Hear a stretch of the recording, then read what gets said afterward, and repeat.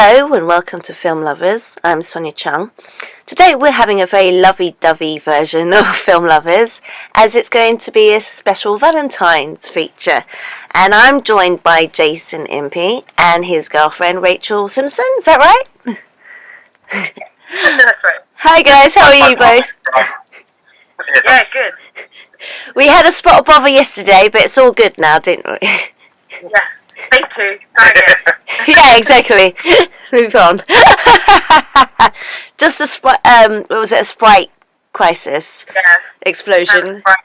But it's all, yeah, nature exploded a can all over my stuff, all my film stuff. Oh, but it's all good. Everything was saved. So far, yeah. Because I'm lightning speed and managed to dive across the table with towels and It was like it was panic station. So all I just saw was Rachel getting up and running around the towel. It's a fizzy drink, so it's sprayed as well. Oh no! Well, I'm glad it's all good and everything was okay and saved. Yeah. All right. So what I was thinking, and like I discussed with you before we started recording, is that we can take turns, go one at a time, with the different kinds of love. And then what we can do later on is that we'll start doing the stereotypical love, and then afterwards we can kind of go off into the other kinds that we mention and sort of make a list of each one, if that makes sense, and then talk about it if you want to. And then we'll take turns picking a film each, and if you want to say something or, raise a point or ask a question, then put your hand up, and we'll take it from there. So just go for the list of it's called the 7 distinct Greek words described for love. So the first one is eros, and that's basically the romantic, passionate love. Rachel, do you want to go into the second one? Can you read it? We have philia, intimate, authentic friendship. Jason? And is it ludus, the playful, flirtatious love? Yeah. I can't read it. They're all Greek, so it's and I'm dyslexic as well. Hang on. Is it storge? Storge? Yeah. Storge. Unconditional familial love. So family love, basically. Unconditional family love, basically, between family members. Rachel? I get the weird one. Lausia. Yeah. Self-love. Yep. Jason? Yeah.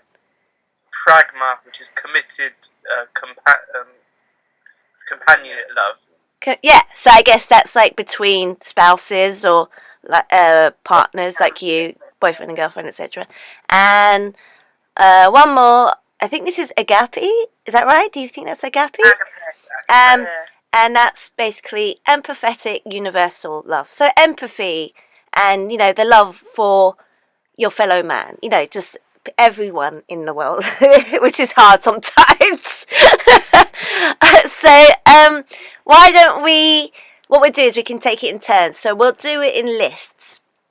So Rachel suggested that we do first the stereotypical one. So I guess that would be, what one would that be, Rachel? That would be I would say film, probably eros, because people often fantasize about the romantic, passionate love.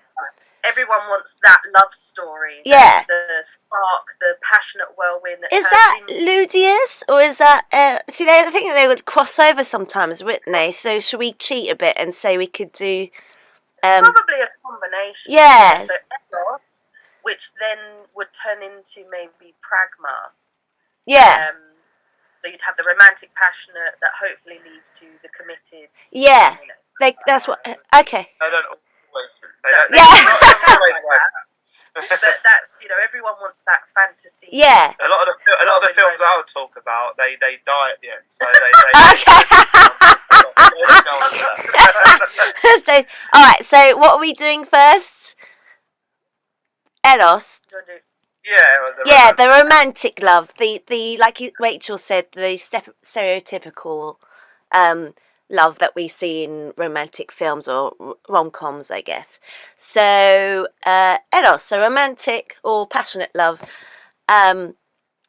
So what we do is one of you can say one of your films, and then, like we said, we can talk about it as we go along. Put your hand up if you want to say anything about it and why you like it, etc., etc. So, Jason, do you want to go first, or should I ask Rachel first? Yeah, I don't know, I'm nicking it. One of my favourite films of all time. You could talk about this for hours. Okay. I get mocked throughout my whole life on film sets. People are surprised this is one of his favourites. I've argued with other directors because people can't believe I sell this out, but one of my favourite films of all time is Titanic, which comes under this completely. Really? It's a big love story / disaster movie. But I saw it at the cinema a few times. Well, it's technically James Cameron says it's his epic chick flick. Yeah. He calls it that. Tick that box. No, I love it. I think it's a great film. It's really cinematic. So what do you think? I mean, why do you think it's? Well, I guess romantic. I guess you got the story between the couple, don't you? The the classes, isn't it? It's kind of like. Well, yeah, the whole the first 2 hours is a complete love story, almost you could say a chick flick and a drama, and people forget you're actually on a disaster movie until the third hour because you've got the whole 3 hours. So it's over 3 hours long. So the two-hour mark, which is its own feature film, is just Kate Winslet and Leonardo Dicaprio's love story, and then you go into the disaster, which you're with them anyway because you've built that love story up. And the whole love story plays out. It's quite a complex love story as well. It's not a simple boy meets girl story. Yeah, but that's it. It's because they're from different classes. Yeah, exactly. You got her from the upper class, and he's basically the total opposite. She literally comes from money. She's got everything. She's got the future rich husband she's going to marry, who actually turns out to be not such a nice guy. Yeah, because he's very arrogant and self-centered. And she's literally got everything people might want, but then she meets this. But she doesn't have true love because she doesn't love Billy Zane. The one thing she doesn't have is passionate, intellectual, physical, emotional love. She doesn't get that. So as soon as she meets Jack, she's like, "Wow, this is different." So Jack actually saves her from the Titanic and herself. Jason, I would have so not thought that you were a romantic.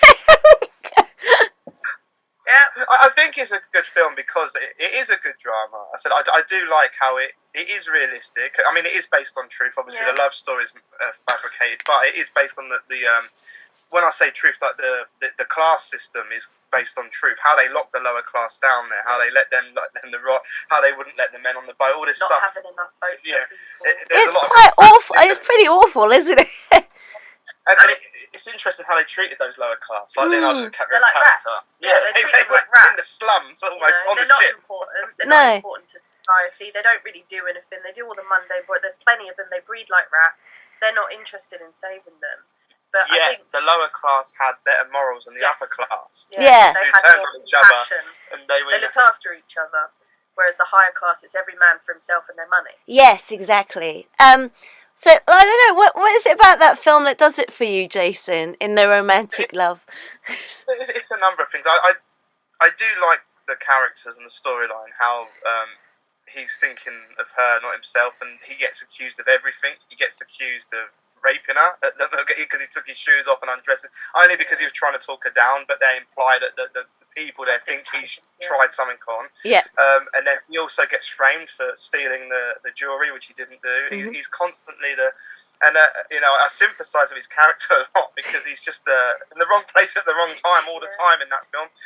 For the pretty girl. So I like the character build-up, which works really well for when the actual Titanic hits the iceberg. You're following two characters you've grown quite fond of, and you actually are desperate for them to escape. So it's not just a disaster film where these are just the kill count, or you generally want them to get off that ship.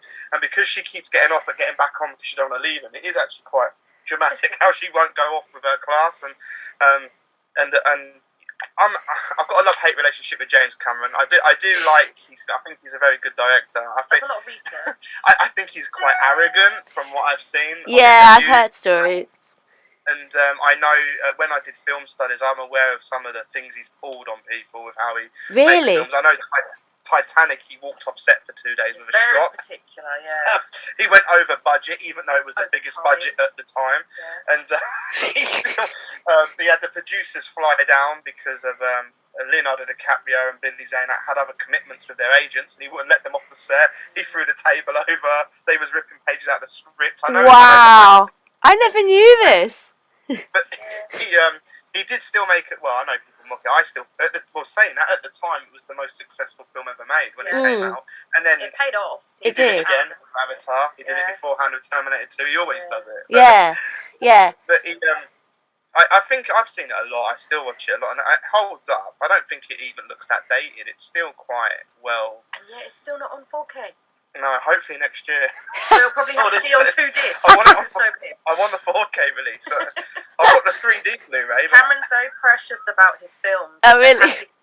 Full approval to do anything. He's one of the only directors where they can't touch his films without him being involved. There's only a few directors that have this quota, and he is one of them. So there can't be a 4K release about him sitting there with it, and he's been so busy with Avatar 10,560.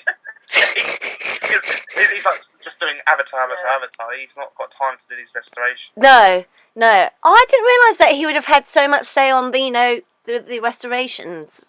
I would have just thought he'd be like. He's quite. I don't know how he does it. I don't want to say, but he is a bit of a control freak. He is. I mean, there have been stories about like on the Aliens film. Apparently, he was very very hard to get on with. Was it him who punched through the set? No, that was Ridley Scott on Alien, but James Cameron did break. I know because they shot it in Pinewood, which isn't far. Actually, I myself have been involved with Pinewood, and James Cameron shot.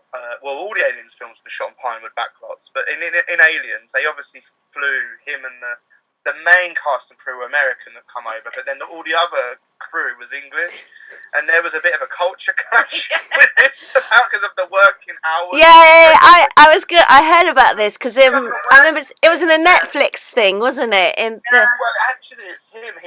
Cameron wanted to do stuff, and I know that there was the hive. They built the alien hive, and they smoked it all up. And he's a perfectionist. He'd spent all morning waiting to get a shot. And just as they went to get this first shot, which had been hours, that the shutter opened up with a little old lady with all the English people dropped everything and was having tea biscuits. That's what I said to my friend Tom. Is exactly like that. Because we have more tea breaks apparently in our contract on the English side. They know it was him. He won't admit, but what happened is that night he broke into the studio and he smashed the tea trolley up. And they know it's him. Is it really? I never knew you did.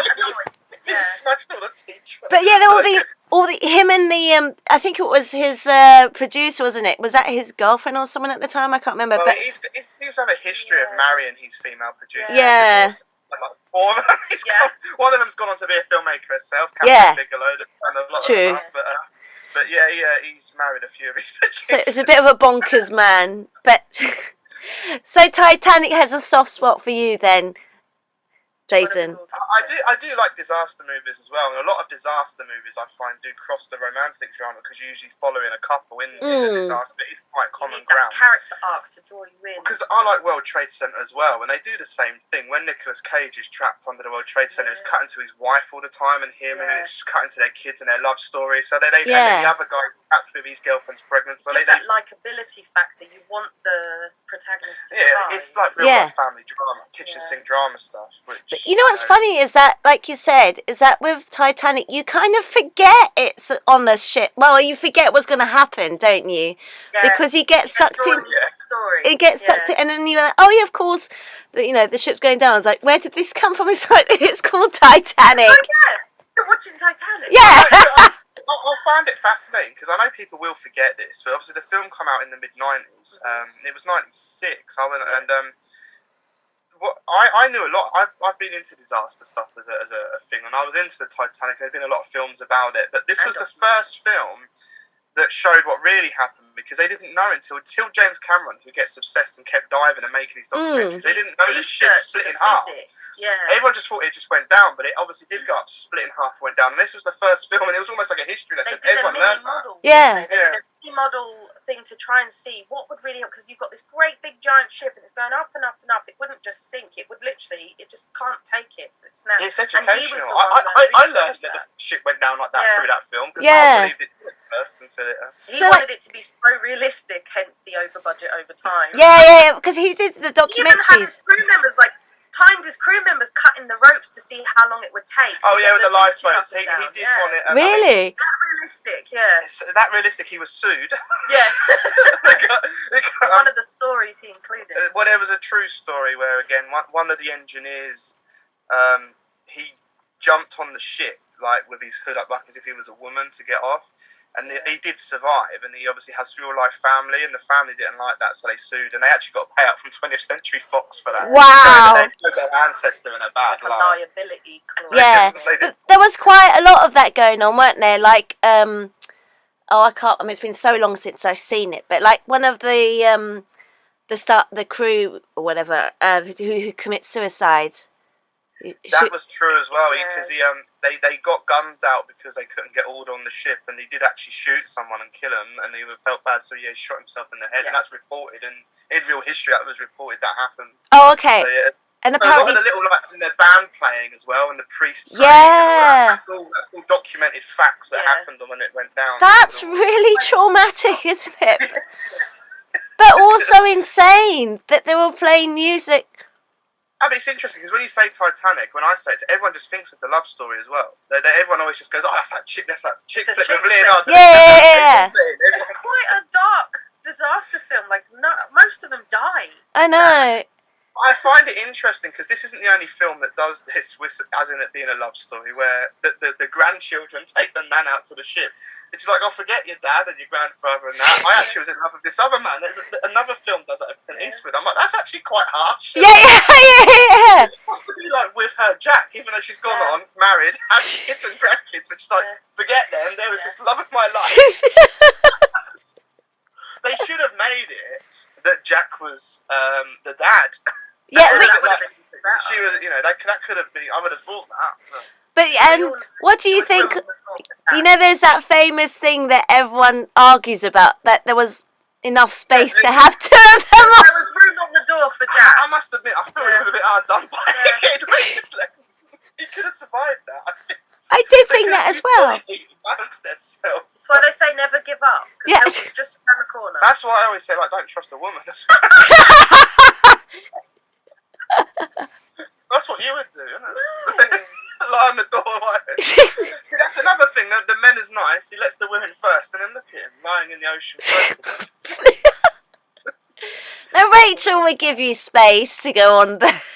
I must admit, every time I watch Titanic, that chokes me up. It does. It's really.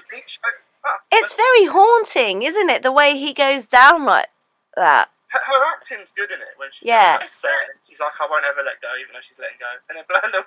It makes me laugh, to be honest. But I think because they've gone through every possible thing going wrong on that ship, like when it's going down, they're in the bottom. They have to get through the gates. They get to you follow him so much for him just to only meet his doom is quite sad. It's a metaphor for life, really. Yes, yeah. You go through all that, and one of you dies. But he tells her to go on, and I mean, I'm interested.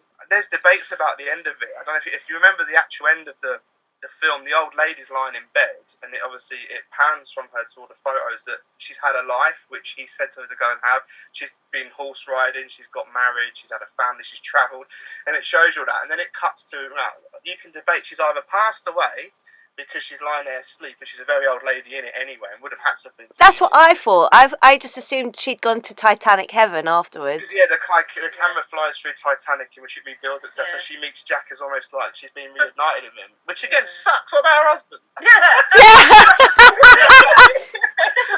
I did wonder this.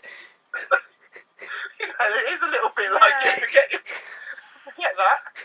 What's the other debate then? You could say she's just dreaming or fantasizing. It doesn't actually say she dies, does it? When I was a kid, when I saw it, happy memory or what she wished. I was 12, and I did assume then that she'd passed away asleep, and was like just kind of she threw, which was a waste, but she threw the heart of the ocean and went to bed and passed away. Yeah, like that would have bought several houses for her and her kids. So yeah.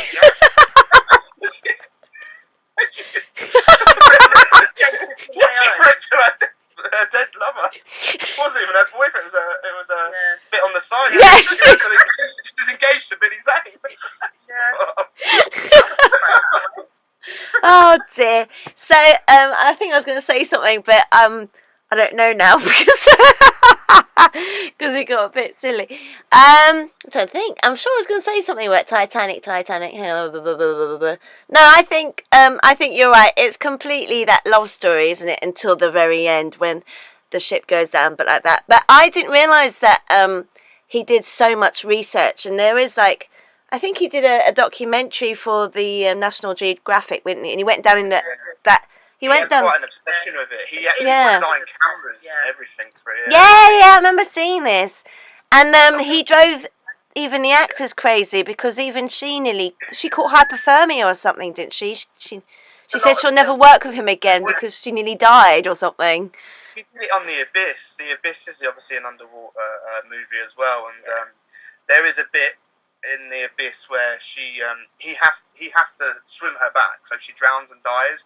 Ed Harris swims her back, but they plan that if she goes underwater and dies in his arms, he's got enough time to get her back and revive her. That's the storyline. That's the only way they're going to get out of this situation they're in. So he does it in the real life scenes. That scene is they have to like pull her out. She has to be soaking wet, rip her top off, and do CPR, and it's all dramatic because again, it's a love story scene where it's his ex-wife, but they're really kindling themselves, and he's punching her in the chest because he don't want her to die. But James Cameron decided that he wanted to spend all day shooting this, doing it about 100 times, and then the film ran out, battery ran out, and in the end she did storm up saying like, "That's enough."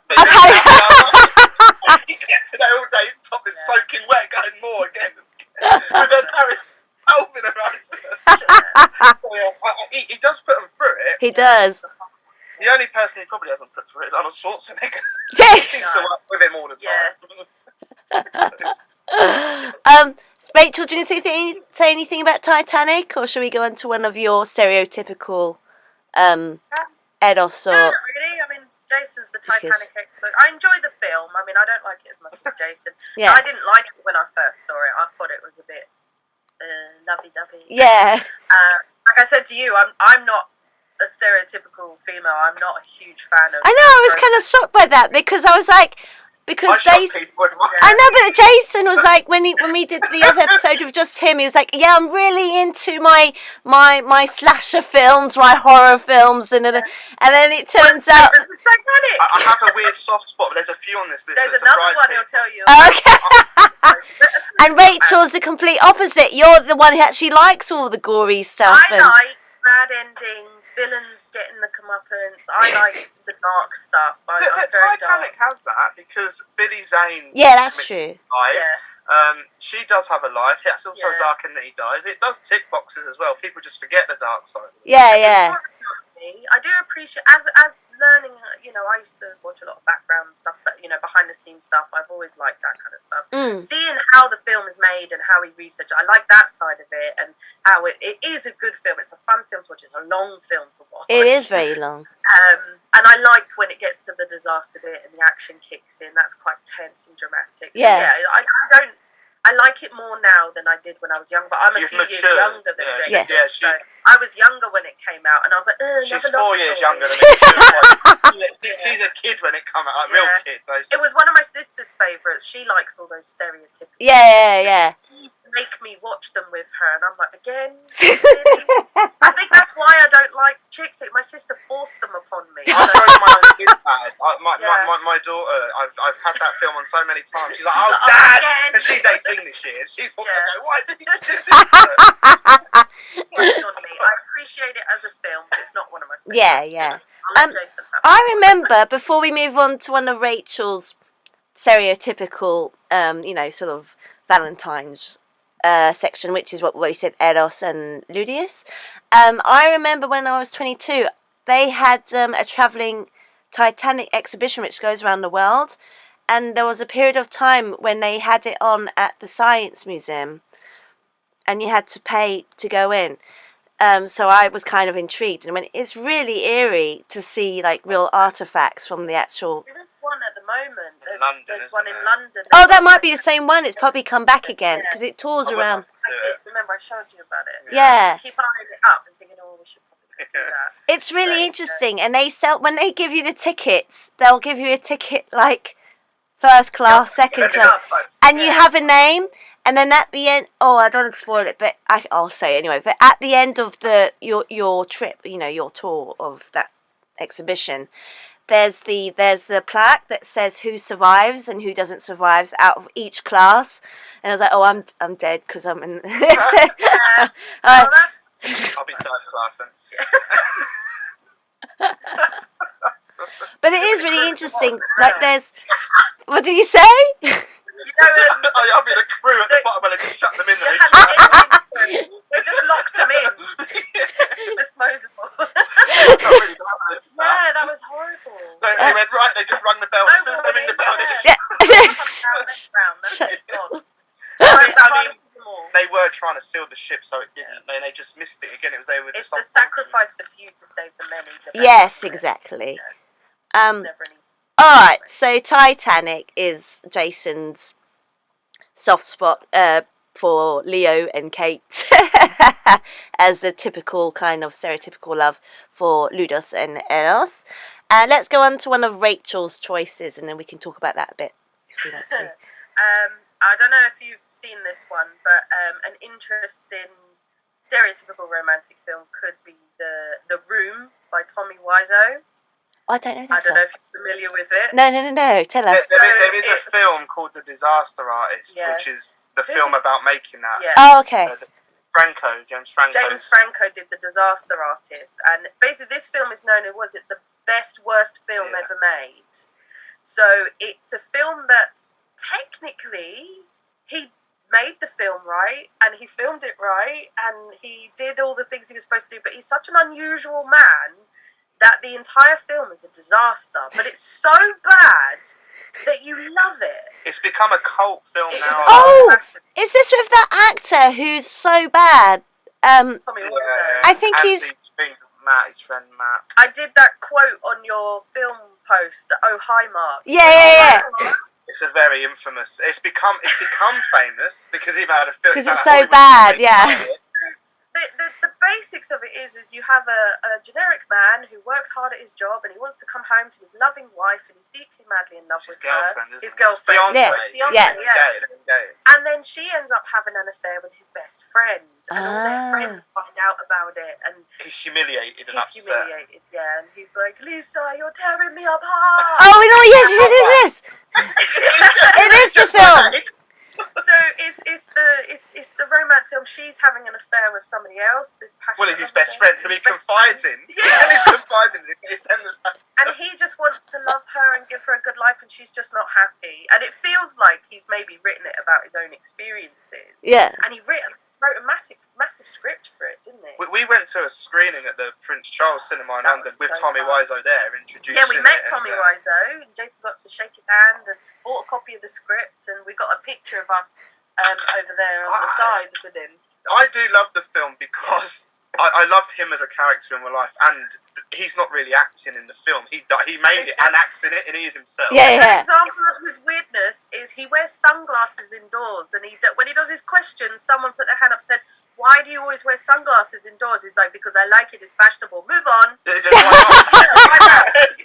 that's it. That's all you get out of him, because he can. But I would also recommend Disaster Artist as a companion piece, because he's the guy Matt who plays the best friend wrote a book about the journey of making this film because it was ridiculous. Making the film made the film the way it is. It's like part of the story. You have to see it. And they made the book into a film called The Disaster Artist, which is as good because it's a love story of him trying to make his film, and then also the film itself is a love story, even to the point where he went and commissioned and got like a love album made. The music's all original love pieces, and it's brilliant. I love Jason has the album. The soundtrack's incredible. It's like 90s cheesy love R&B type stuff. 90s pop teenage love songs. Yeah. It's brilliant. There is a horrendous love scene in that, which is so cringe.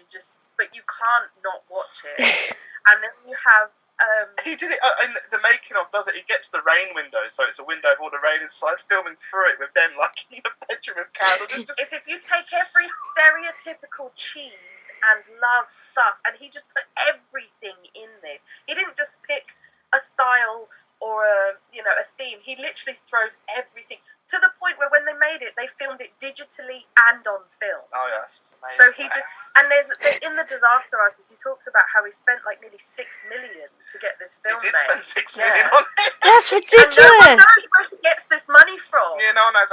But it's just like, as a filmmaker, it is hilarious when he goes into the Red Bull shop and they go, "Do you want to shoot digital or film?" And he's like, "Both." And everyone's looking at each other because you just don't do that. No. Trying to explain it's different setups for each. Digital and film are both completely different. They are.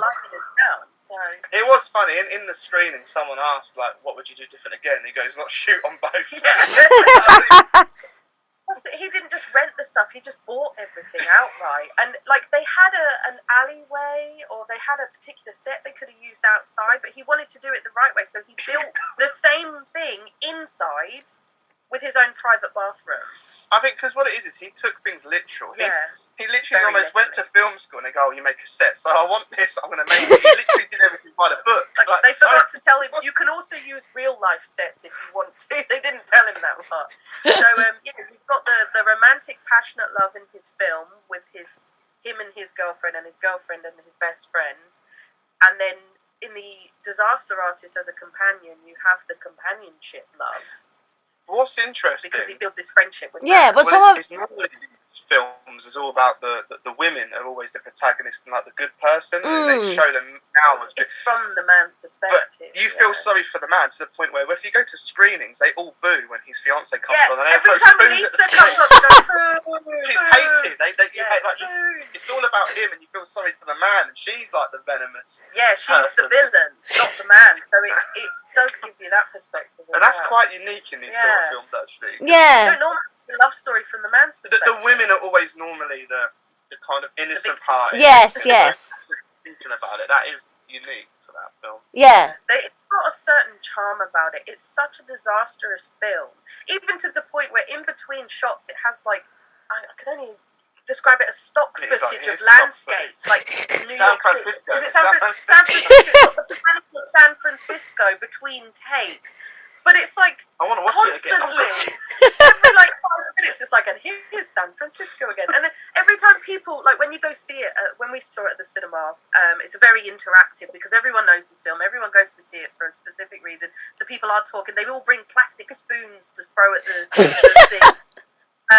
Because like I don't know what I can't. It's Lisa. They shout spoon at her every time she's on the scene. And every time someone walks in on set, they always leave the door open.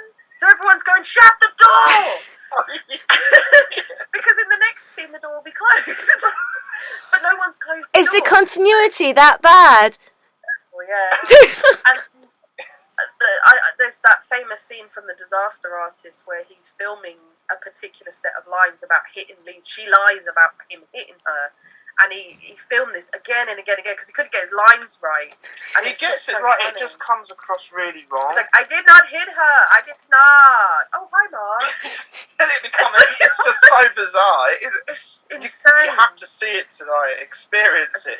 Green screen of there, It's very strange, very strange. But it is probably one of my favourite films. I watched The Disaster Artist before watching The Room because he told me all about it. So he fell asleep. I was watching The Disaster Artist seen The Disaster Artist before. Yeah. He's sleeping. I'm absolutely wetting myself with laughter because the friendship of these two guys, this wannabe actor and this eccentric, rich someone who no one knows where he comes from, how he got his money or who he is. He just is Tommy Wiseau. And then we went to see The Room and I hadn't seen it. So my first experience of The Room was at the cinema with all this interactive stuff going on, meeting Tommy Wiseau, and it was one hell of an experience. It's an uplifting story in general because Tommy Wiseau met Greg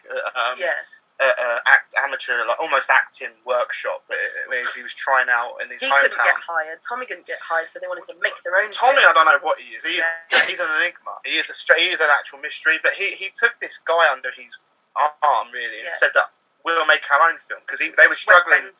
They couldn't get cast in anything, so he goes, we'll make our own movie. And he writes the script and just hands it to him. We'll do it ourselves. And this guy believes in Tommy and goes on this journey, and he makes probably the worst film ever made in a weird way. But yet, he didn't make it didn't come out how he intended. It didn't come out as this passionate romantic drama. It came across more as a comedy. Now, he made the film he wanted to make, but because he's so eccentric, he still can't see it. He made a film that you're watching and you'll be like, what the hell is this? he generally put his heart and soul in it. And as I said, if you look at it on paper, he shot it how you should shoot it. He did everything by the book of making a film, more than any filmmaker would. It just didn't come across that way. when he hired the cinema, he put his own premiere on, and when everyone went, it was a disaster. But the good thing is it turned around. It became. And so his friends said, go along with that. Yeah, go with it. And he stood up and took the bow, and everyone actually applauded. They thought it was brilliant. It was so bad, it was amazing. And it's become one of the biggest cult films ever made, which then has made their career. So realistically, I want their new film to come out. They're doing it. What's it called? Shark. They ended up Shark something. Yeah, Shark Attack. Shark Attack. Yeah. And they've done Best Friends as well. Yeah, we've got it. We haven't seen it yet. So yeah. Do you think he realises that he? I think he knows now that something's off. He knows that people don't understand him because he's quite an older man now. Yeah. I think he realised if he just makes a film how he wants to make it. Okay. He's a winner. His friend taught him. Greg has taught him. Just go with it. Don't take yourself too seriously. If people don't like it, F them. Go with it. Oh, they like it just for different reasons. Yeah. So, because he points out to them, look, they're smiling, they're all laughing, they are enjoying it, even if it's not the way you intended them to enjoy it. Because he got upset that they laughed. Because it was supposed to be a drama romance film, and they're laughing. He said it was supposed to be a comedy. He changed his perspective. Yes. It's quite funny because they're laughing at me. Technically, it does come under the rom-com category. Yeah. It is a rom-com. It's supposed to be a drama. So it is, to me, it's a romantic drama, but also, because of the way it's made, it's the rom-com side, because it is unintentionally hilarious. Yeah. But some of them are going to cross over anyway, aren't they? Like you said, it's going to cross over into different kinds of love every now and then. So, and I'm sure we'll have other examples of doing that. I'm going to watch it. I've seen clips of it. I think I know what you're talking about. Definitely watch The Disaster. Okay. So where's the famous line he says, "You're breaking my heart"? Yeah, you're tearing me apart. Yes. The worst suicide scene ever, where he kills himself. But he's rolling around on the floor, holding her dress, and it just goes on and on and on and on. It's just a disaster. But it works, because you really feel bad for his character. Poor Tom, he just wants to be loved. Are you right there, Rachel? Oh, Rachel's having a drink. Be careful, don't spill it. All right. So, is there anything else you want to say about The Room or The Disaster Artist? I'm good with that one. Yeah. We said okay. So is it me now? I guess it's my choice. Well, since it's the stereotypical love, I'm going to say Baz Luhrmann's Romeo and Juliet. Oh, you like that? I like Leonardo that one. DiCaprio one. Yeah. Did you like that version? I've Rachel many a times. He's a bit, but I grew up reading a lot of Shakespeare before even I was into it at school.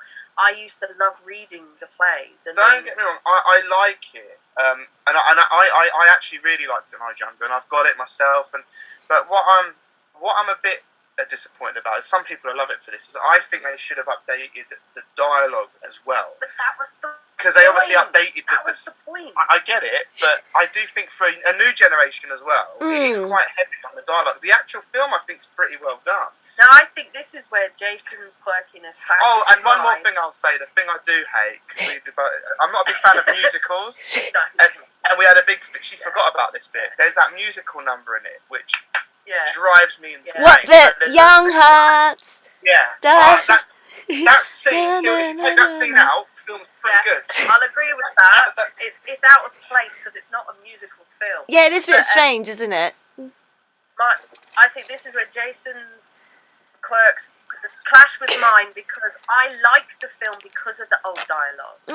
I think if it was a generic modern love story, it would just be another generic modern Romeo and Juliet. I pulled sword actually a magnifier. Oh, I love that scene. I thought that was so clever. It was so clever. So instead of being the sword, it was like a gun. A sword written down the barrel of the gun. It's got sword written. Yeah. No, it was really clever. I found it really clever how he he adapted it into the modern use of that era. So it was the 90s. Sorry.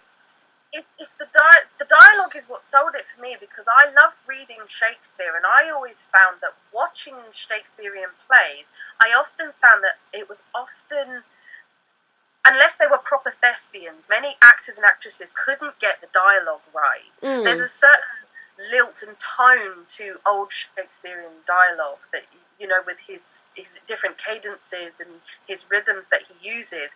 In this film particularly, it's been so well executed that you just get drawn in, especially with the guy that plays it, Mercutio. He's amazing. The brother. Where's the way it rolls off of his tongue is just like, it blew me away. Well, it's a real actor's piece. So a lot of actors study. I've worked with so many, and I know all about the acting side, and a lot of them come from Shakespeare studies and doing it. So to them, they would have loved it. It's an actor's appealing piece. But then I think, wouldn't you think, like, see, the thing is that, you know, it's one of those plays, like any of the other Shakespeare, you know, like Macbeth and Hamlet, that are like an actor's dream. But then you don't want it to seem like, oh, I've seen this before with another actor doing it. So I think in that case, in that film, it was very unusual, and they made it their own, if that makes sense. But it must be really hard, because, I mean, there have been so many times it's been shown. Done 100,000 times. And it's always very similar, it's always very medieval, and you have the colours, and you have the love story, and the flowers, and I found with this version, it was quite an epic scale, because it was a big, it is set in its own, it's not set in like the real world, it's set in its own bubble. The TV advert at the beginning where it's talking about that was really clever, the narrator. Yeah. Universe. Well, I mean, there's only 7 stories in the world supposedly anyway, and they're all adapted from that.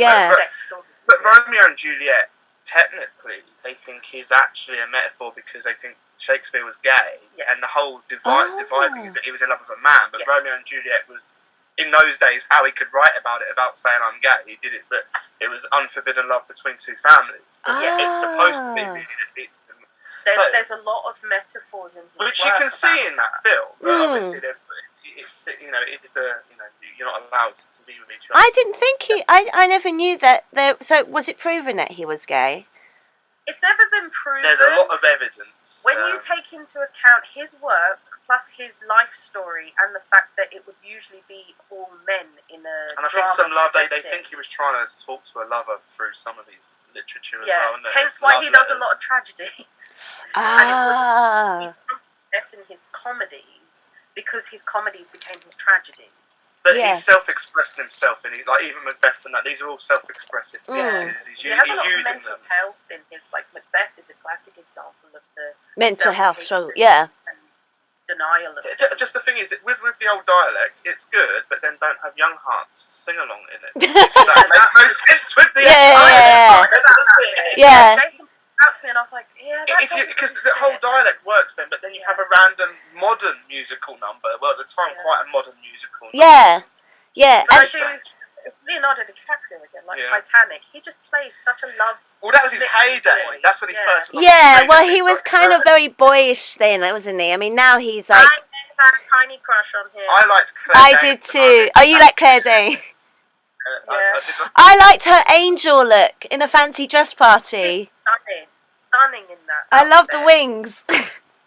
when they do the classic, you know, they see each other across the room. I know, and in the, I know it's in the fish tank, isn't it? It was another metaphor of looking through the ocean at each other. I do like. There is a lot of artistic stuff. Which I do. Itself is very heavy with the metaphors and the artistic nuances. I mean, I like the scene where when he finds out, when he thinks she's died, and he has to go all the way across this desert wasteland to get to the apothecary. There's a scene, he's literally, is it driving the car through the wasteland? Yeah. It's been a while since I've seen it. Yeah, me too. And like, you have this dark, desolate, bleak landscape with just him, with desperation in his face, driving across the wasteland, and it's like, that's a real heavy scene with not a lot going on in it. But gives you that. But Titanic overshadowed it because there were similar times, and it was Leonardo Dicaprio, and I'm just saying. So he was on form then because he did The Beach as well. He had a run of these films, The Beach, but I think Romeo and Juliet got lost because a little bit. He was the face of that. That one got a bit of an underdog. Yeah. Did Romeo and Juliet come out? Oh, it did. It came out before Titanic, didn't it? Just with it was very. You're talking a matter of months. Yeah. A lot in it when they were released. It was very, because I remember them both coming out, and Romeo and Juliet seemed to almost just be on video, like in the and it got kind of overshadowed a lot. But it's a very sort of stereotypical, like like everyone dreams about, that love at first sight thing, don't they? And then it's like obviously the end is so like tragic and desperate because one of them thinks the other one's dead, and then in the end it turns out they're not, and they both end up dying and killing themselves or whatever. But it's just like, it is the doomed kind of, like sort of chick flick, really. I think that film did well because of Leonardo DiCaprio as well. Yeah. It was good marketing. They used and the actress as well. The two of them together, their chemistry was very good. But definitely, I think that film... They hated each other, apparently. They hated each other apparently, yeah, but I remember talking to my friend Tom about this. You tend to find that actors, when they really can't stand each other, for some reason it comes across as like an electric on the screen. Does that make sense? Love and hate is a very fine line between the two. Dirty Dancing done that. Patrick Swayze and Jennifer Grey. Well, that's an infamous. They didn't connect at all. Yeah, exactly. That was another one I was going to bring up. Yes, you're right. Exactly. It causes sparks, but they do show very similarly because love and hate are both extremes of the same emotion. I've got something to say about Dirty Dancing as well. Okay, we'll bring that up in a bit. So yeah. Baz Luhrmann's Romeo and Juliet would be up there. And actually, I think he did a very clever thing by introducing it into a new generation, by making it... I mean, it's so aesthetically busy, isn't it? There's so much stuff going on. It's a bit like... Very colourful film. Yeah, well, it's like Moulin Rouge. When you saw that, it was like it was a lot going on. It's just like you said, it's like this. It's like a manic circus feeling. Moulin Rouge failed in that, so they took it too far. With Moulin Rouge, it was so Do you reckon? over the top. It was a bit like too much. Whereas Romeo and Juliet, I feel like he hit the mark with you had all these colourful, these vibrant characters all mingling together, and the costumes are phenomenal in that film. I forgot that Pete Postlethwaite was in it. For a very brief period, he's the one who's like. Yeah, he's one of my favourite actors. Yeah, he's actually a thespian. He's a true thespian. He is, actor. Isn't he? Yes. He loves Shakespeare. Who did he play? He was very brief in it. The apothecary. Okay. He plays the apothecary. So, yeah, he gives the potion to Juliet and then advises Romeo, but miscommunicates what's actually happening. Okay. Yes. God, it's been such a long time since I've seen it. But, I mean, also, it's transcended into other films, like, West Side Story. That's basically the same thing, really, isn't it? Just two different races. Yeah. I'm not a fan of West Side Story. Oh my God, that's shocking! Again, that's another one my sister used to force me to watch. Well, that's probably why. Musicals as well. I don't mind some musicals, but West Side Story, it will send me into a rage if I hear it. Oh If no! I hear it in the background, I'm like, no, don't like it. Oh, that's one of my favourites. Oh. Have you seen the new one yet? No, I was telling someone recently that I'm really like sort of trying not to, but I want to because everyone keeps raving about it and how good it is. But I'm like, I like the original too much, but I will at some point. I always understood that the original was quite a popular classic. People love that. I know I don't like it, but I know it was very popular. Yeah. So I was a bit, when they said they were going to do it, I was a bit like, really? Well, that's it. That's like remaking Dirty Dancing or remaking something, a big... sometimes Dirty Dancing has got a sequel. So it's got a sequel, but it wasn't remade. Yeah.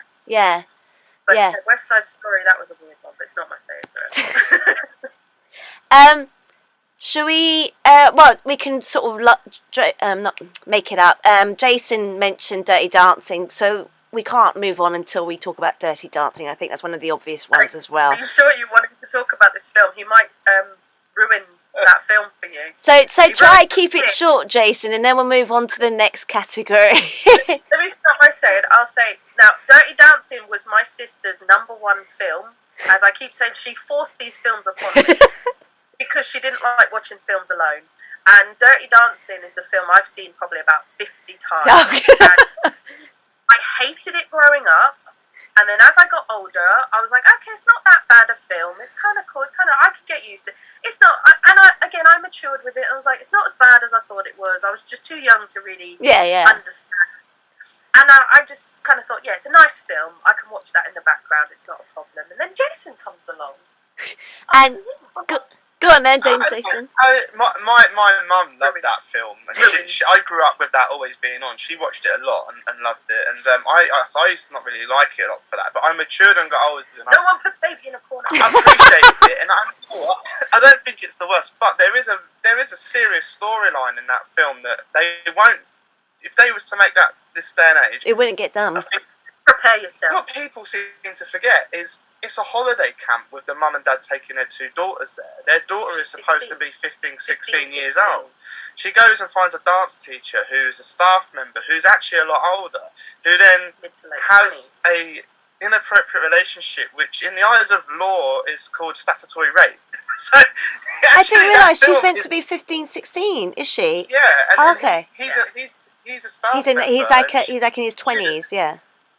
Yeah. Whose current girlfriend is pregnant. And that was another dodgy storyline, wasn't it? Because of the abortion. Yeah. But it's an abuse of power. He's not supposed to. No.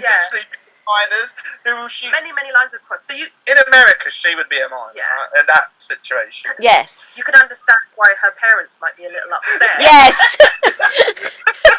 They make the parents out to be bad, but actually... The thing is, I didn't realise she was 15, 16. I assumed she was like 18. No. She looks older.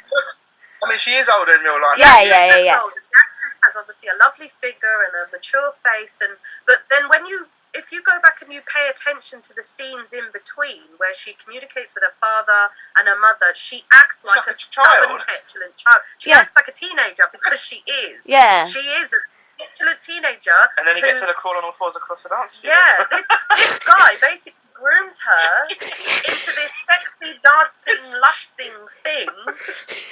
And it's a bit of a pedo film. Age is just a number. Yeah.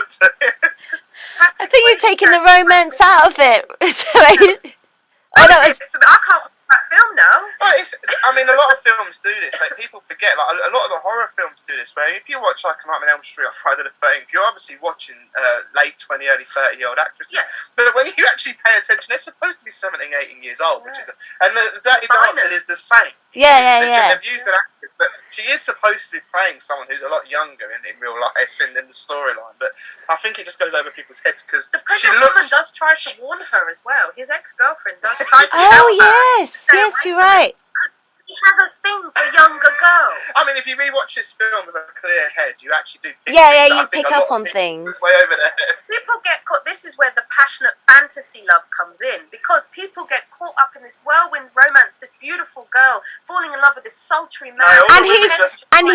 He's like a rebel as well, isn't he? He's like a he's a bad boy. Yeah. Jacket and his swag. I love Patrick Swayze. Another real film I love is Roadhouse. So Patrick Swayze is legendary to me. Yeah. But then if you take away that glossy sheen and you actually watch the story, it's a bit like, ew, no. Yes. Don't do that. She's a child. And I remember seeing because there's a thing on Netflix called The Movies That Make Us, so they talk about each film and how it went into production, all the nightmares they had getting it made, etc. And Dirty Dancing is one of them, and apparently it was in the 80s, wasn't it, when it came out? And apparently they had a hard time trying to give it an age rating. I can't remember what it ended up being in the end, but because of the abortion element, the studio wanted them to cut that bit out of the story, because that was a bit full on for like a kind of, I think it's quite sexualised, really. Again, well, especially dancing. Well, Spielberg had it with Gremlins. That was supposed to be a family blockbuster at Christmas, and it's a 15-year. And Dirty Dancing is a 15-year. I think the filmmakers wanted it to be an open audience, but it just is a bit too heavy for the ratings. Yeah. And also, it is called Dirty Dancing. Well, that's it. Is that and like I said before, is that the ratings would be different now, wouldn't they? If that film had come out again the way it was, it would be a different age, I think. Maybe, possibly. I think they would have probably done that as like a 12A had that certification been around. I think that's what they were trying to do. They were trying to make it more marketable by cutting out that bit of the storyline. But they're like, no, it's important because it's part of the the love thing. But I think a lot of that is like you said, it's the whirlwind romance. It's the she's not an ugly duckling, but in the eyes of her sister being the beautiful one, she's kind of like she's young. She's the young coming of age one. Yeah, exactly. So she's not an ugly duckling as such, but That's the other thing as well. She is a virgin in that film as well. Oh, is she really? So that's where. Because she's. Oh, they have reduced. It has been dropped to a 12 because they have dropped it. It was a 15. Okay. They dropped it to a 12. Yeah. But it's a coming of age romance. Yes. Which is more kind of borderline grooming. So yeah. Because she's the young kept. But obviously times have changed because again we say all that, but they've dropped the rating to it. It was a 15 when I was a kid and it was on video. It was 15, but now it's 12. So that's quite surprising, isn't it? My sister always said, "Don't tell Mum you're watching this with me," because I was like 11, I think, when I saw it. You're 11, and even I was like, "It's strange how things change." We were saying about this before, and they've changed a lot of ratings since we were young. So some of the films we do are actually a lot lower rated now, so it is quite interesting. You think it'd be the other way around, wouldn't you? Yeah, I do find it's weird stuff that they do. I say Prejudice was an 18. That was extreme. It's a 15. I was shocked. Wow. Yeah, that is shocking. Jaws was a 15, and Jaws is now a PG. Yeah. So are you?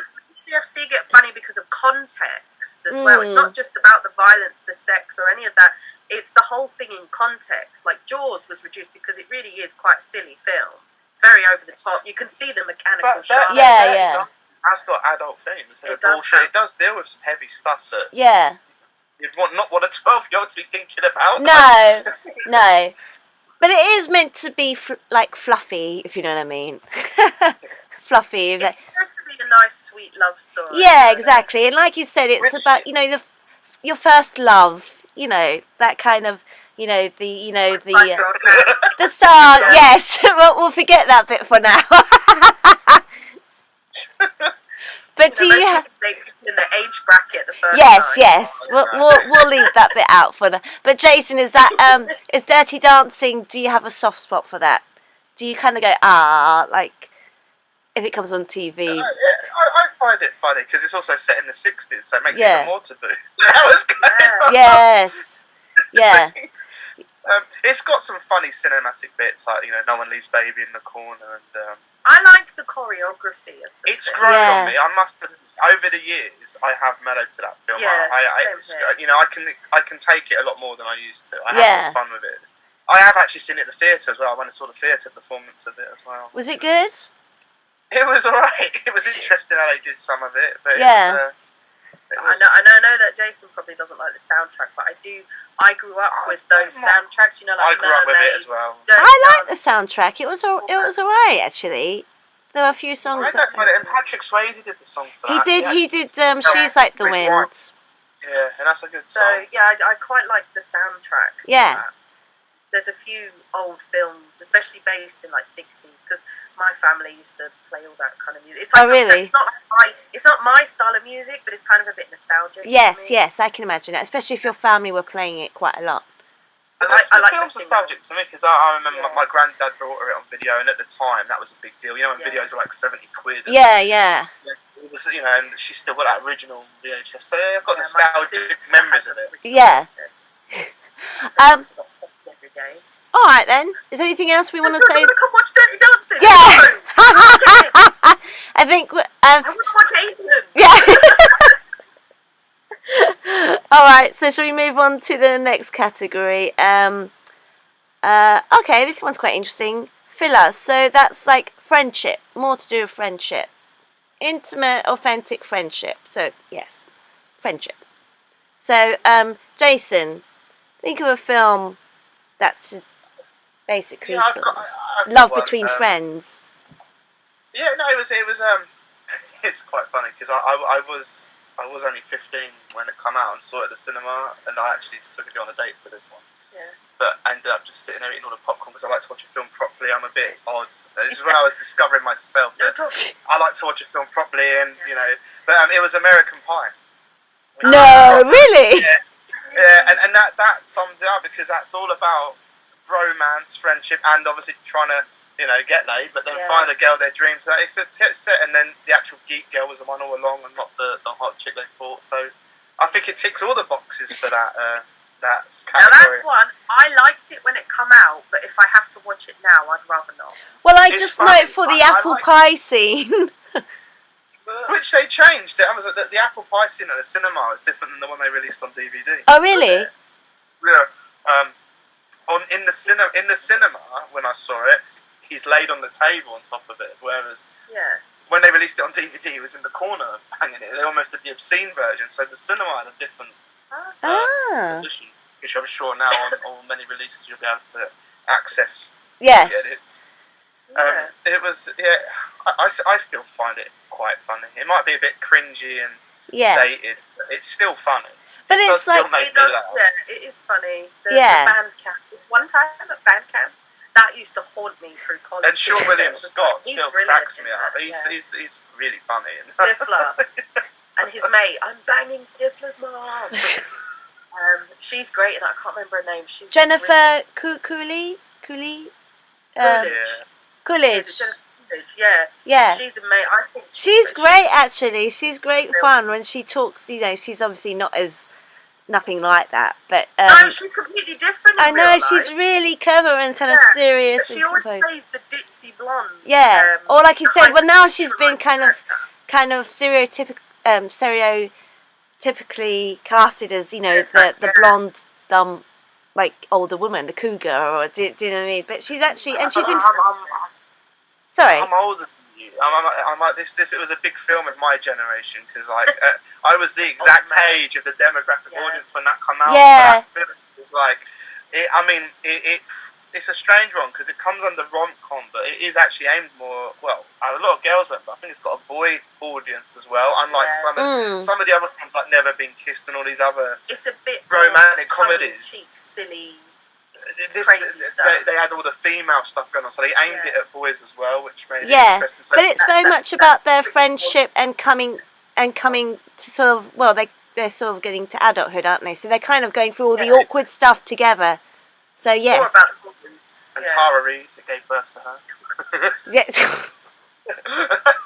See, I think because I'm a lot older than you because you're the same age as my younger sisters. So I never really got into that film when it came out because it kind of maybe missed my demographic, I guess. But I think I can't remember when that came out. Was it in the 90s? Was it in the 90s?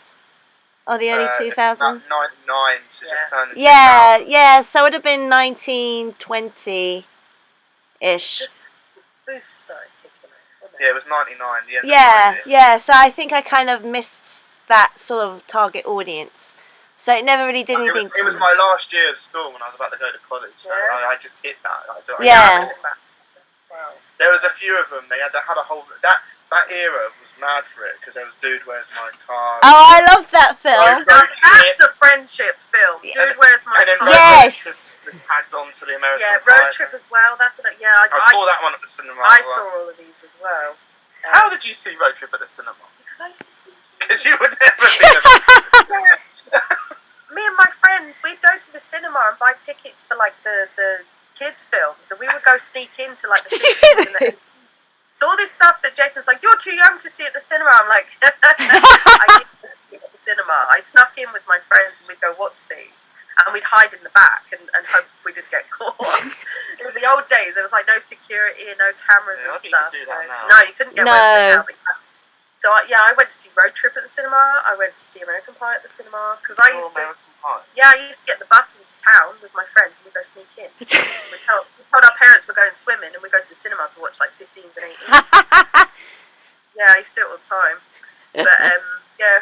Actually, you're right. Dude, where's my car? Is that another one? Another friendship one? Yeah, do you think? That's the two friends. They're like best buds. Yeah. And, yeah, an alien. Dude, what's on my back? Dude, like they're turning. Dude, sweet. Yeah, that was definitely one for my age category because me and all my friends used to rip the piss out of that film. Do you know what bit I always remember is when they go through the drive-through and the woman is like, and then, and he's like, okay, he thinks of something else, and she goes, and then he goes, that's it, that's it, and she goes, and then she keeps doing it, and he goes, just shut up, and he's like losing his temper. She's going, and then. Yeah.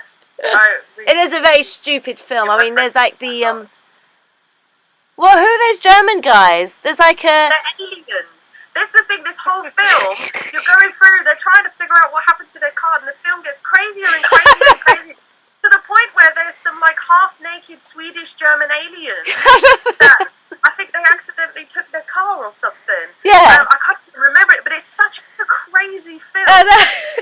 It's ridiculous, but it just kind of works because that's Sean William Scott, isn't it? And Ashton Kutcher. Yeah.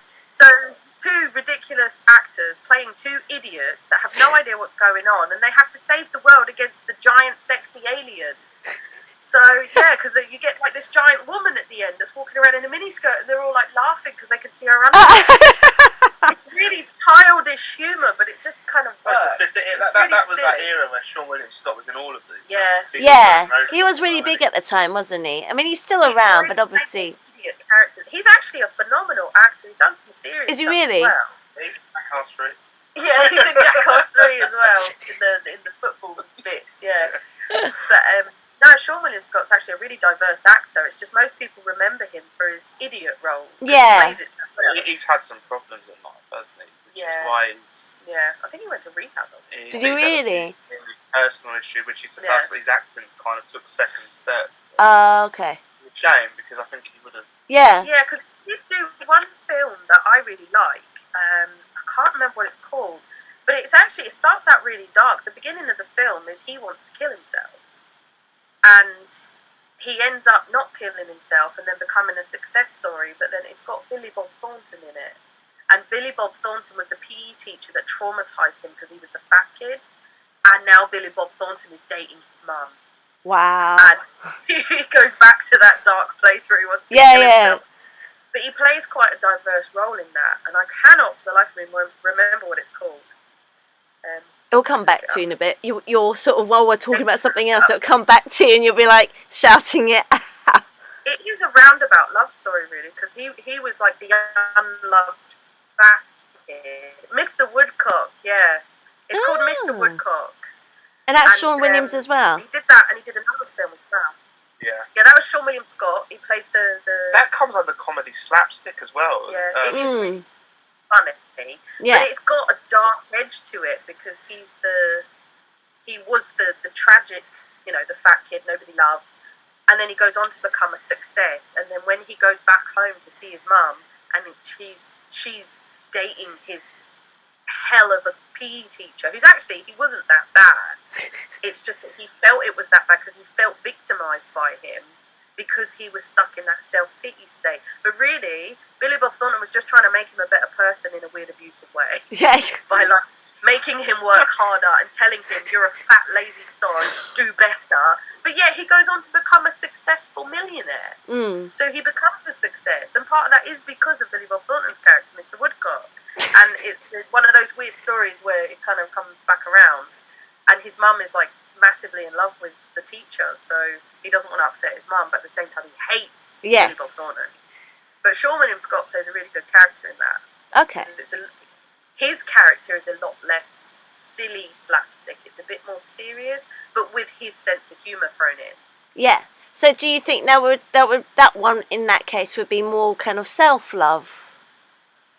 Definitely self-love. Him sort of beginning to love himself and accept himself. Yeah. Yes. Definitely. That would definitely come along with that one, actually. Because it's about him learning to love himself. I've got one for self-love, but with... That's quite a tricky one, isn't it? Because self-love, you don't want to think well, we're going to come to that in a bit, but you don't want to get confused with self-love and the kind of egotistical, narcissistic. Yes, because they're two different things. But yeah. I thought of a friendship love, because we're talking about those silly movies, and I just realised Bill and Ted. I used to be a huge fan. Are you a huge fan? Has the remake been done now? Not the remake, the new one been done? I haven't seen it yet. But I don't think it's done very well. No. It's out there. It didn't get the release it was going to get, let's put it that way. Really? I find that one a bit weird because they are older characters going back to young, silly characters. Like the whole Bill and Ted thing was they're young and dumb. Yeah. You know? Yeah. They're just old and dumb now. But it's weird because like when you take Keanu Reeves, he started out in Bill and Ted as this silly actor and then goes on to do John Wick in The Matrix. Well, he's really clever, actually. Yeah, he's really clever, but people kind of take him for granted. Like, they kind of... I love Keanu. He's really good, yeah. And there's one of my favourite films I want to bring up, which he's in it, which I'm going to try and fit in one of these. Okay. I love Keanu Reeves, but I do think Bill and Ted are his weaker side. I think the third one, I've got to see the third one. I mean, I don't think COVID helped, because I do think that messed up the actual release of it. I do think it ended up not getting the cinema run that it should have got. I was a good age for those ones. Again, younger than Jason. I was of the younger... I liked the silliness of those films. I do, because I used to watch the TV series it's based on. I used to watch the cartoon series growing up, so I fully got it. Yeah. But I just... I like the music element. Was it a cartoon first, or the film's second, or the other way round? It was based on a kids show that I used to watch growing up. I thought it was the other way round. I remember the cartoon show. Yeah. I used to watch harder films probably than... You know, it was done quite... He skipped the Disney era and just went straight to hardcore. Yeah, you went the dark end of it. I do like. You know, I mean, I've got real soft spots for stuff of that era. Like I love Masters of the Universe film with Dolph Lundgren and stuff. Yeah. Bill and Ted just had a really weird slapstick edge to it. It was really silly, sort of. It's very ridiculous. And it is their acting as well. Like it's almost like trying too hard. Yeah. It was almost like, it's a bit cringy. I found their acting to the point where they were mimicking a kids show for a film. I was like, it's getting a bit cringy. It does come across like that, doesn't it? You look back at it now and you see Keanu Reeves doing like, excellent, you are. Yeah. No, it's a wild stallion. Yeah. Well, when I saw like the third film promo and they come out dressed up, thinking, "Oh my God, Keanu!" Like don't go back there. You're John Wick. You're like, don't start going back there.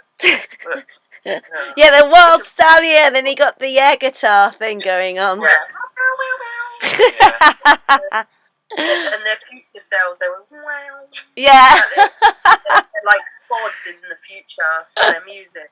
And the second one's all got the seventh seal death in it, hasn't it? Oh, is that the one with death? Yeah. But he's like referencing Seventh Seal where death is after the whole time. Which is the one where they have to go back in time to do a history paper? First one. That's the first one. The first one. Yeah. And one of their stepmoms is like a really hot chick. Minnie. It's kind of, it reminds me of a weird version of Doctor Who getting in the phone box and travelling. Yeah. It's a bit of a... Do not tarnish my Doctor Who. No. Are you a really passionate Doctor Who fan, Rachel? This isn't a TARDIS, okay? It's just a teleportation device. Rachel's giving Jason a dirty look. You won't be able to see because it's just the audio. I'm a very big Doctor Who fan, thank you very much. Oh, yes, you are. She's showing a tattoo. Oh, my God, that's amazing. Mine's better. Do any of you want to mention any other love, friendship films before we move on to the next one? It's quite hard, isn't it? I've got some good ones coming up for the others. Okay. I mean, I guess we could say, I mean, I haven't seen it, but I know of it. What is that film? You know, the typical chick flick with Bette Midler and Did You Ever Know That You're My Hero? The First Wives Club. No.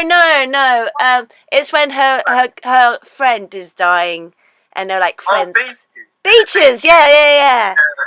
Another one that haunts me. My mum loved it and grew up on it. Oh, really? I never saw it, but I just remember my mum going, "It's so sad. It's such a nice film, but it's so sad. It's about these childhood friends and how you know they grew up together." So your mum was a big fan of that film, was she? Yeah. I've not seen that one. No, I haven't seen it. I'd have to revisit it, but it was, it is quite a sad. Yeah. It's a very tragic film. So yeah, but that's definitely a friendship type, love. Yeah. That really does. It is all about friendship. I've not seen it. Just never got round to seeing it. No, I never got round to watching it. I just thought it might be a bit too much for me. It reminds me of Philadelphia as well. The film Philadelphia. Yes. It's a very gut-wrenching, hard. It's a very emotional drama. Yeah. It is quite emotional. That's a very hard film, Philadelphia. It's very good, but it's not an easy watch. I was just thinking, the film Love Actually. Yeah. That's actually quite clever because that talks about the different kinds of love as well. And there's a part of the story where it's the love story between the two friends, the aging failed rock star and his manager.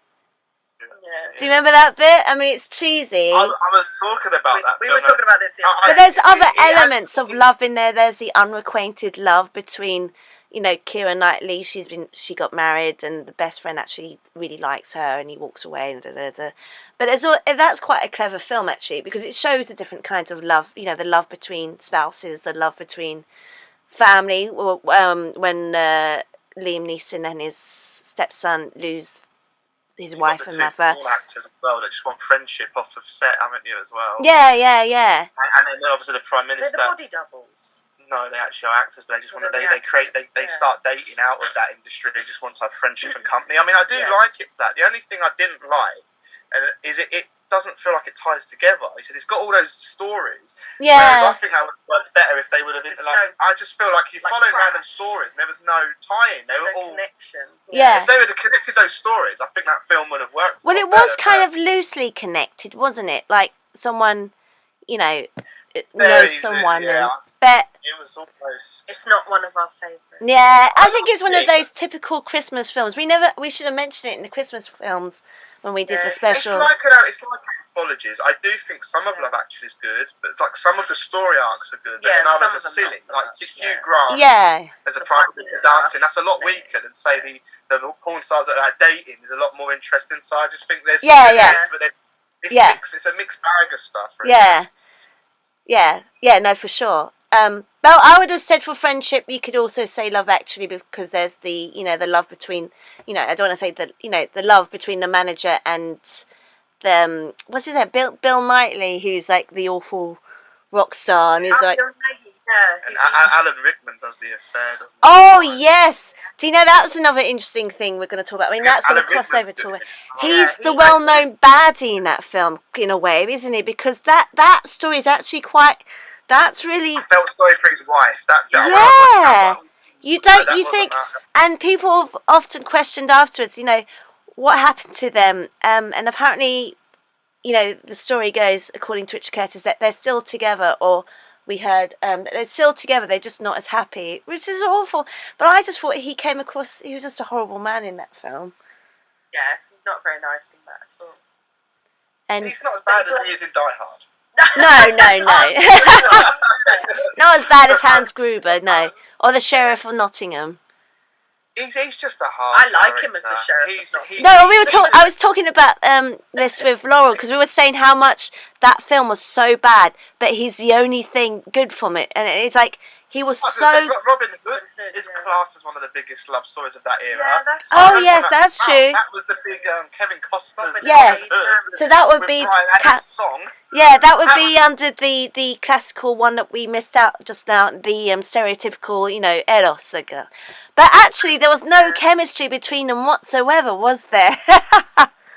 No, it wasn't. I think that's why Alan Rickman's the only good thing. I understood the Robin Hood love story. I've never understood it. Yeah, no, I didn't either.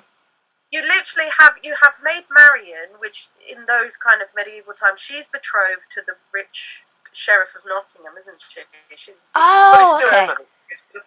Yeah, but I never and falls understood in their love with love Maid story. Marian. But I don't understand. It's like Romeo how. and Juliet. It's forbidden love. Yes. He falls in love with someone he Yes, shouldn't. And which is why it comes... So is she meant to marry the Sheriff of Nottingham? I can't remember. Yeah, in some versions she is, yeah. Right. But it's like I'm saying, like Romeo and Juliet, there is only so many stories. It's almost same stories, just told. They are different the same ways. sort of story arcs. They're just differently told. Yeah. It's like an old Titanic. folklore story again, like Yeah, Robin Hood. it's very similar to Titanic. Yes. The lower class, the upper class. Yeah. I remember Robin Hood coming out though. That was massive. Like at the time. I was a fan when it grew on. I was I remember when it came out because it was in the charts for ages, that Bryan Adams song. It was the whole summer. Yeah. It was one of the biggest songs ever made. Oh, and also, actually, this will tie us into the stereotypical love, because we were talking about that. Another one I remember that was all summer long, it was like 16 weeks, was the bloody song Wet, Wet, Wet to 4 Weddings and a Funeral. 4 Weddings and a Funeral, yeah. I mean, that film, I love that film, and that's another kind of like, very sort of stereotypical love film, and that's Richard Curtis again. So you kind of, you can tell, and that's a really kind of, Eros, Ludius. And that challenged censorship, that film, as well. Did you really? I've not seen that. With Mary Whitehouse, just off the video Nasty Days, because 4 Weddings come out in 94, like, it was still a little bit of censorship. Obviously it was a 15 and they wanted to play it on TV because it was such a big British rom-com. But the thing is, that film starts with Hugh Grant saying the F-bomb about 20 times. Yeah. So it challenged them. They didn't know what to do because obviously in censorship they were going to cut all that out, and there was actually quite an uproar going, you can't cut it because it's too funny. It's funny, yeah. It's not him waking up late for the wedding. They said they had, it was challenging about, again, they started challenging the new, from the old Video Nasties, that film started to open doors, things to get a little bit like they were getting, their lenience started coming back. So did they have a big backlash over that then, over what rating to give it? Because of Mary Whitehouse, they wanted to remove I remember her. She was always complaining about TV or programs. They didn't want any swearing in that film, and they just said, well, it'll kill the scene. It'll kill the big... The opening of the film. But it's so funny, isn't it? Like, it's like, oh, fuck. Fuck. The way he says it, though, he says it in a way that it's not like, he's swearing. Well, it's comical. Like, it's funny. Yeah, and he's endearing as well. It doesn't come across. He's not malicious. Do you know what I mean? It's not like really horrible. Yeah, and he's. Well, that film set him up to do every other rom-com he did, like pretty much. But then that's it. Is that he said this? Is that he kind of, in a way, he was also typecasted and given all those goofy rom-coms. But actually, he's proven himself as he's gotten older to be a very, very good actor. Do you know what I mean? So he's done a lot more. I will say that. This is partly why I like Bridget Jones's Diary, because although it's Hugh Grant, he played quite an arse in it. Yeah. Do you know what's funny is that he said in he did a thing about his careers, and he said that that's probably the one that's nearest to who he really is. Really? Yeah. He could never really identify. He could never really identify with the other ones. They were kind of like the romantic ones, like they were kind of soppy, and Daniel Cleaver had his kind of sense of humour, and he's quite but apparently he was thought that Daniel Cleaver was more similar to himself. I never hated Daniel Cleaver's character of Bridget Jones. I actually didn't like Bridget Jones. I thought she went blank. He's pretty mean in Bridget Jones. I know, but I feel he's an exploitative boss. He is. I can't believe. We're really shocked. Me and Jason's face. His mouth just went, and he's just. Think about it. He is who he is, and he's unapologetically who he is. No, he messes around with Bridget's heartstrings. He does. Because Bridget tries to put him in a romanticised box. She tries to make him into her fantasy, and he never agreed to it. He's always unapologetically a dickhead. No, he's an adult. He cheats on her, and that's upsetting. Yeah. So that makes him the bad guy. I'm not saying he's a good character. Which is why he gets his ass whipped through the rest Yes. I'm not saying he's a good character, and I'm not saying he should be. He's likeable, though, isn't he? He's funny. He's a cheeky chap. Yes. He's a lad's imagine Bridget Jones keeps... One of the things that annoyed me about Bridget Jones is she's continuously trying to fantasize and romanticize her life and her... You know, she literally does get a good guy who wants to be there for her, and he's like... But he's Mr. Boring, and he's the safe option. So she's like, well, this isn't good. And this is where a lot of women It's make a life the mistake. lesson, though. She goes with the road, who I love. He's funny, but he actually is not... For long term, ain't gonna work. So no, but you do actually, Rachel, and you just touched upon a very interesting thing. Even though it's a comedy, is that you do tend to find, and this is a serious thing, so I don't want to like put a bummer to our Valentine's thing, but you do tend to find that a lot of women want to change a man in that regard. If it's like a Daniel Cleaver, they like him, but they know he's not right for them. But they think that they can mould him. Try to do it anyway. Yes. And then, like you said, the safe, you know, the one that they do really want. Already matured man. Yes, is too boring for them. Well, this is the thing, because you get, and I think this is where I get my distaste of a lot of romantic films, is you do get these fanciful women with these ideas of grandeur for romance and love and passion and things, and it takes away from the reality that, you know, passion can be grown, love can be grown. You can take an amazing, solid, safe friendship, and that can grow into something else. Well, that would be under, like you said, the committed love, the pragma, which, like I said, they kind of evolve, don't they? Yeah, but it does cross over with the self-love as well, because many of these women are trying to fill their own void with someone else's love and what they want. That happens a lot. And men do it too, I think. And I just want to share it with somebody, because they're trying to fill boxes and tick boxes. Like, I want the love at first sight. I want the spark of passion. I want the getaways and all the grandeur of that, when really that's unrealistic. Most times you just want to share your life with someone the way that benefits you both. It's always very one-sided. Like, you get these dopey men come along and they're like, I don't understand what the problem is. I love you, but you want someone to treat you like crap. So I often get frustrated with that, and I often feel bad. Like a classic one is Pride and Prejudice. Mr. Darcy and who's the other guy? You know, Pride and Prejudice, this woman literally... You literally have two opposite ends of the spectrum. You have this complete and utter horrid man who all these women are swooning over because he's good looking and grumpy, and he has nothing to his name. He's just an abusive, horrid narcissist. But everyone wants him. And then you have Mr. Darcy, who's rich, he has horses, he's charming, he has a job, he's charming, he's good looking, and everyone's like, I don't want that. I want the guy that's going to beat me to a pulp when he gets drunk. And it's just like, what? And it just, I get it, you know, bad boys are attractive, but everyone knows you don't go for the bad boy. And also, like you said, and I think she realises it too, doesn't she, that they're only short term. You know, it's not going to... But you find in these films, these other men, the safe men, go through a lot before these women suddenly decide to choose them. Yes, like, actually, you're right. Maybe I should write a love story where the bloke's like, nah, you're too fickle. I'm alright. You know, Bridget Jones is an absolute mess of a woman, and she doesn't really do any self-healing in that film. She doesn't, does she? She just gets a man who puts up with her neurotic. She's a bit of she's very No, I love Bridget Jones. I love those films, but yes, she is a bit of a car crash in a way. Yeah, but not. I don't think it's in a good way. I think it's... Do you not? I love Bridget Jones. But I have many issues with Bridget Jones. One of which being that she's depicted as a plus-size woman, trying to find love, and she's not. She's an average-sized woman trying to find love. She's not. I would never have called Bridget Jones. And also that was like 2000. The first one came out in like 2001 or something. So you know, we were still kind of. I think we weren't very diverse then.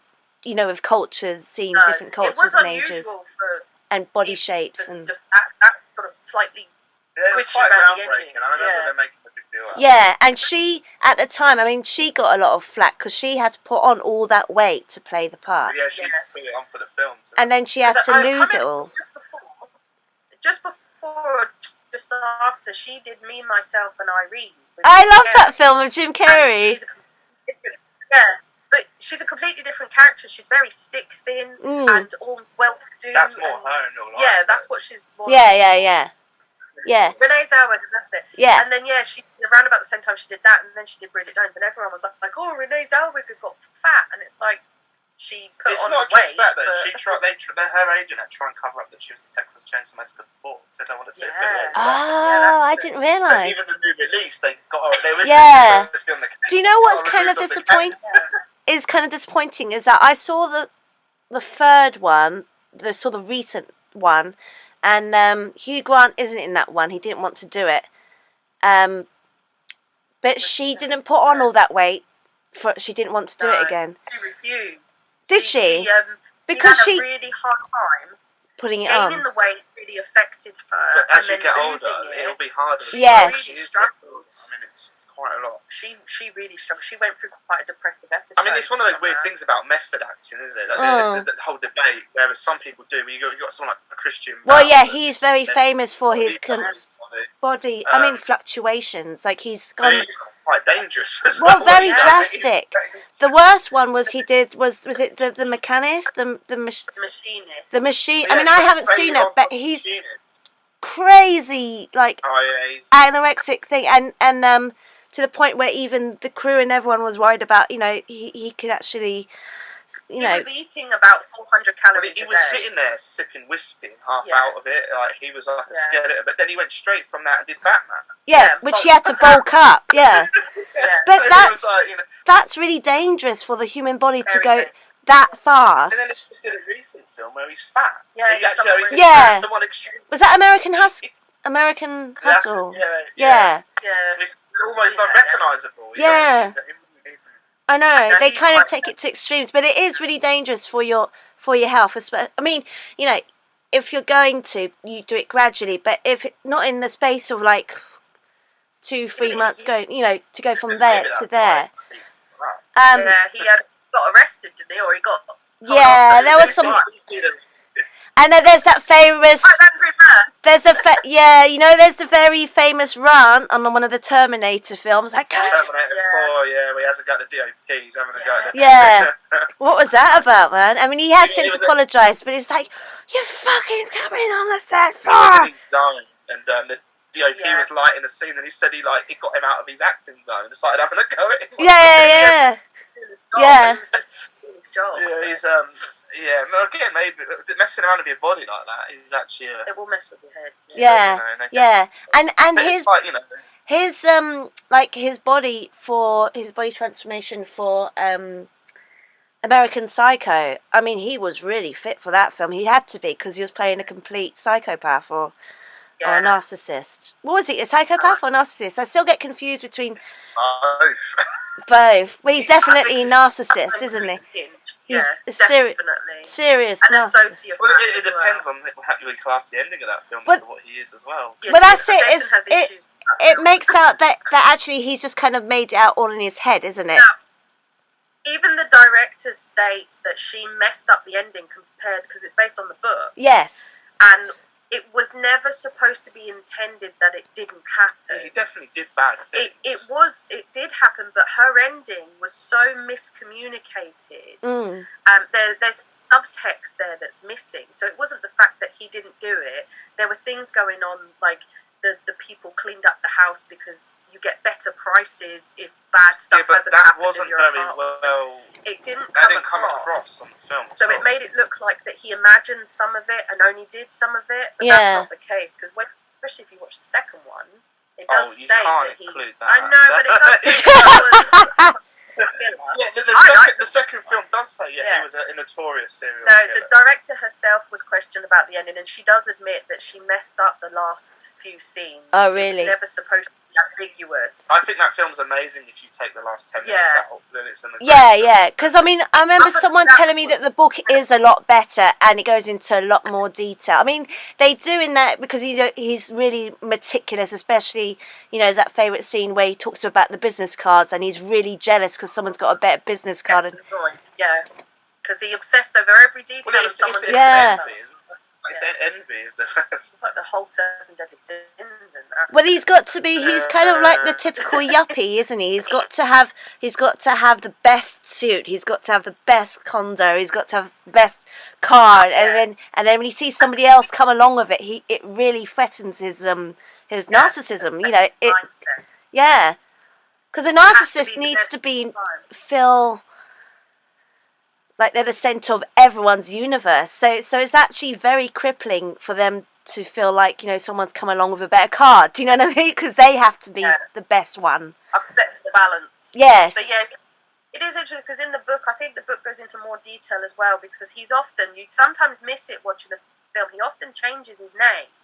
People address him as different names throughout the film. Although we know him as Patrick Bateman, there are scenes where he's being confused for somebody else who was supposed to be having dinner with somebody to give him.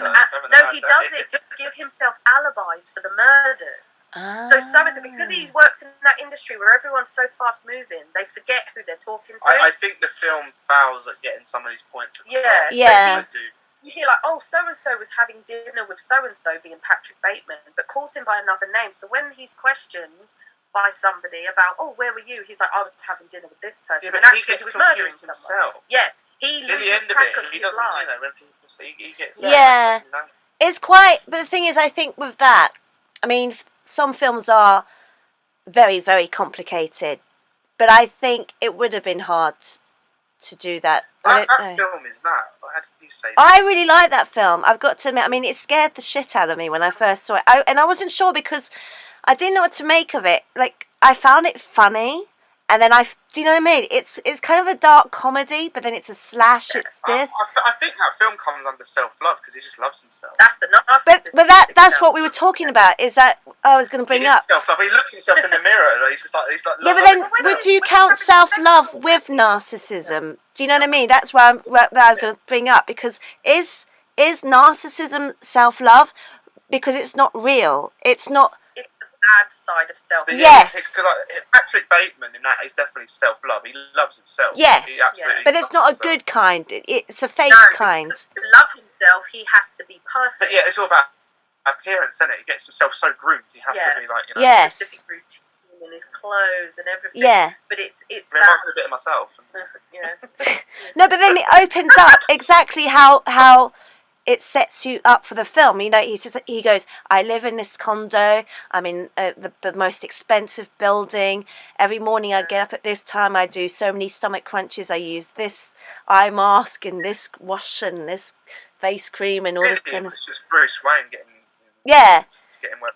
But then there was so I was saying about the body transformation before we move on, is that apparently 6 years before that he was like this really lovely character in Little Women. He was one of them that marries the youngest daughter.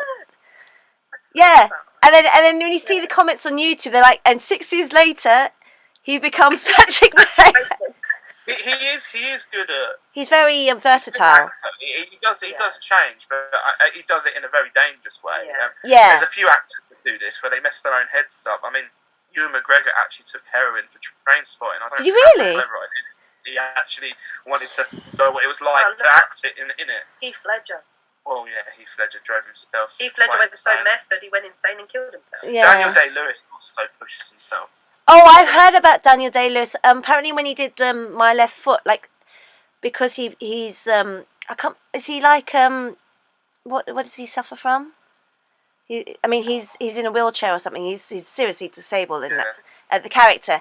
And then in between takes, like when they weren't shooting, he was getting people to carry him around the set. I know in Gangs of New York, no one would go near him because he wouldn't leave character. Oh, really? It works for them. And then there's... I've worked in these environments. Really? Like where actors or some directors get them to do that, and it's dodgy.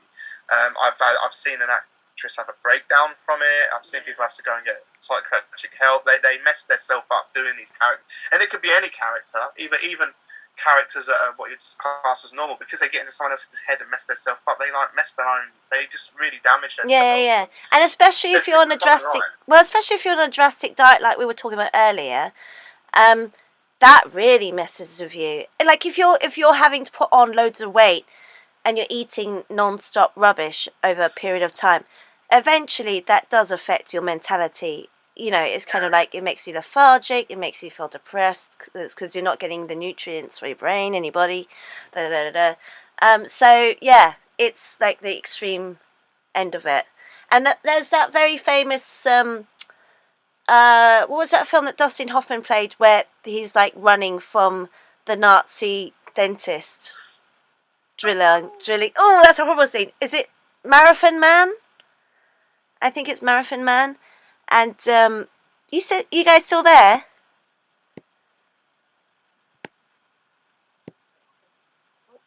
Hello? Recording stopped. Oh, you there?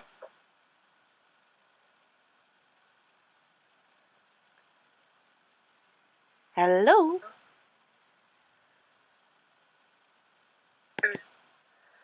Oh, hang on.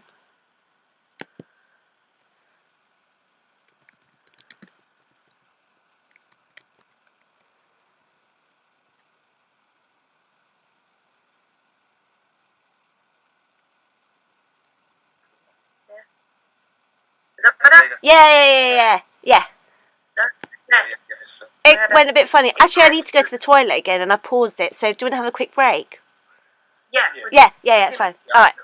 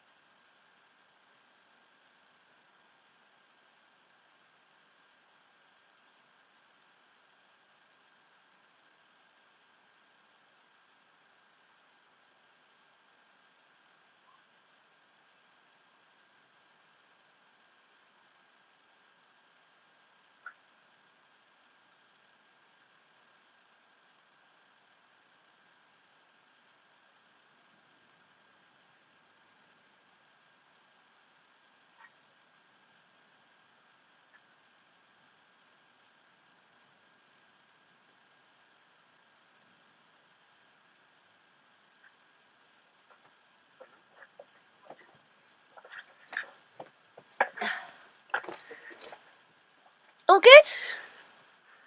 Yeah. You feel better? All right. Hang on, I'll restart. So, recording in progress. Okay, we're back. We're sorry about that, everyone. We had a quick break and a bit of a technical problem earlier, but it's all sorted now. So we've just had a toilet break and time out, and we're back again. So what were we talking about, you guys? I think we were kind of coming towards the end. We kind of went on a tangent a bit, didn't we? About the friendship love, and we kind of went off into a bit of a tangent. But we'll come back to the American Psychopath in a bit, because it's quite an interesting one to do on the self-love bit, because actually, well, we'll talk about that in a bit. So Jason's got a lot for that one, a lot of examples apparently, and I'm quite intrigued to see what he says. So does anyone else want to say anything about philia, the friendship love? I think we've done it all, really, haven't we? Sure. Yeah. So shall we go on to, and ludius? That's the playful, flirtatious love. So that's kind of like a mix between eros and that's. So shall we go on to the next one after that one, which is, do you want to go on to the self-love and then go on to the family love? Yeah. I think we should go into self-love, because we kind of stumbled across it a little bit and then we went off a tangent. So let's go into self-love, and then we'll go back to, is it storge, which is the familiar love. So let's go into self-love, since we were kind of touching upon it with American Psychopath. So Jason and Rachel, would you say it was self-love, even though it's like serious narcissism and egotism? And would you call, because like typical self-love is loving yourself for who you really are and accepting yourself for who you are. So it should be kind of like the typical love. It's not selfish. Do you know what I mean? It's just kind. It's kind to yourself. Being kind to yourself, I think. I think there's a dark, twisted side to many things. Like, you have love and hate. Like I said before, there's a very fine line between love and hate.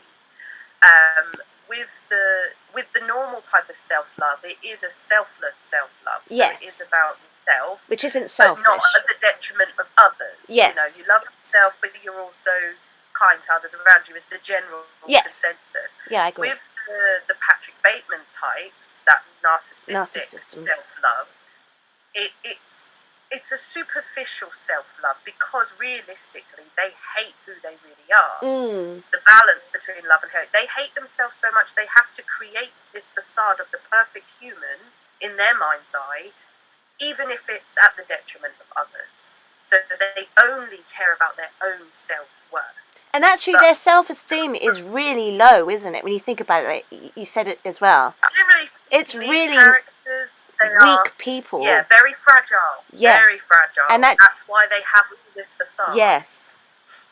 Two masks. And it is all for show. Yeah, it is all for show. So really, they're the opposite of self-love, but in their dark, twisted minds, they see it as they love themselves, they're amazing, they're fantastic, but really, it's all a facade. Because everyone knows if you really do love yourself, you're a pretty good individual. Yes, and it's selfless. You wouldn't do it at the expense of hurting other people around you. Yes. Yeah. Whereas, for instance, narcissists are very well known for doing the typical gaslighting, love bombing, those kind of typical things. And that often comes from the lack of self-awareness, the lack of empathy, the lack of all those things, because they are solely wrapped up in themselves. Yes. And it twists all the perceptions that you know as an individual is twisted. Yeah. In their minds. Yeah. Because when most people do have some kind of consideration to others around them, most people have a certain amount of empathy, of sympathy. They can see parts of themselves in other people, and things like that. Whereas and show compassion. Yeah, that compassion and empathy, and it all comes out. These are most people. When you think about love, you think of all the positive stuff about all the different types of love: the friendship love, the platonic love, the familial love. It all is generally very positive, but there is a dark side to it. Can be very people that they love someone so much it becomes an obsession, like the program You. That TV series, or it can become toxic. Yeah, he's narcissistic, but he believes that he just 100% loves this person, he'll do anything for them. But, doing anything for them doesn't necessarily mean murder. Yeah. So, and also, it's not in the best intention for the other person. It's just for them. Exactly. Yeah. So it takes the positives and it twists them around and it makes them dark. Yes. I do think it comes under self-love. Yeah. In the dark side. And the darker side of it. Yeah. A twisted kind of self-love. Yeah. Yes, definitely. All right, Jason, do you want to kickstart us off? So what was your example? What was your film that can sort of fall under the self-love? I'm interested to hear your opinion. 50 Shades of Grey, Christian Grey. Oh, really? I never saw that. It just looked so bad, and the reviews were so bad, weren't they? But go ahead. I'll say something about these reviews, right? Everyone reviewing it badly, deep down they love it. They know they love it. No. I like the films. I can see the flaws. They are cheesy Hollywood, and I mean, it actually came out on Valentine's Day. Borderline abusive relationship. Yes. It caused some serious issues that the first film was released as a Valentine's Day special as well. Isn't that like kind of relationship codependent? I don't remember where one. When you break it down, it's actually I've read the books, so I read the books before I saw the film. Yeah. The film you can gloss over a lot, but it's more complex than just coercive. Yeah. Because in the books and in the film, she's not an 18-year-old girl. She's like 24. Oh, she's a 24-year-old woman. She's just never had a sexual relationship of any kind. Okay. So she's a young, independent, strong-willed woman. She knows who she is. She's just never had a sexual relationship. Okay. And happens to come upon Mr. Traumatized over there, who, yes, okay, if he wasn't rich, she probably would never have even looked at him. Yeah. Even though she's not interested in his money. They say he gets away with it because he's rich. But it is actually, especially in the books, Christian Grey's story is very complex. He's an orphan, he was abused, he was traumatized. Then he was sexually coerced into an abusive relationship by his dom when he was like 15, 16 years old because he had anger issues. Yeah. It doesn't really talk about that too much in the films. No. It does gloss over it. But basically, this much older woman, who she calls Mrs. Robinson, takes this angry, traumatized child and instead of really helping him, turns him into a subservient sex slave. Okay. Which then he at that kind of age is then turned into all my problems can be fixed with violent sex. Yeah. And then Anna comes along and she actually says to him, because a lot of people see this, he's abusive, he's controlling, and this, but when you go through all the films, he tries, and at each point along the way she goes, actually no, I don't like this, we're not doing that.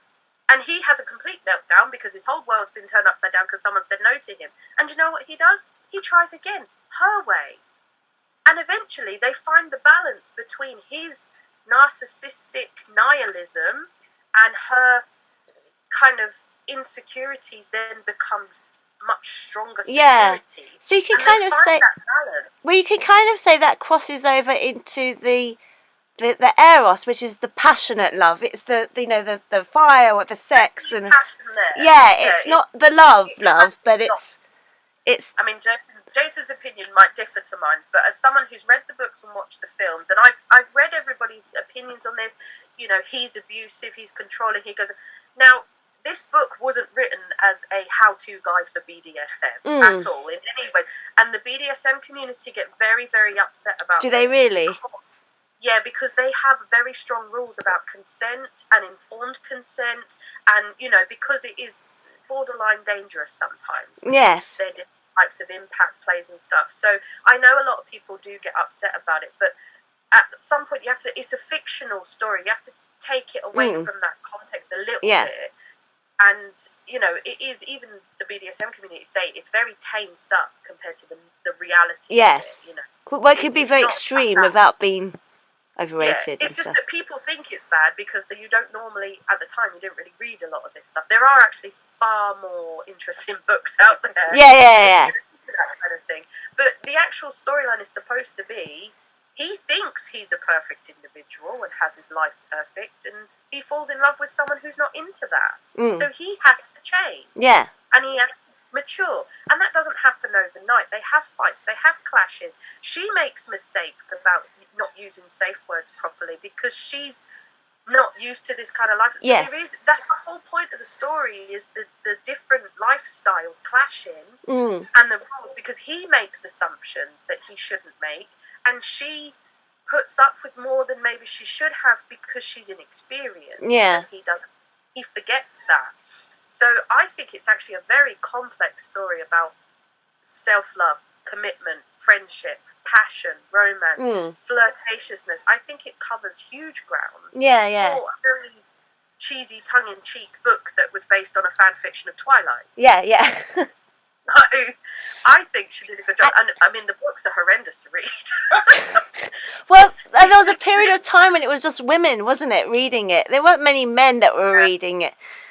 It was mostly women that went to the cinema. But I think I've had a lot to do with Jamie Dornan. I'm not a fan. I don't like him. I fancy him so much. Cavill would have been a better Christian Grey. No, the interesting thing is the cinema at the time, especially here, but I know it was the same a lot of places. There were so many women that went, and you got a lot of people that didn't normally go to the cinema. So the demographic. Valentine's Day as well. Well, it was released on Valentine. Yeah. It was actually was it? Released, which caused a big argument and uproar, and it was a lot of middle-aged women went as well, and their own friends. It was an interesting, and there was some in Milton Keynes there was a local there was a story that made national with a woman getting so excited and intoxicated she messed herself in a cinema and had to clear the screen out and oh my god, these women got themselves in such a state over this.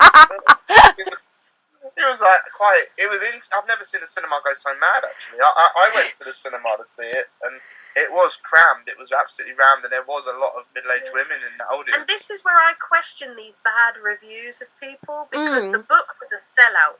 She sold millions of copies. Millions.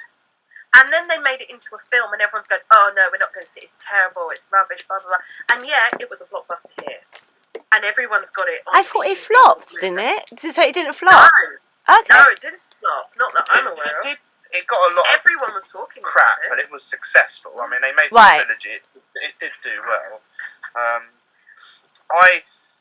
They knew it would sell. They knew what they were doing. Yeah. And you know, and there have been, you know, talk of how, you know, it doesn't do the books justice, like Rachel pointed on. Like, there's so much more behind. There's more complexity to the books, but at the same time, I mean, I'm no stranger to romance novels. Although I'm not a big fan of romance films, I like fantasy sci-fi novels, especially the 18-plus ones.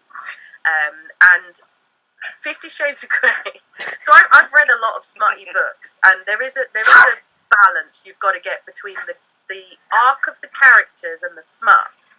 And when you read 50 Shades of Grey, it's literally, oh, they're having sex again and again and again. Like, I read the books because I liked their story. Yeah. I liked Christian's story. I liked the when they get the stalker. It's really glossed over in the film. There's quite a heavy storyline in there with the kidnapping and everything. Yeah. And the third book gets really dark. So that I really liked that part of it. And me with books, the smut's supposed to just be a bit of extra fun. Yeah. And she really does go. There's like 3 pages of like awful sex scenes with terrible writing. But at the same time, so I got to the point where I was reading the story, and every time it got to a sex scene, I was actually turning the page. Oh, really? Because I was getting bored because there was just too much. Yeah. And that's saying something coming from me, because I like smutty books. She could have cut out a few bits there, but there were some good. The main ones they did put in the film, they put quite a lot in the films, more than I thought they would. Yeah. They were quite naughty, those films, but nowhere near as bad as the Yeah. way worse in the book. But it was the story for me. Even the writing is bad. By writing standards, it is quite immature writing. Like, you can tell she's not an actual writer. By the way she writes stories. But she still does a better job than I would. I'd love to write a book, but I just can't wrap my head around how you do that. Yeah. So I think she did quite well with it, and I think the films do portray the books well. And I think people just don't like admitting that they like it and that they have fun. It is a fun film. I love the soundtracks. The soundtracks are very good. Soundtracks on my iPhone. Those soundtracks really made that film for me. I think they. Yeah. Something about the soundtracks are incredible. So Jason, you think? All right. I like them a lot. So you'd say, in a way, 50 Shades of Grey because it's him. He loves himself. And But then he's like Rachel said, he's trying to change. No, he's not trying to change. No, but he's trying to be on the same wavelength as her. Well, I would argue that actually he's used to getting his own way. He loves himself, and she's a challenge because she's different. She's a bit naughty, and she doesn't confide by his rules, and he's not used to that. So he actually enjoys the chase of messing around with someone that's not stereotypically yes sir, yeah please sir. Yeah. He's almost as dominant as he is. Because no one challenges him because he's such a powerful person. He likes the fact that this person's giving him a challenge, but he's still self-love. He still thinks a lot of himself. I mean, it's one of those. If Christian Grey lived in a trailer and had 50 quid to his name, the police would be called. But because he's mega rich and it's money talks. He can do what he wants. So. Yeah, but you could debate then. You could debate that would go more under the lustful love, which is the eros, isn't it? Because that's the passionate love. I think it is. I mean, they tried to make him a bit synthesized throughout the trilogy. Yeah. He does come to their rescue, but I do still think he's quite an arrogant person. Man. I think it's that line of arrogance, not the same as a narcissistic. Because he is an arrogant man, because he is a self-made millionaire, although he did have a leg up with his adopted parents. Yes. He does everything himself. He runs his own business. He has his own life. He's very in control of everything. I don't think he's that self-made, because he was adopted into a family of wealth. But he does make his own money. Yeah. Come from a good...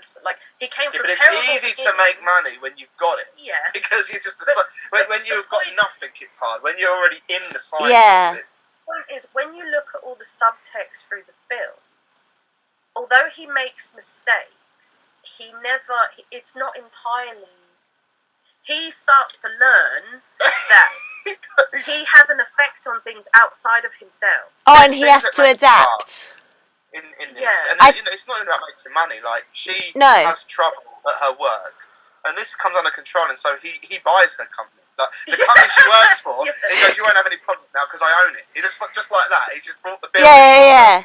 I mean, it's insane. She has a big fight with him about that. Because she tells him, you can't do that. That is one hell of a sort of the storyline. Don't worry about your boss. He's fine. I now own the company. So I think what Jason's trying to say, that for him it falls under self-love because he has to adapt. It comes under abuse as well, because but I know marriage counsellors that would say that I was being abusive if I did that. Yeah. If I just decided to buy my partner's business because I'm having a hard time and now I own them, run them, they'll just say that's an abusive power. It's not a perfect love story. No, it's not. But yes, so self-love, you'd say. I found it interesting that it was released on Valentine's Day and marketed as a romantic. It was marketed a romantic film for women, when actually the day and age we live in, he's an abusive. Yeah. Actually, it's really funny because it's going to kind of go into one of the ones we've already covered, but actually it's a different kind of love in that way, because it's the very lustful sort of passionate sex, which is that, and that's kind of like. And we said, sometimes they'd cross over. So Jason said that he picked that one for self-love because he has to kind of adapt himself to be compatible with her. Is that what you're trying to say loosely? In a way, he has to change elements of himself. So not change himself, but adapt and change elements of himself to be able to be with her. Spend money. Yeah. But then there's that side too. She won't have none of it. But he does essentially still buy her. Yeah. He still does. But do you know what's funny is that you were saying, when you're talking about that kind of made me think, and actually that would go under the very eros, which is the very kind of passionate romance, the fireworks, the sex, and the passionate love. And when you were talking about that, both of you talking about that dynamic, it made me think of the film Secretary. Did you ever see the film Secretary? It's on my list. So it's very ooh la la. It's not, it's not a film to watch with your parents. No. It's very kind of that relationship, and well, she is she has a lot of problems in that she self-harms herself. Yeah, so she has a lot of problems, and he's kind of like, he's been classified as the original Grey, Christian Grey, because that came out way before that did. Yeah, and the, I mean, taking aside the very erotic sexual content and the BDSM stuff away, it's actually quite, I'm trying to think of a good way to say this, and not endearing, but it's quite a clever way of saying that actually one person's idea of love might not be the same as another person's idea of love. Do you know what I mean? Everyone's needs are met differently. So they kind of work well together, because he's like what do you call it? Not misogynist. He's not a misogynist, but he's into that kind of stuff. And he's a masochist. Is that what it is? Where he likes it's not pain, but she's sadism and masochism. So it's an interesting film, because if it weren't for the fact that she was into self-harm, anyone else would have said he was sexually abusive. Yes. But he's not abusive though, because she allows him. Do you know what I mean? Yeah, but even though it's in the work environment, so yes, I guess it would be. This is where people get funny with the whole consent thing, because he doesn't fully know who she is yet, and she doesn't fully know who he is. And I can't remember how the scene comes about, but he literally tells her take her underwear off and spanks her, doesn't he? No, he tells her to bend over. She's got her underwear on and a skirt, and he says bend over, and he starts spanking her. But you notice there was never any kind of like, it just kind of happens in a weird way, and it almost tests the ground. He tests the water. But because she doesn't know, because she's not part of this kind of world. She just self-harms herself. Yeah, she's not part of. She's not used to. It's kind of like the same thing with the 50 Shades of Grey thing, isn't it? Because there's also, throughout the film, you have the humiliation side, and then you have her being a bit of a brat, where she wants him to do it, so she's doing things wrong on purpose so she can be punished. Yeah. And he knows that, so he's not doing it, because it has to be by his rules and his way. Yes. And it is of a Christian Grey. He's in control of his little universe, and he will do what he wants. But then it kind of starts turning into an actual love story, because they end up being perfect for each other. He wants to be a dominating man, and she wants to be dominated because it helps her control her demons. Yeah. And in that situation, he's not actually a bad guy, is he? Not in that No, he just has weird. Yes, weird kinks. It's a weird film to watch. It's very. I watched it quite young, and I was taken aback by this film, and I was like, what the hell did I just... That was incredible, this whole thing. And especially when it comes to the... Like, I would put this under the commitment side of things, when she sits at his desk and refuses to move till he comes back. Oh, so you'd sort of put it under the pragma. Yeah, committed. Yeah. She realises she's in love with him, and she's not going anywhere, because he gets a bit scared and decides to call things off because he's unsure. Yeah. And she's like literally in a wedding dress, sitting there refusing to move. Yeah, because she runs away from her wedding, doesn't she? Well, because she doesn't want to marry that guy. Yeah. So she's fully committed to making sure that he knows that, and they're going to be together whether he likes it or not. Yeah. All he has to do is come back and tell her what to do. Yeah. And she won't move until he does that. So it's a very complex film, I think. Yeah. It's. Have you seen it, Jason? Yeah, I watched it years ago. I do really like it. It does remind me of 50 Shades. Yeah, I mean, that was the one that sort of... That was the original one. Do you know what I mean? And what struck... I mean, when I first saw it, I did think, this is really like, like... sexy. I just thought it was going to be like, it came across at that time kind of like one of those films like it just didn't have much content. What was that other film, Basic Instinct, which was really just well known for being this very dominant, sexy woman, and she's, do you know what I mean? But then actually there's a lot more behind it, because actually he's newly divorced, and he's had a very sort of disastrous relationship, and she's come out of hospital after having a very long history of self-harm, and also there's the situation between her parents, aren't they? We never really know if the dad, because the dad's an alcoholic, if he can be quite abusive possibly towards the mother when he's drinking. We don't know, but it's kind of the subtext. So she's kind of maybe been sort of witnessed this kind of dynamic between them. Unstable childhood with manic parents. Yes, exactly. You got the husband who's very kind of like, when he's drunk and he's been drinking a lot and he's intoxicated, he's very, very controlling, very hands-on, and the mother's very kind of soft, and so she's kind of in a way been exposed to that, is what I'm trying to say. Yeah, so she has a lot of demons herself, the hospitalization and the self-harming. Yeah. Because that self-harming, that is a form of control. It's controlling your own pain. It's like a release for them. Yeah. And so she can do that to make herself feel better when things become overwhelming. Yeah.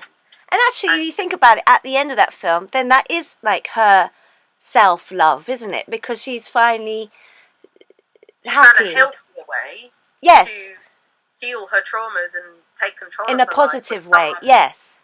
Similar taste to her. So, so it's kind of like the Christian Grey in that way, isn't it? Like she's put a bad thing into a positive thing, if that makes sense. Yeah.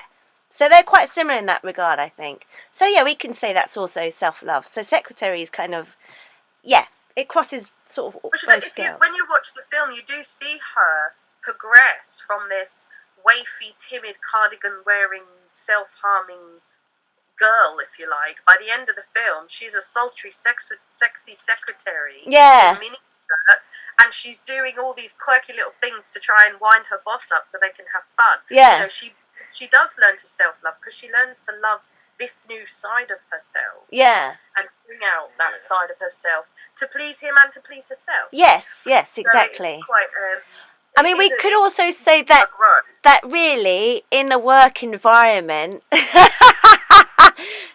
not really the place. No, it's not the best. It's not the best, really. If it was just a normal secretary, because the other ones leave, don't they? But I'm guessing he doesn't do that with them.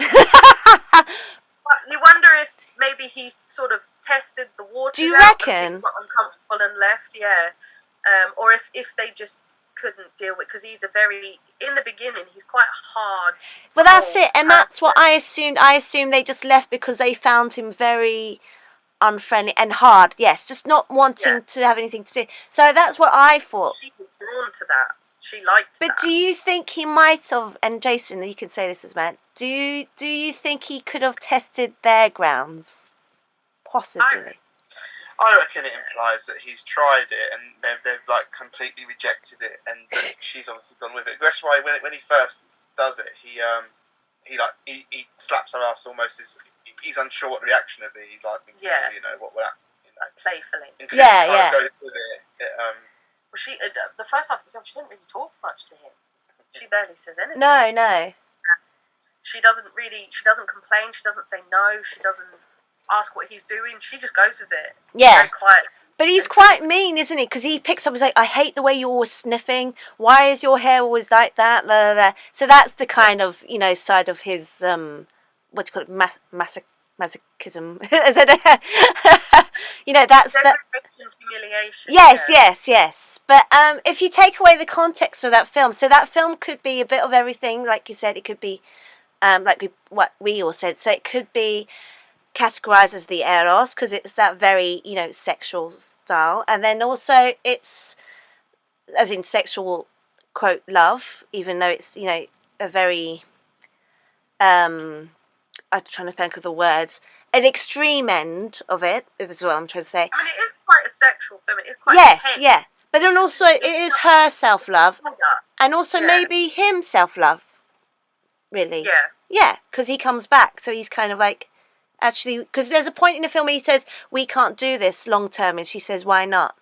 Do you know what I mean? Yeah. So he's like, we can't do this on a long term basis, and then they find a way to make it work. So that's quite an interesting way, and I found that film very endearing in a very strange way, because it's, like I said, they touch upon the fact that actually, you know, what some people think that love is, as in the very gentle kind of love, other people might not want it that way, if that makes sense.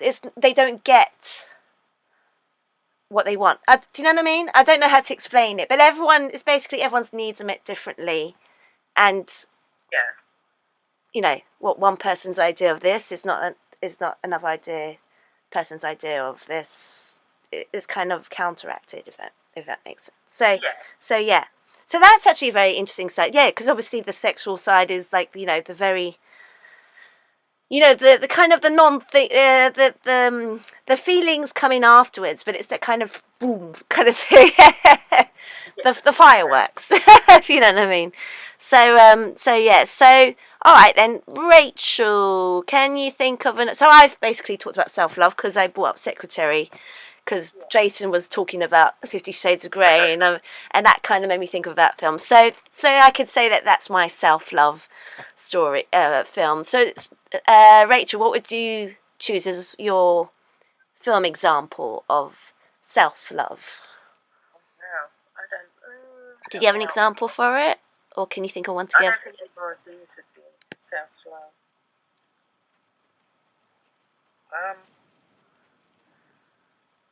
Self-love's a tricky one. It is a hard one. Well, Interview with a Vampire. You think so? Interview with a Vampire? Yeah. Self-love. And there's a real homoerotic story of Brad Pitt. Yes, between him. Yeah, we did talk about Interview with a Vampire. Tom Cruise's character is very self-indulged in that film. And then Brad Pitt is like his partner almost. He brings in to stay with him forever. Well, they adopt a child together. Yes. Bring up the turn, but that is a good one actually, because you do have like Tom Cruise's character. What's his name in it? self-indulgent as well. Lestat. Lestat, yeah. Yeah. So Tom Cruise's character and Louis, Louis, yes. That's it. And he's very much an arrogant, almost narcissistic person. He's very sure of himself. He knows everything, but he's been around for so long. He's bored with life. He's been there, done that. And then he wants a companion in, is it Brad Pitt? Yes. Who is beautiful in that film. Stunning. That was his starting out. Like, and it does have that homoerotic feel. It does, to it. yeah. Even the biting scene is a bit like, calm down now. It's very sexualized, isn't it? Even though it's just like you think, oh well, it's just a biting another human being. Openly shown. And no. I feel there is certainly there's a context more to than it, just yeah. a companion there. But as the film progresses, Brad Pitt's character also starts to forgive himself and love himself more, and decides that his relationship with Lestat is toxic and needs to get away from him because it just keeps going wrong, and keeps bringing him back in because they're connected. So that's self-love on two different examples. You've got the sure of himself, borderline narcissistic, yeah.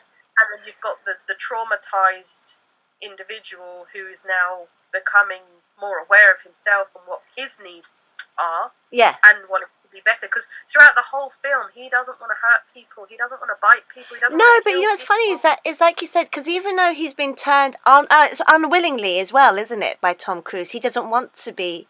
Oh, I don't think he knows he's a vampire. So he's fully informed of what would happen. Yes. That's the informed consent coming. Yes. He never fully knew what he was agreeing to. No. But then even though as a vampire, he's still very humane. Yeah, his human side almost controls everything. He never fully Empathetic, yeah. Which comes under agape, I guess. The empathetic, agape, yeah. I certainly think it comes under that. And he tries again and again to get away from him, and always ends up coming back round, and his past haunts him. And that's a brilliant love story in all senses, because you have familial love as well, where he takes on the child, which realizing later on that she's going to be a child forever. That's a commitment, because she will always be a petulant, vicious child. Yeah. And she hates him for it, doesn't she? Yeah. She ends up, because I think she probably loses her self-love, because she'll never grow into a woman. She'll never become an adult. She'll never doomed, isn't it? She's doomed. never enjoy maybe the company of a man and things like that. She's the eternal girl. Children. Yeah. So that is. Well, there's that whole scene where she's got the woman body under where her head is. Yeah, she wants to be like that. Yeah, where all the dolls are, and it's underneath there. Yeah. She's keeping dead women as pets. She's so peed off at the world. Jealous of what they've become. It is quite a strange film. I sort of, It is an Antonio Banderas as a vampire. Yeah. One of the elders. That's a very indulgent film. It's all about, the whole reason he turns him was purely for selfish reasons. He yes, for himself, yeah. Companion for himself. It's funny how that film is very, like you said, homoerotic. Yeah. We have two men. But there's other men, but I mean within the other male vampires as well in that film. There's a lot of male vampires in that film. Yes. Most of them are men. Well, actually, I just realised. Yes, there aren't many women vampires. No. What are they getting up to then during the daytime? They don't need these women around for hundreds of years. They get bored and they just use them for food. So there's even a scene when I'm sure it's the scene where Tom Cruise's character is biting a woman while staring at Brad Pitt very intensely. Like, really? I wish it was you. Brad Pitt didn't want to kill him, he was living off rats. Yeah. He just lived off rats, yeah. Because he didn't want to hurt anyone. Yes. But again, he was a nice vampire, Rachel. Yeah, he was. Tom Cruise was making him. Yeah, he wanted it was another relationship like 50 Shades. It was his way or the highway. Yes. It's a very selfish love. It's not. It's not. Yes. He was disappointed in him that he wouldn't be like him. It is quite literally the yin and the yang. You have the selfish one with the selfless one. Trying to make it, and there's just too much incompatibility. And it becomes too toxic as well. Very toxic, yeah. And Tom Cruise gets really pissed off. Yes, he does. There's a lot of good-looking men in that film. There's Antonio Banderas. There's Christian Slater as the interviewer. Because the end is a real kind of like shocker, isn't it? Can I say what it is? Everyone must have seen it by now. Yeah. They must have seen it by now. So basically, Christian Slater's interviewing Brad Pitt. And at the end, halfway during, I can't remember, at some point in the film, Lestat dies, and in the end, after the interview, Christian Slater goes back over the bridge in his car, and he's at the back. Tom Cruise is at the back and basically bites him in the neck, and then it just finishes with him driving off to one of the songs by what's the name? Slater's replacing Brad Pitt. Yeah. The Rolling Stones cover. To make a new one. Yeah, exactly. So it's that was Kirsten Dunst's first big role, wasn't it? Yeah, and that's interesting because I think she was like 11 or 12 when she made that, and she said that as a child actress, I mean, Brad Pitt was like at the height of his. I mean, he was like the heartthrob. I mean, he was so good looking when he was younger, and he still is. He's a very handsome man, but during that period, sorry, my voice went croaky, and Seven, etc. I mean, he was like the major heartthrob for all teenage girls, wasn't he? So, but she was saying as an 11, 12-year-old, she actually found it quite gross to be kissing, like an older man. Full-grown men. Does she she doesn't kiss him, does she? I can't remember. It's like a fatherly sort of. Yeah. But I think even then... That's sexualised. Yes. It's a bit more platonic type, familiar, family type Yeah, thing. but she said, you know, as a child, that was strange. And it would be, you know, if you're kissing a random strange adult man that you don't know, even if it's like a peck on the cheek or something, you were like, who are you? And he's like, you know, you're not one of us. You're not a kid. So yeah, that was her first film. Yeah. She was really good. I mean, you forget that she's an adult, that she's not an adult, because she is so convincing as an adult. She's brilliant in that film. Yeah. Because her outfits with her hair all done, she looks quite stunning. Yeah. I like the scene where she cuts her hair. Yeah, I like the scene where she. Yeah, and it grows back suddenly, and she's like, ah! Can't even chop off her own hair. Yeah, and it grows back within seconds, whereas mine it probably takes ages. So yeah. I think we've covered self-love, haven't we? So shall we go on to what did we? So we covered. Did we go into storage? The family, yes, family love, unconditional love. So between family members.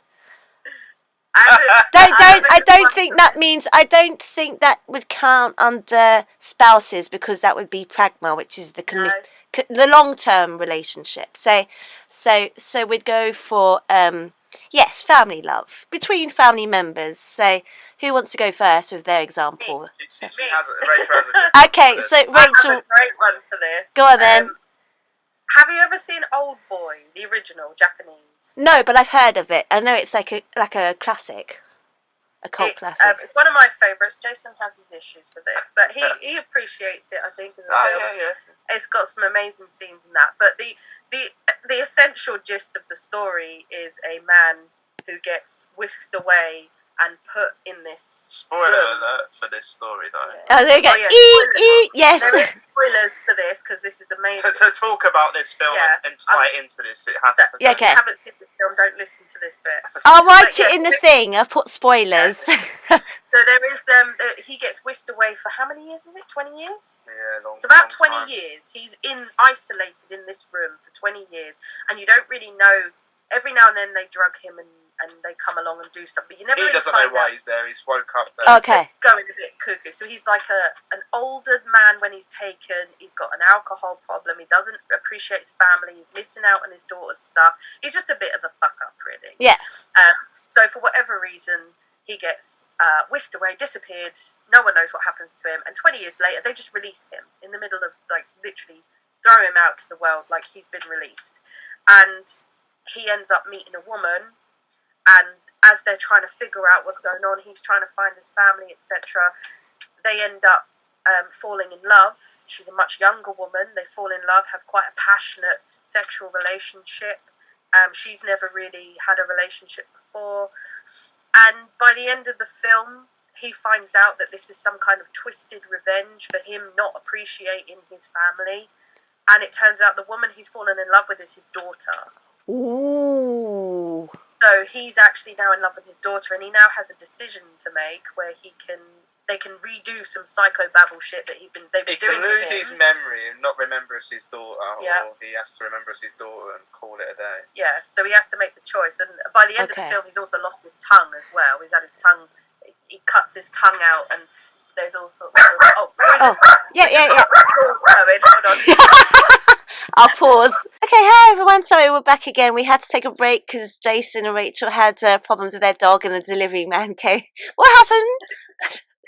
Oh, the package man knocked at the door for Amazon, and then the dog was asking to go out. But when I say asking, he's an old senile dog, and he was at the door, and he was at the door right next to me, getting really shy, and he kept running and looking at me, growling. Yeah, he comes up here in the corner, and he sits there and he stares at you, and he's like, "I want to go out."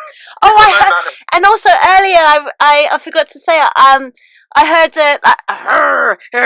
noise, and Jason was doing. I heard a squeaky noise. Trying to distract him with the so everyone knows what that noise was earlier. Going. That's Dexter for you. Ah. So you might make another appearance. All right, so sorry about that, everyone. We had to go on a quick break. But we're back again. So we were talking about, Rachel was talking about Old Boy, and you got up to the bit where you said he has his tongue cut out.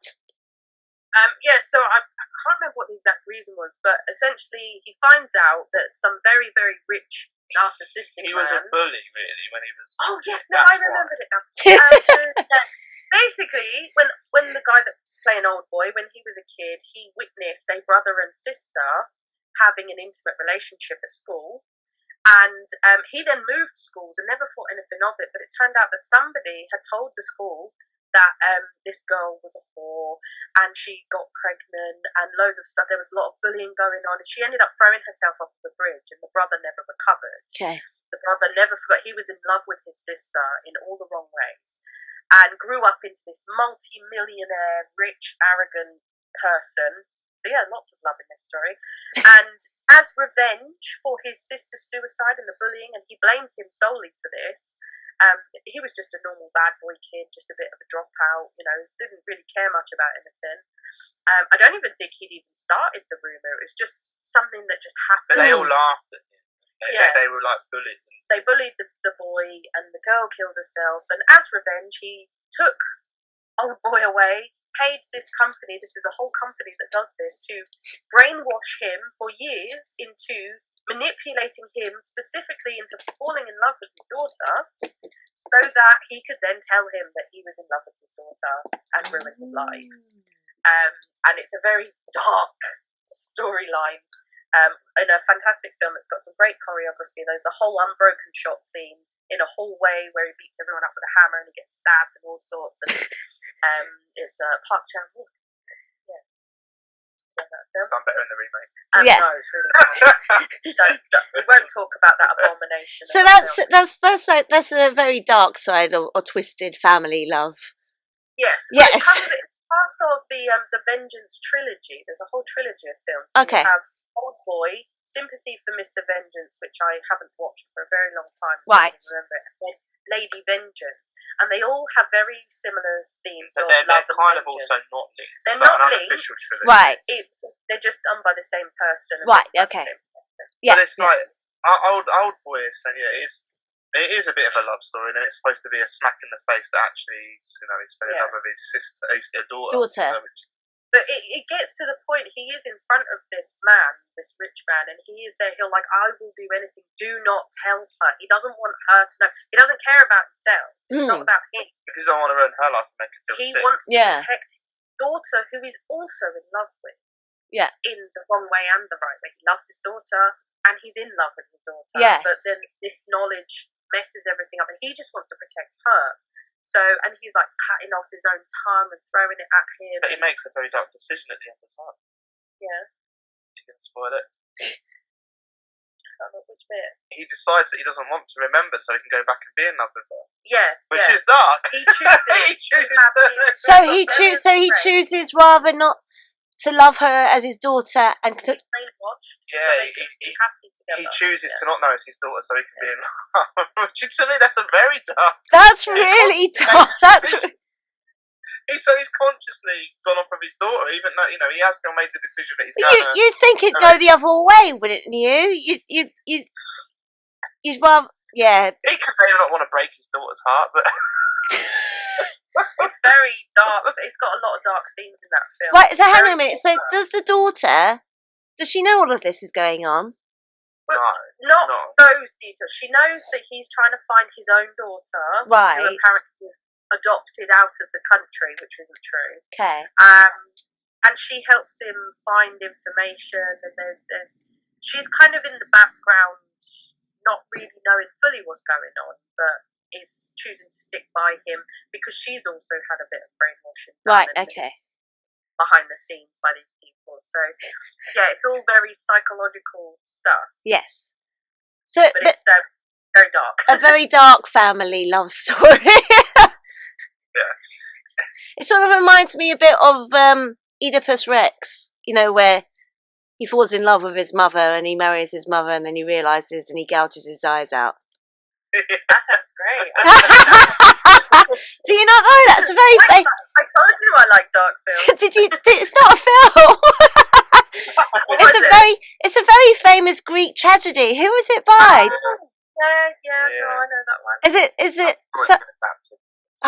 I'm going to look it up. Hang on. I mean, it's it's so famous, and then obviously Freud said that the psychiatrist Freud said that there's the Oedipus Rex complex where every man falls in love with he doesn't fall in love with his mother, but he wants to marry someone that's like his mother.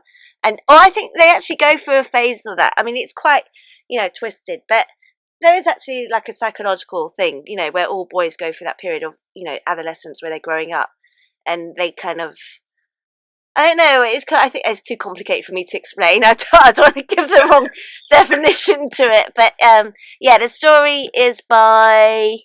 Hang on. Oedipus Rex. It's a very well-known old story. Oh, Sophocles. It's a play. Yeah, it's a very famous play. So I remember studying it at one point because I was part of an Amdram theatre group as a teenager, and incest has always been a very taboo subject, but it has been covered quite a lot in from ancient history to now. Yeah. And the Greeks loved their. They love taboo. Yeah. They loved the taboo and the tragedies, especially. I remember going to watch a comedy at the National Theatre because when I was at primary school, in like year 6 or something, one term we did the ancient Greeks, so we had to study all the the Greek gods and mythical Greece, which was amazing because I love all that kind of stuff. Those stories about the Minotaur and Theseus and all that kind of stuff, and the gods and the goddesses, and I think our teacher read us bits of what's it? The oh god, I can't think of it. The people that ride the boat. The Odyssey. That's it. The Odyssey. Oh yeah. The Odyssey. The people that ride the boat. They're gonna kill me. Sorry everyone, it's Sunday evening. I didn't sleep much, so I was up early. So what happens when you get older? Your brain is like, what's the name? What's the name? The people that ride the boat. Yes, the Odyssey. So, I remember seeing a Greek comedy, and the ancient Greek comedies were really kind of. They're very toilet humoured.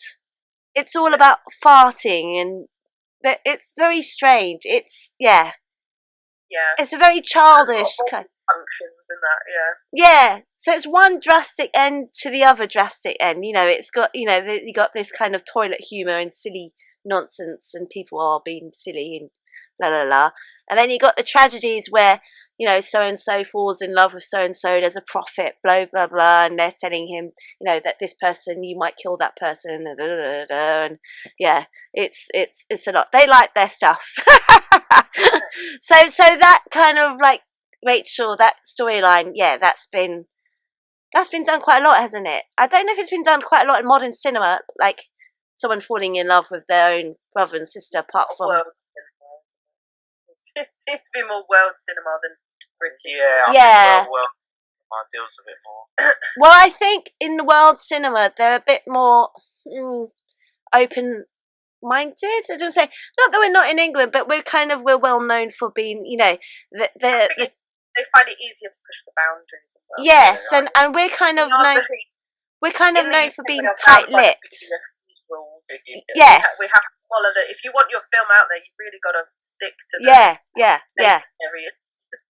Yeah, it's quite a brave thing to do if you want to do it. I think if you want to explore that. It did remind when I was. I've done it. I made a feature film called Troubled, and it's about a brother and sister. Yeah. Oh really? It premiered in the cinema 2007. It's a dog-me film. Yeah, well, the brother's special needs, and the sister takes advantage of him and rapes him and sort of challenging him about, but he also depends on her and he's codependent and then kind of like fights back. But it disturbed a lot of people. I mean, when I hit that film, yeah, you did say you like to make films that like that. Yeah, I didn't think it was as bad as what it was perceived. No, but it was very brave of you to do that.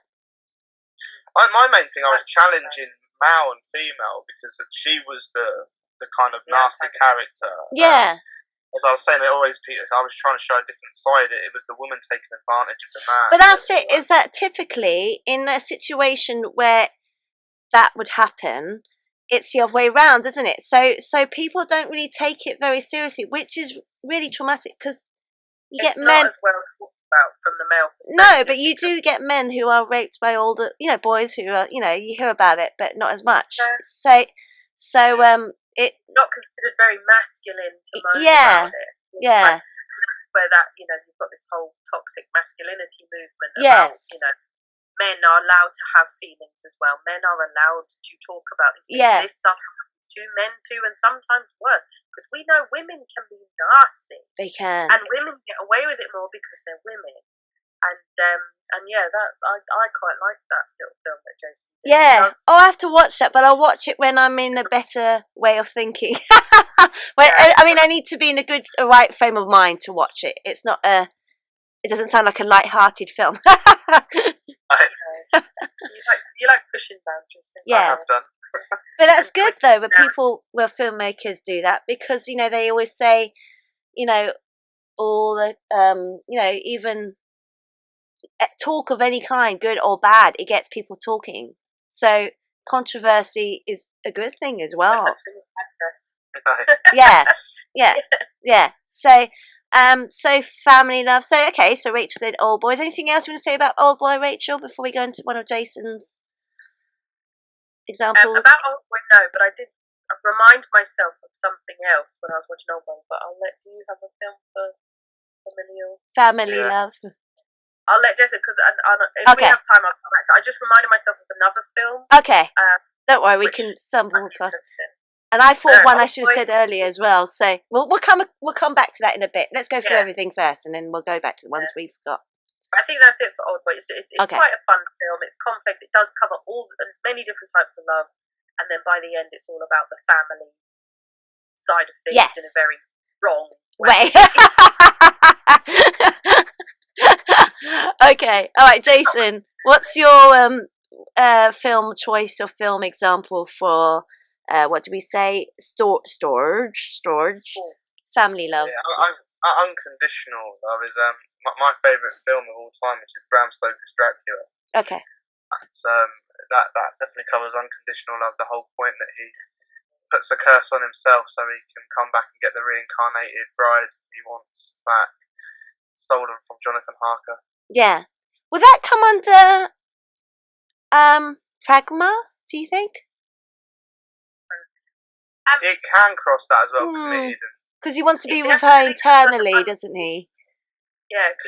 Well, the tagline's "Love never dies." I mean, he actually puts a curse on himself. He felt cheated. He done good in his eyes, and his reward was losing his love, and he wants her back. So he turns his back on his belief and faith to get her back.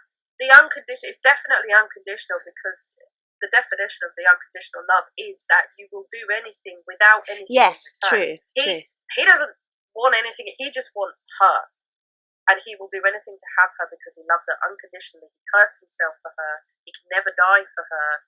Well, he can die, but in extreme. Yeah. So it certainly comes under unconditional. Yeah. For sure. Is that the one with Gary Oldman? Yeah. Oh God! You know what? Okay, so you got. So we have to talk about Keanu Reeves' accent. I don't mind it. I don't mind it. I'm laughing for people who don't know. I've got my hand on my mouth because they can't see. So Gary Oldman is amazing in that film. Winona Ryder, she's got a very bad accent. But the poor one who comes off the worst is my husband, Keanu Reeves, because that accent is really bad. The bastards. It has the odd twang and moments where it seeps through.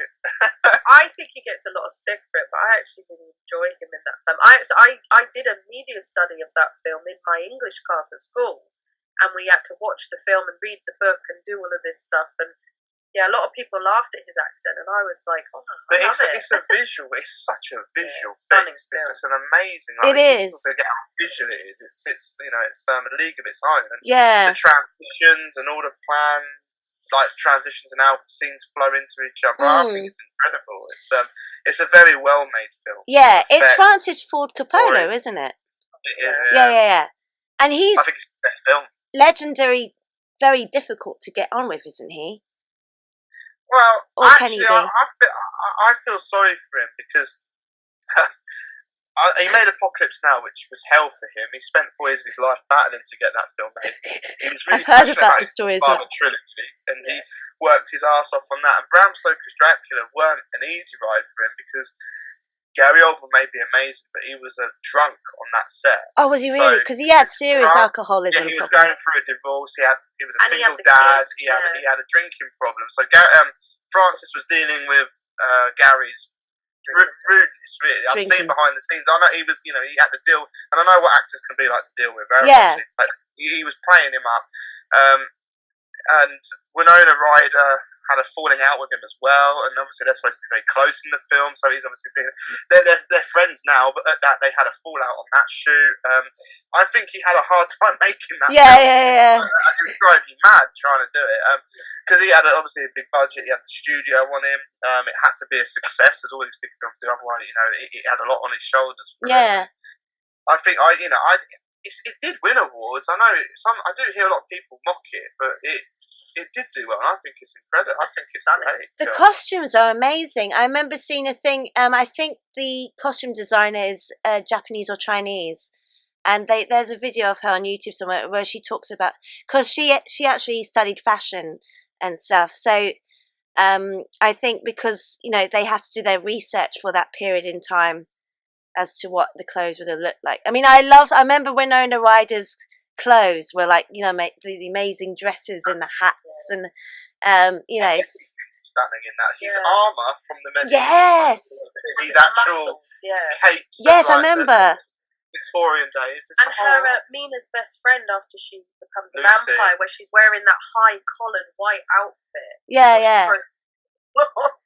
She just throws Yeah. She's like, but it's an incredible cast. Yeah. Grant is also in it as well.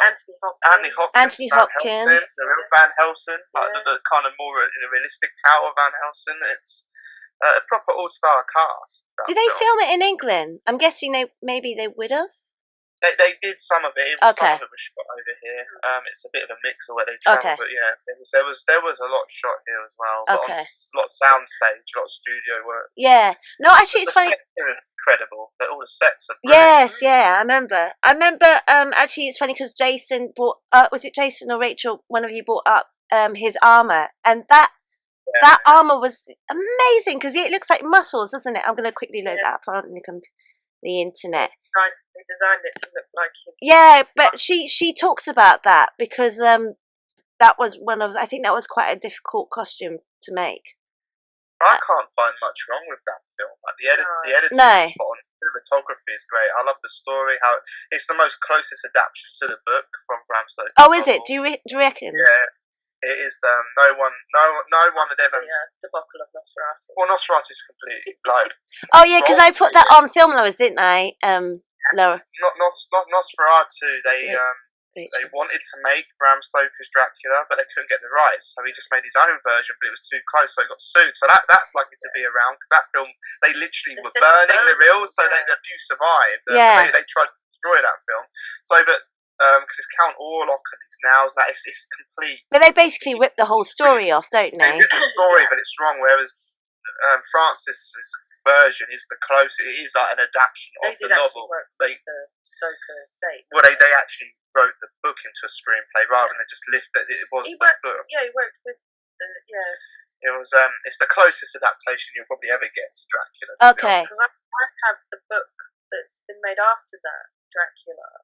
Yeah. It's a book written with one of the family members. I think son or something. It's Jonathan's story. Yeah, but it has a lot of notes and things from the original Bram Stokers that were never included. Yeah. Kind of Indian well, it's a hard book to. I mean, primarily it is a love story. That's how the film is marketed.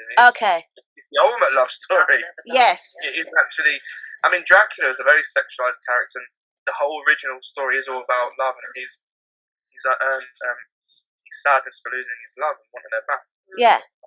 Because in the end, he asks her to kill him, doesn't she? So he can.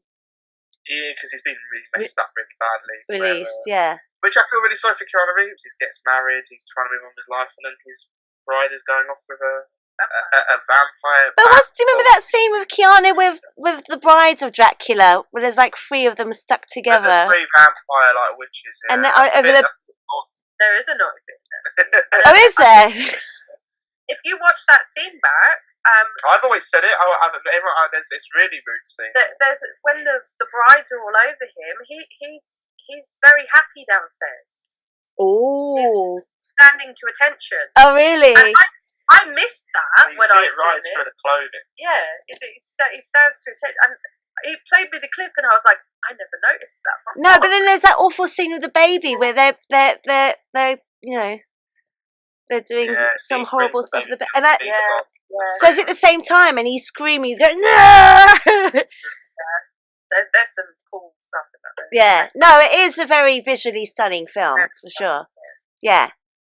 And I remember the bit where he I think it's at the beginning of the film when he's immortal, and it's just after, I can't remember exactly if she goes away, and he stabs himself, doesn't it? And then when he stabs himself, all the blood comes out of the crucifix, and that's basically he comes back from battle and she's thrown herself off. Oh, that's it.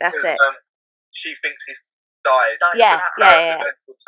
So he denounces God and puts the sword through the crucifix, and he denounces all his faith and religion, and he says he'll rise from blood is his life. He'll rise from faith through revenge. I mean, that scene's amazing because you just see all the blood coming from the crucifix and the cross, and everywhere, without the candles.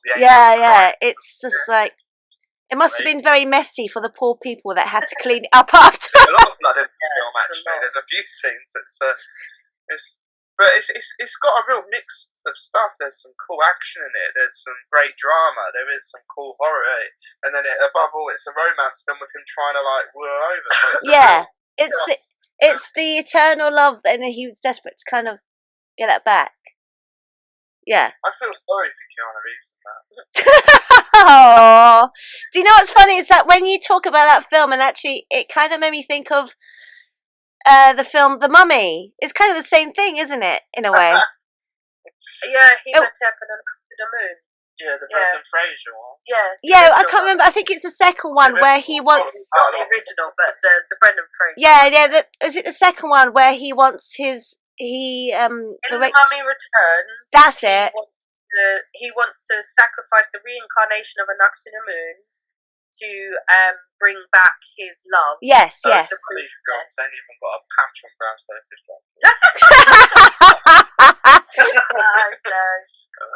But yes, it's sort of that kind of messed up love. Yes, where he wants to bring back the person who's defying the laws of everything. Yes.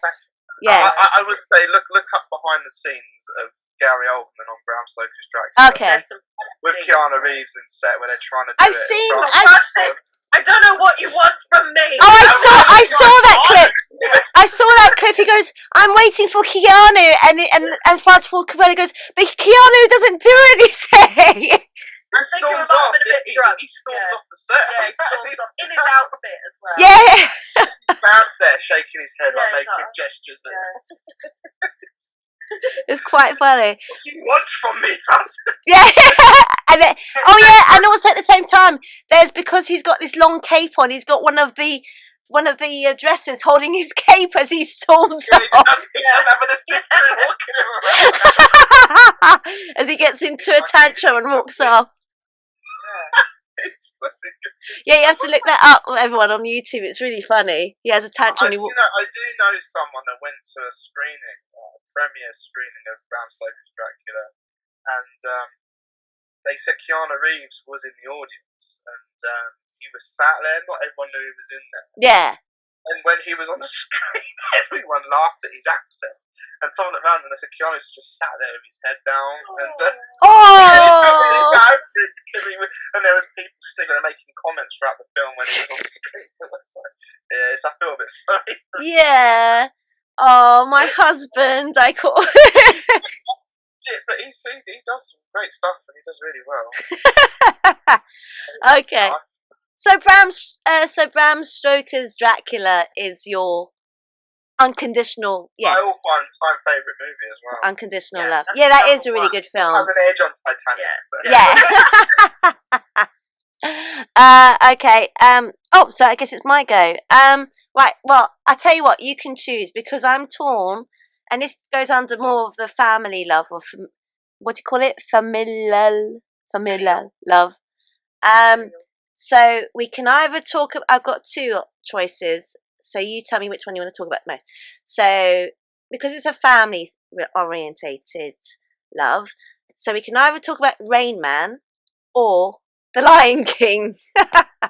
So what one do you want to talk about? Rain Man because it's his. I'm not a big fan of Disney films, but Lion King is one of the ones that I thought was alright. Really? What about you, Rachel? What one do you want to talk about? That is one of the ones that... I'm just in shock that he just said he likes a Disney film. No, I tell you why. The Lion King because it's his love of his father who's been killed very young, when he's very young, so his father's been taken away from him. And Rain Man because he finds his brother who's a savant, seriously autistic, who he doesn't know he had a brother.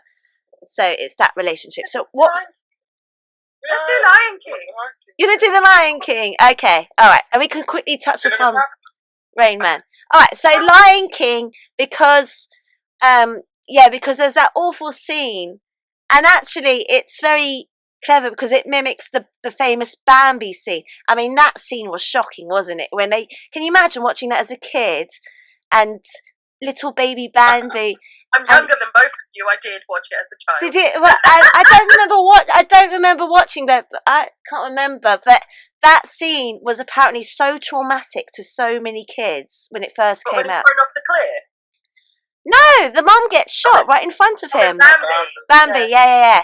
And then Disney promised he'd never do it again until The Lion King, and then basically it's the same kind of because it's right in front of him, isn't it? It's Mufasa and the hyenas cause this stampede. And Mufasa kills him. Scar, his uncle. Scar is his uncle as well. Yeah, it's his brother. Yeah, the king's brother. The evil... You know what you could say is that he kind of reminds me of... Jeremy Irons. No, he is Jeremy Irons, but he kind of reminds me of King Richard I. Would you think? Yeah. I don't know much about Richard. You know, Richard I, like, you know, who's the well-known king that locked his nephews up, the princes in the tower, and you know, in a Shakespeare play. Anyway, it's that kind of evil twin brother. Yeah, evil brother, not even twin brother. So yeah, The Lion King because it's his love for his father and wanting to be, and taking over his father's legacy to be the king, which he doesn't want to do. I know it's a really silly story, but it is very good because it does touch upon the love between a father and his son, and a son in a strange way always wants to be like his father when he grows up. Does that make sense? Yeah. I mean, I like that film. You have this young child who's traumatized by his uncle, runs away, the cub, traumatized by his uncle, runs away, ends up, he's trying to run away from all his responsibilities because he wants nothing to do with it after everything. He doesn't even want to think about it. And then he comes across Timon and Pumbaa, who are totally a gay couple. Hakuna Matata. Characters that raise this cub into a young lion who then... Actually, that's really clever. I never thought about it from that perspective. Yeah, you could say they're like the gay couple. He has to go back and make it work. I just find it unrealistic that they don't get eaten. I know. But that's just your... I have seen that film a lot. I did watch it a lot as a child. But you know what? The Lion King is actually quite deeply profound, because there's one bit that says when the baboon is like this really wise.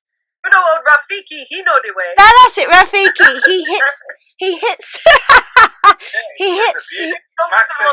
Yeah, and he says, and he goes, that hurt, and then he does it again, and what's his name, Simba, sort of docks away, and he goes, see, you have to learn from your mistakes, and he goes, oh yes, the past can be difficult, but you must learn from it. And actually, you think that's very like profound for an adult. You think, well, yeah, that's how you learn, and that's how you grow.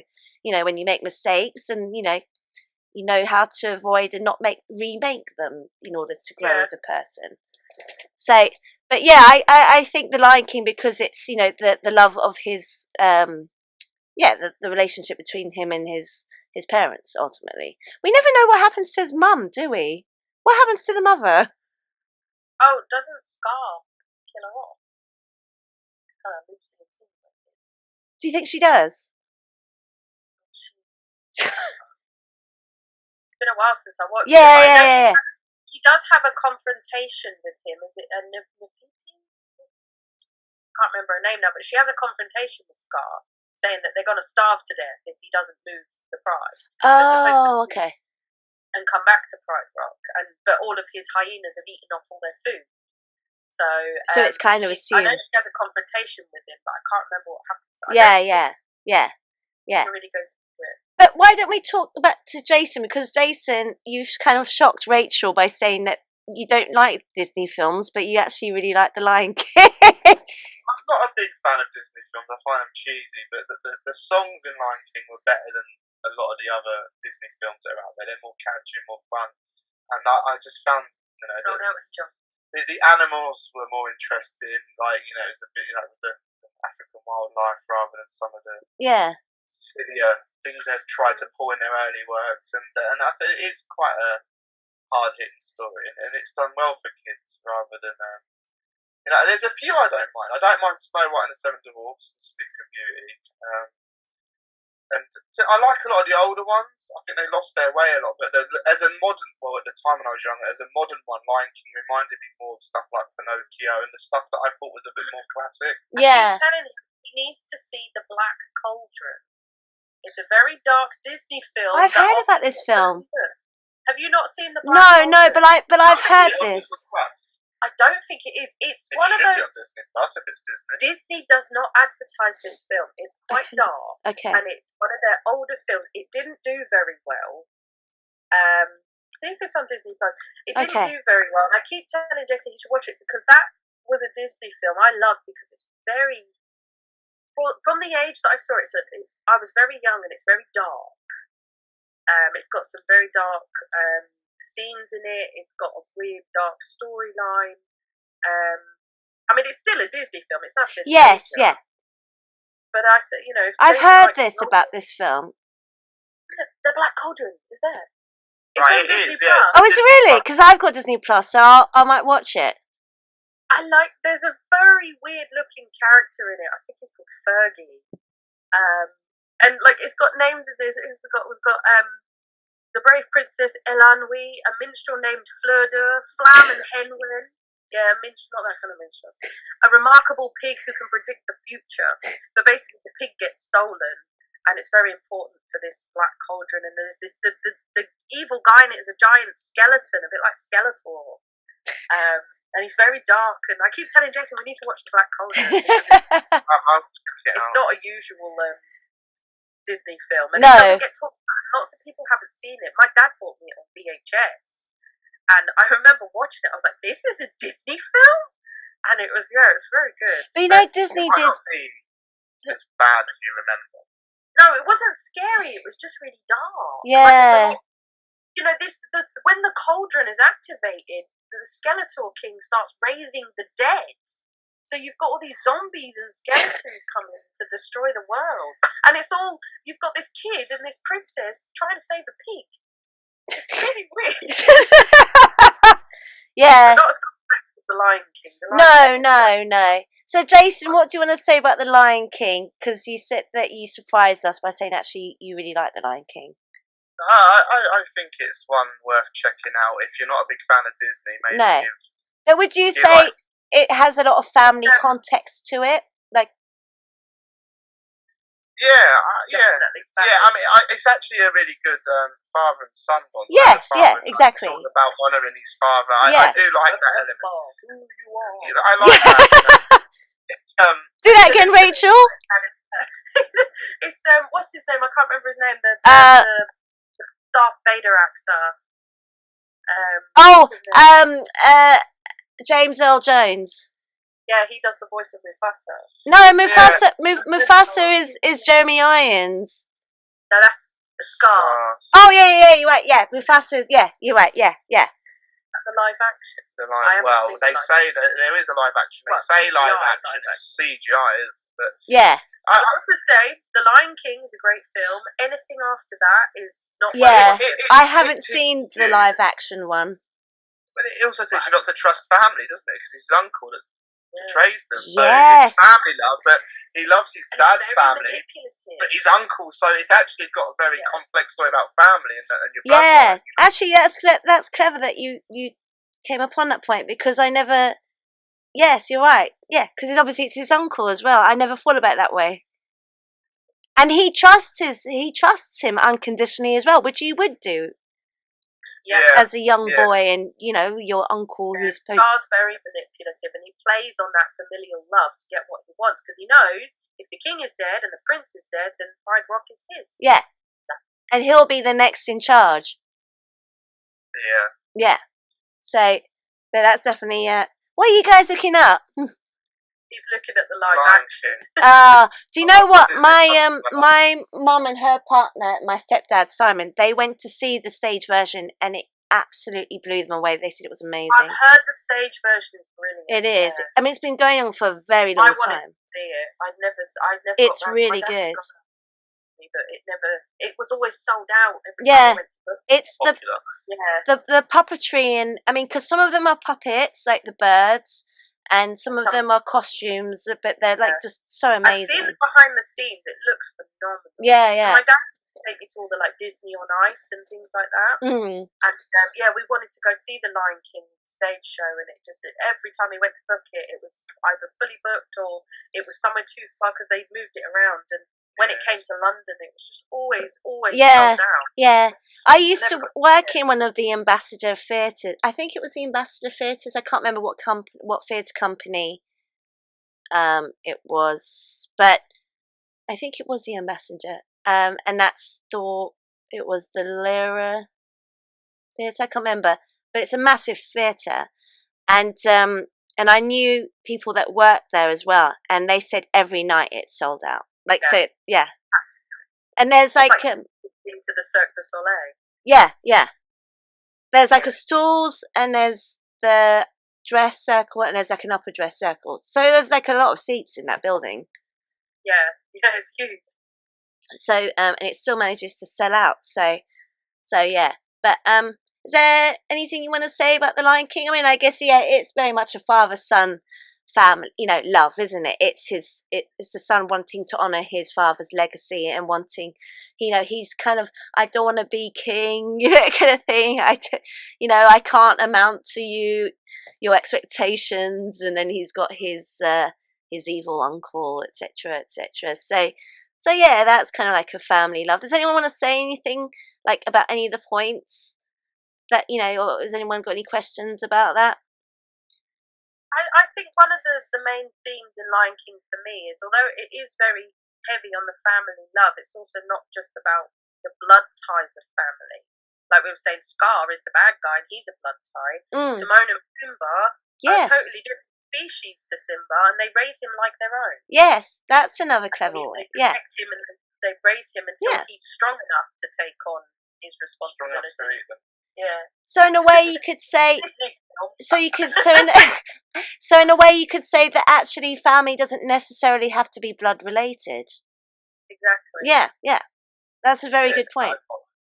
Yeah, they're his adoptive guardians, and yes.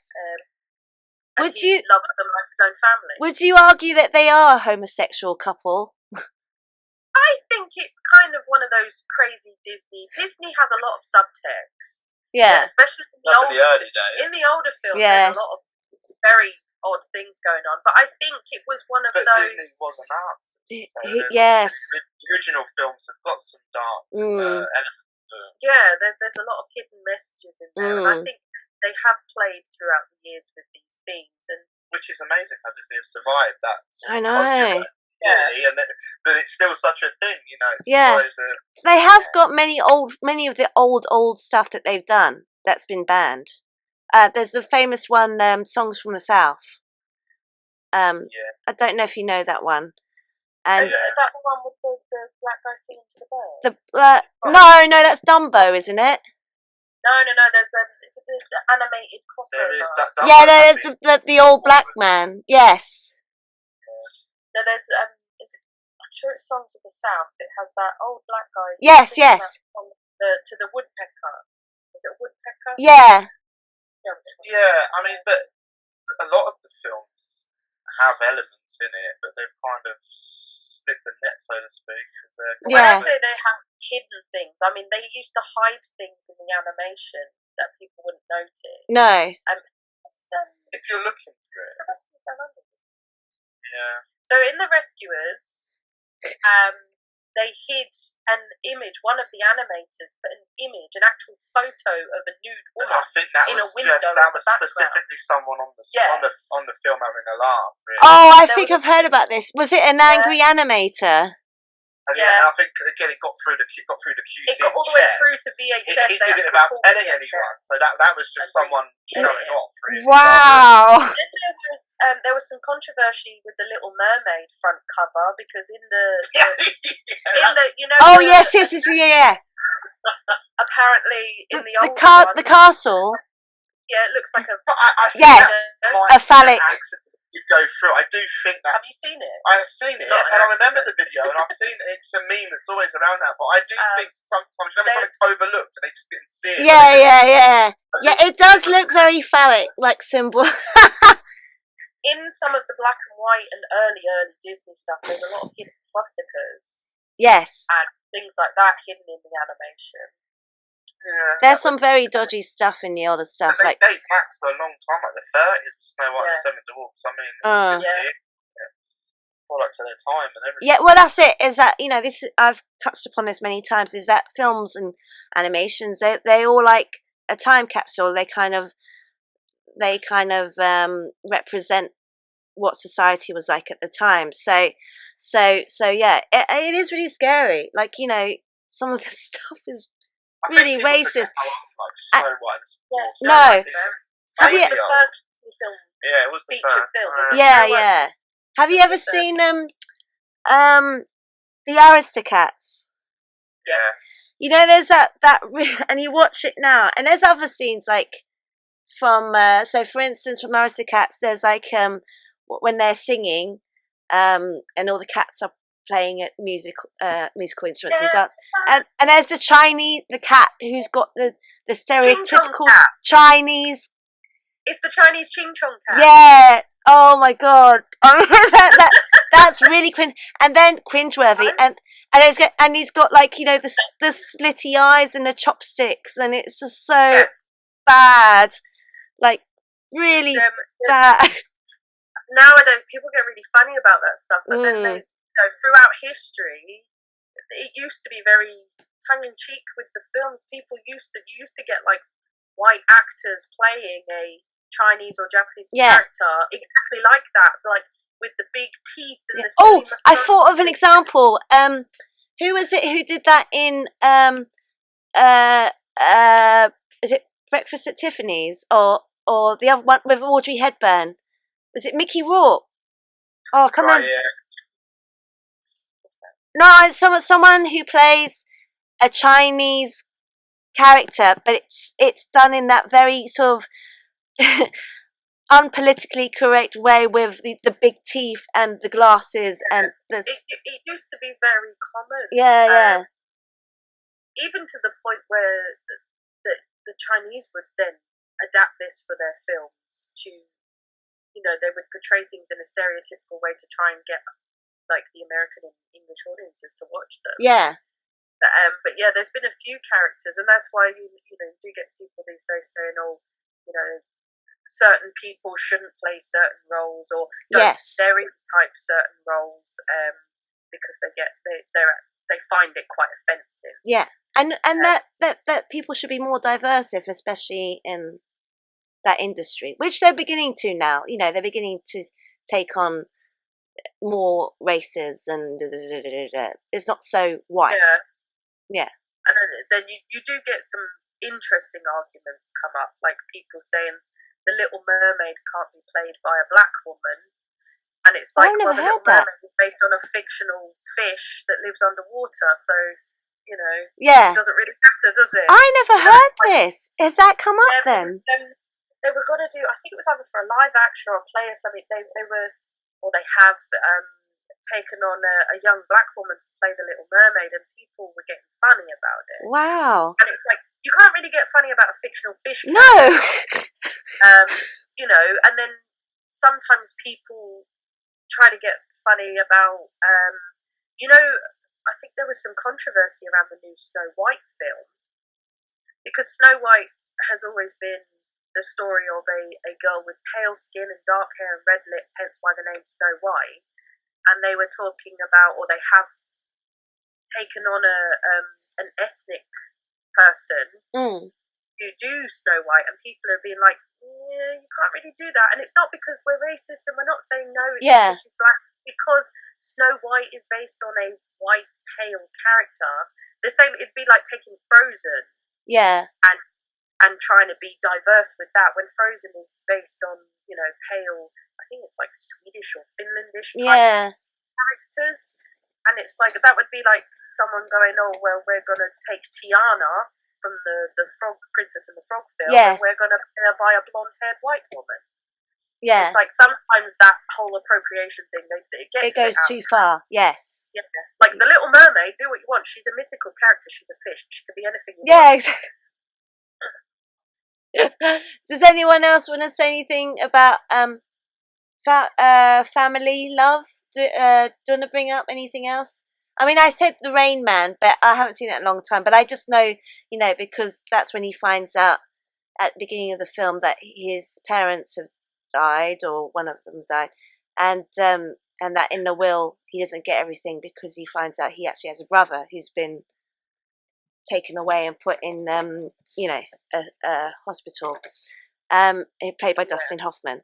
So, and actually, funny enough, there's a really interesting, because that character, the savant, he was based on a real man called Kim Peek. So if you look it up on YouTube, and the filmmaker Barry Levinson met him, or no, the guy who wrote the film, and that's how they came up with the film. So it's actually a real guy, who passed away about 7 years ago, who he's basically, he's seriously autistic, so his father had to look after him and was his carer, but he has this incredible mind, which savants do, where they memorize everything within seconds. You hear about that, don't you? They have like a photographic memory.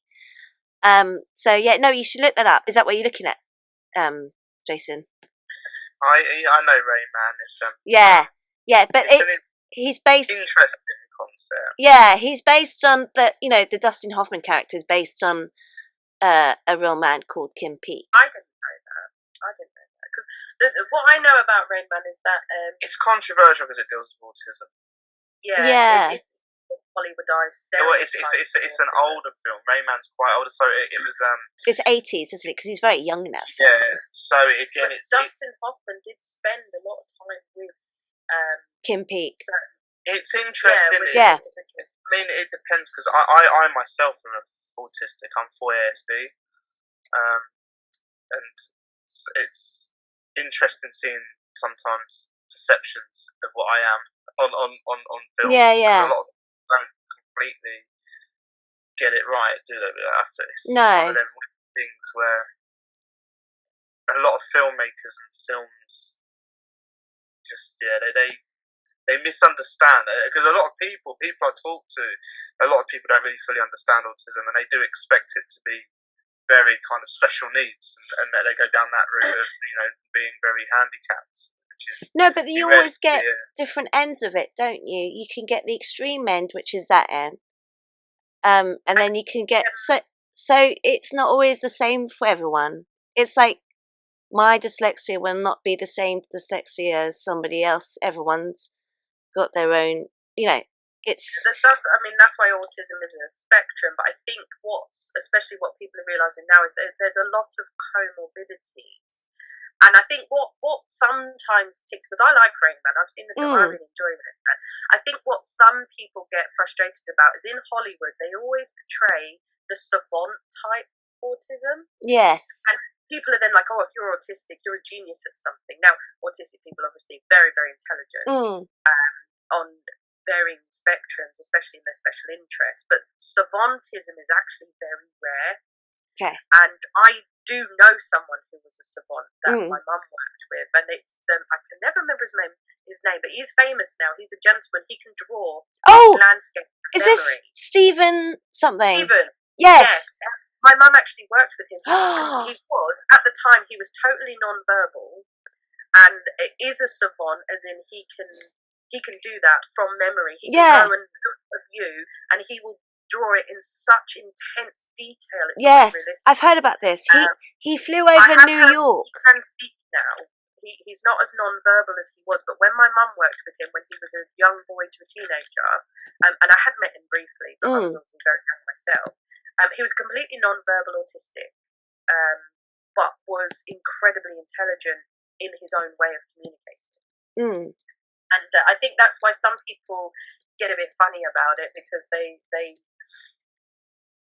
feel like, oh, you're portraying this autistic person, they're a savant, they're a genius, they're amazing. That's not always the case. A lot of people can be just almost normal passing, if you like. Yes. They just have their own things they deal with on different scales, and there's a lot going on in the autistic communities these days with changes in the way people are perceiving things, and especially around the language used about high function versus low function, which they don't like, because that's often how an outsider portrays you as high functioning. Doesn't mean that you are high functioning, it just means you appear that way until you're behind closed doors and your whole world falls apart when you let everything go. So I don't mind I like Rain Man, and there was another one they did, The Accountant. It was about an autistic man. I like that film as well, but I know some people get that, don't like that one, it portrays it wrong. But to me, I can distance myself from the anti, but then finding out that he was actually based on an actual individual. But I just looking based. Yeah. The thing with it was based. I mean, he was savant. He had a lot of problems, but they always pick on the crazy cases. But again, this is where filmmakers are sometimes naughty, but they'll base a story. But when they say base, they're going to twist it in bits. Yeah. Rachel, I just looked up his name. It's Stephen Wiltshire. Yeah, that's the guy. Yeah, he's very famous for he went in a helicopter above New York City, and they took one trip round, and he drew absolutely everything from memory. And he drew everything from memory without even a reference photo. Incredible. He's done that with many famous landscapes. He's done London, Tokyo, New York. Wow. I think he sold his artwork now and raises loads of money and lives off of it. Yeah. He's done very well for himself. But I remember him when he was quite young, and I was very young at the time. I had no idea. I remember my mum talking about him, and then years later I saw an article in the paper for this boy, and I was like, I know that boy. I know that man. So is he able now to communicate better verbally? From what I read of the article, he can speak now when he wishes to. Okay. But he's very selective. Right. He prefers not to talk. He communicates in his own way. He draws. He types. He just doesn't like talking much. Yeah. But I understand. Yeah. Okay. Does anyone else want to say anything under that category? No, I think we've covered it all, really. Yeah. Family, love, we've pretty much covered it, haven't we? So one more agape. Empathetic. Yeah, so universal love. So it's the love for everyone. You know, it doesn't have to be people you know. It's just the love of humanity. So, yeah. So who wants to go first? Who can think of first? He was trying to do it for the greater good. So someone think of a film. Made food appear. Oh. But it was overpopulated. Yeah, but the thing, his theory was that there are not enough supplies to sustain the universe. Yeah, well, click some supplies in. Then you don't have to destroy half of everything. What are you talking about? Thanos from Avengers. Oh, okay. No, is that not man logic? Instead of making more resources, you delete half of the universe. Thanos had universal love. He wanted to save the universe because he thought it was overpopulated. That was the whole storyline of the whole 10-year MCU. Yeah, but no. I mean, as in universal love of mankind. No. We're keeping Thanos out of this. Yes. I don't think that counts. All right, who's going to go first? I have a good one. Do you have one? You go first. You go first. I was going to do that one. Yeah. Go on. Yeah. Okay. Have you seen Warm Bodies? No. Tell us about that. It's a zombie film. I cannot remember the actor's name. It's a zombie rom-com. Yeah, it's a rom-com. It's one I like. It's one I like because it's a horror rom-com. Okay. So I said there will be spoilers. Essentially, Warm Bodies is the stereotypical. The virus has taken over. The zombies are here. Humanity has to survive against these. There are two types of zombies, but they become zombies, which is your stereotypical walking around dead zombies. And then as they progress through their transformation, they become these hideous, almost skeletal-like creatures with they're just vicious. A bit like from the I Am Legend type. Yes. Yeah. With Will Smith, yeah.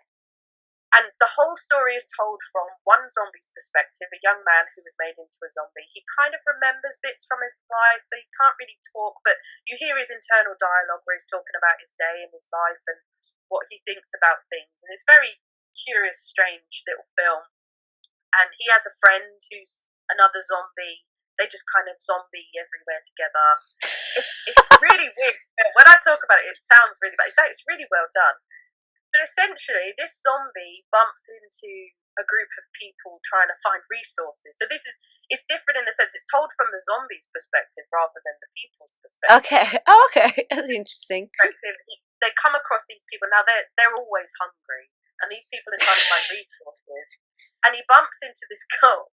What's happened is he eats the girl's boyfriend's brain. And it's explained that when they eat the brains of people, they sometimes take on their memories of things. And so he remembers things from this woman that aren't his memories, they're the boyfriend's memories, and he starts to kind of develop some kind of feeling in his zombie way to her, and she ends up left behind, and he ends up saving her from the other zombies and keeping her locked away in his aeroplane to keep her safe until her friends come back to get her. And he does not normal zombie things. He has weird feelings for her, and as the film progresses, their relationship kind of progresses, and she realizes that he's not your average zombie. And the basic gist of the story is that as they fall in love, he starts to rekindle his humanity. Okay. And his heart starts to beat. Because he's dead. Okay. His heart starts to beat. It's like a cure for the virus is love. Yes. So he falls in love, he starts to become human again. And grow a heart.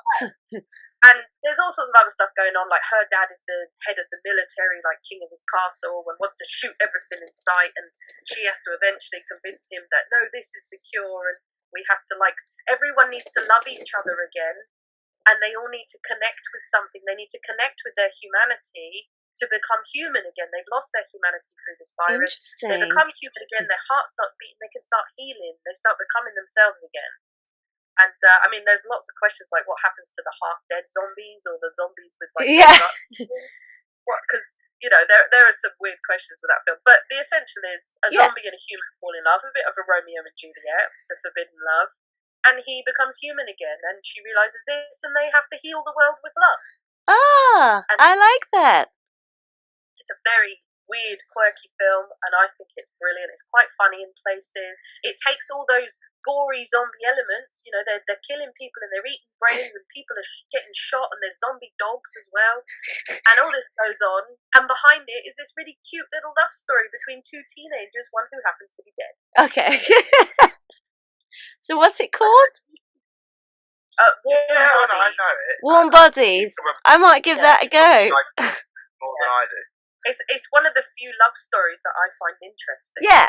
No, I like that. It kind of has that twist to it that actually is quite saying a lot, isn't it? That actually to become human again, they grow a heart again. Yeah. Kind of like a redemption story. Yeah. Yeah. It's very quirky.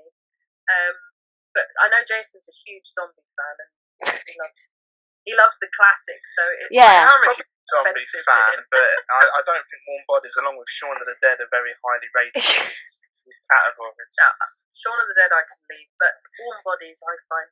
I like the actor in it, the male actor. I can't remember his name. He's in About a Boy. He plays the boy in About a Boy with Hugh Grant. Okay. And that Australian actress who plays Toni Collette.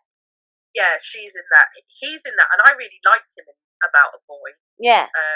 Another film that I actually like that isn't my usual genre, but he has kind of grown into quite an interesting actor. What's his name? The boy, Nicholas Hoult. Yeah. Yes. Yeah. Hoult. It was him. I see it. Yeah. I remember him talking about that film. He doesn't talk much. He just moans like a zombie and walks around just like. But in his head, he's having a whole dialogue about. Yeah. Like, who's the girl? Why don't I want to eat her? These are all the challenging questions a normal zombie would ask themselves. Yeah. So he's kind of like the catalyst. Yes. Zombie. Has an epiphany. But yeah, I like the actor in it. Nicholas Hoult. He's interesting. He is a good actor. I liked him in the About a Boy. Marcus. Yeah, there's a fun scene in it where the dad actually shoots him, but he realises he's in love with the girl and his heart starts beating again. So when he stands up, he's bleeding. And all the military guys are stood around like, he's bleeding, he's alive. Like, it's quite a shocking little one. I think that they've just shared their first kiss. It's really cheesy. It's a cheesy romance film, that is what it is. The more he falls in love with her, the more human he starts to look. Yeah. And the smell starts to go. They talk about the smell because he's a dead body. He stinks. But then throughout the film, the smell starts to disappear because you see his body healing. It's quite clever. Yeah, and then obviously she realizes that actually people can be cured. The zombies can be cured because they just have to fall in love to grow a heart again and become human again. Because the story with his friend as well, his best mate, is they've stayed friends because they have some kind of weird connection. So they've never fully become the nasty zombies that they become. Yeah. They've kind of stayed a little bit to their humanity. So like the other type of zombies kind of stick to their weird routines in their own weird way, and then if you completely go, you become these horrible, nasty monster zombies, and a part of them tries to avoid that. Yeah. So it's kind of an episode. Warm Bodies. Okay, that sounds good. I like that. Not the kind of zombie film Jason likes. No. All right, Jason, let's go into one of your choices for agape. So empathy or universal love. So remember, it's the love for humanity. The empathy one, I like the Bridges of Madison County. Oh, I love this film. But that's not empathy, is it? Is it empathy? He has to have understanding that she won't leave her husband and her kids. Do you know what? I was really pissed off. I wanted her to leave her husband. He's so poor. I wouldn't say that on a normal, on a real basis of, a real marriage. But, he's so boring. He's so gormless. And and Clint Eastwood is so, handsome and suave and debonair. And, I was like, yeah, don't stay with that guy. Clint Eastwood directed it. He did. Oh, I love that film. So why do you choose that film? Why did you choose that film, Jason? I find empathy. it a touching film, but you're following two kind of interesting characters. Because you said she has a nice family, a husband, and she's made her bed, and she decides to go for some excitement with their older people as well. They're older in life. Yeah, it's quite an interesting story, isn't it? A love story between not old people, but they're older people. Yes. Yeah, they are quite mature. They are quite mature, and then I feel sorry for her husband and kids. Really, she's seeing this guy, and then they have to. They have no idea, do they? Until they have to sacrifice their self out of love for her family and for her kids and husband. Yeah. So they're both. Everyone's kind of trying to do the right thing by love. Yeah. So she's doing. Yeah. That's right. She would have been happier going with him, but she loves her kids and husband that she made a promise to that. Yeah. She couldn't let them down. So she's trying to mind the right thing. Yeah. Well, actually, that could go under family. The what do you call it? We stumbled across storage or a bit of that as well, couldn't it? And then Eastwood has to. Yes. Walk away and there's that awful scene at the end, and you're like, just get out of the car! Get out of the car! No, what are you doing? Get out of the car! Go away! And she's like, and her husband's like, why are you crying? And she's like, I'll be fine. It's logical. It was, at the time, I'm a big Clint Eastwood fan, and this was quite different for Clint Eastwood, this film, actually. It was I saw a different side to him in this film, which is also why it stood out. And it's a lot of a softer side, isn't it? Because his films are usually quite sort of hard. At that point, he was known still very much for Unforgiven and the Cowboys. This was 95. It was made. Yeah. It still doesn't feel that old, Like I thought it was kind of 2000s or something. Yeah. Anyway, so carry on. I know it divided audiences a bit because for Clint Eastwood it was quite risky because it really was just a romantic drama. Yeah. And that's very different. And Meryl Streep was quite a good actress as well for that role. She's really good in that film. And it's a mixed emotional film because really she's being quite unfaithful, bad. It's so it really follow. You sympathise with her, but she's not being nice. If you was that husband, no. Was he not a bad guy? No, he's not a bad guy. He's just very kind of like he's not got much to get up and go. The film starts. She's passed away. Yes, and her kids turn up. Yeah, and they get the will. And she's actually said that she wants her ashes scattered over Madison County. She doesn't want to be buried with her husband who's previously died in that plot. So the kids, the son is very I ain't having this. The son goes mental. Yeah.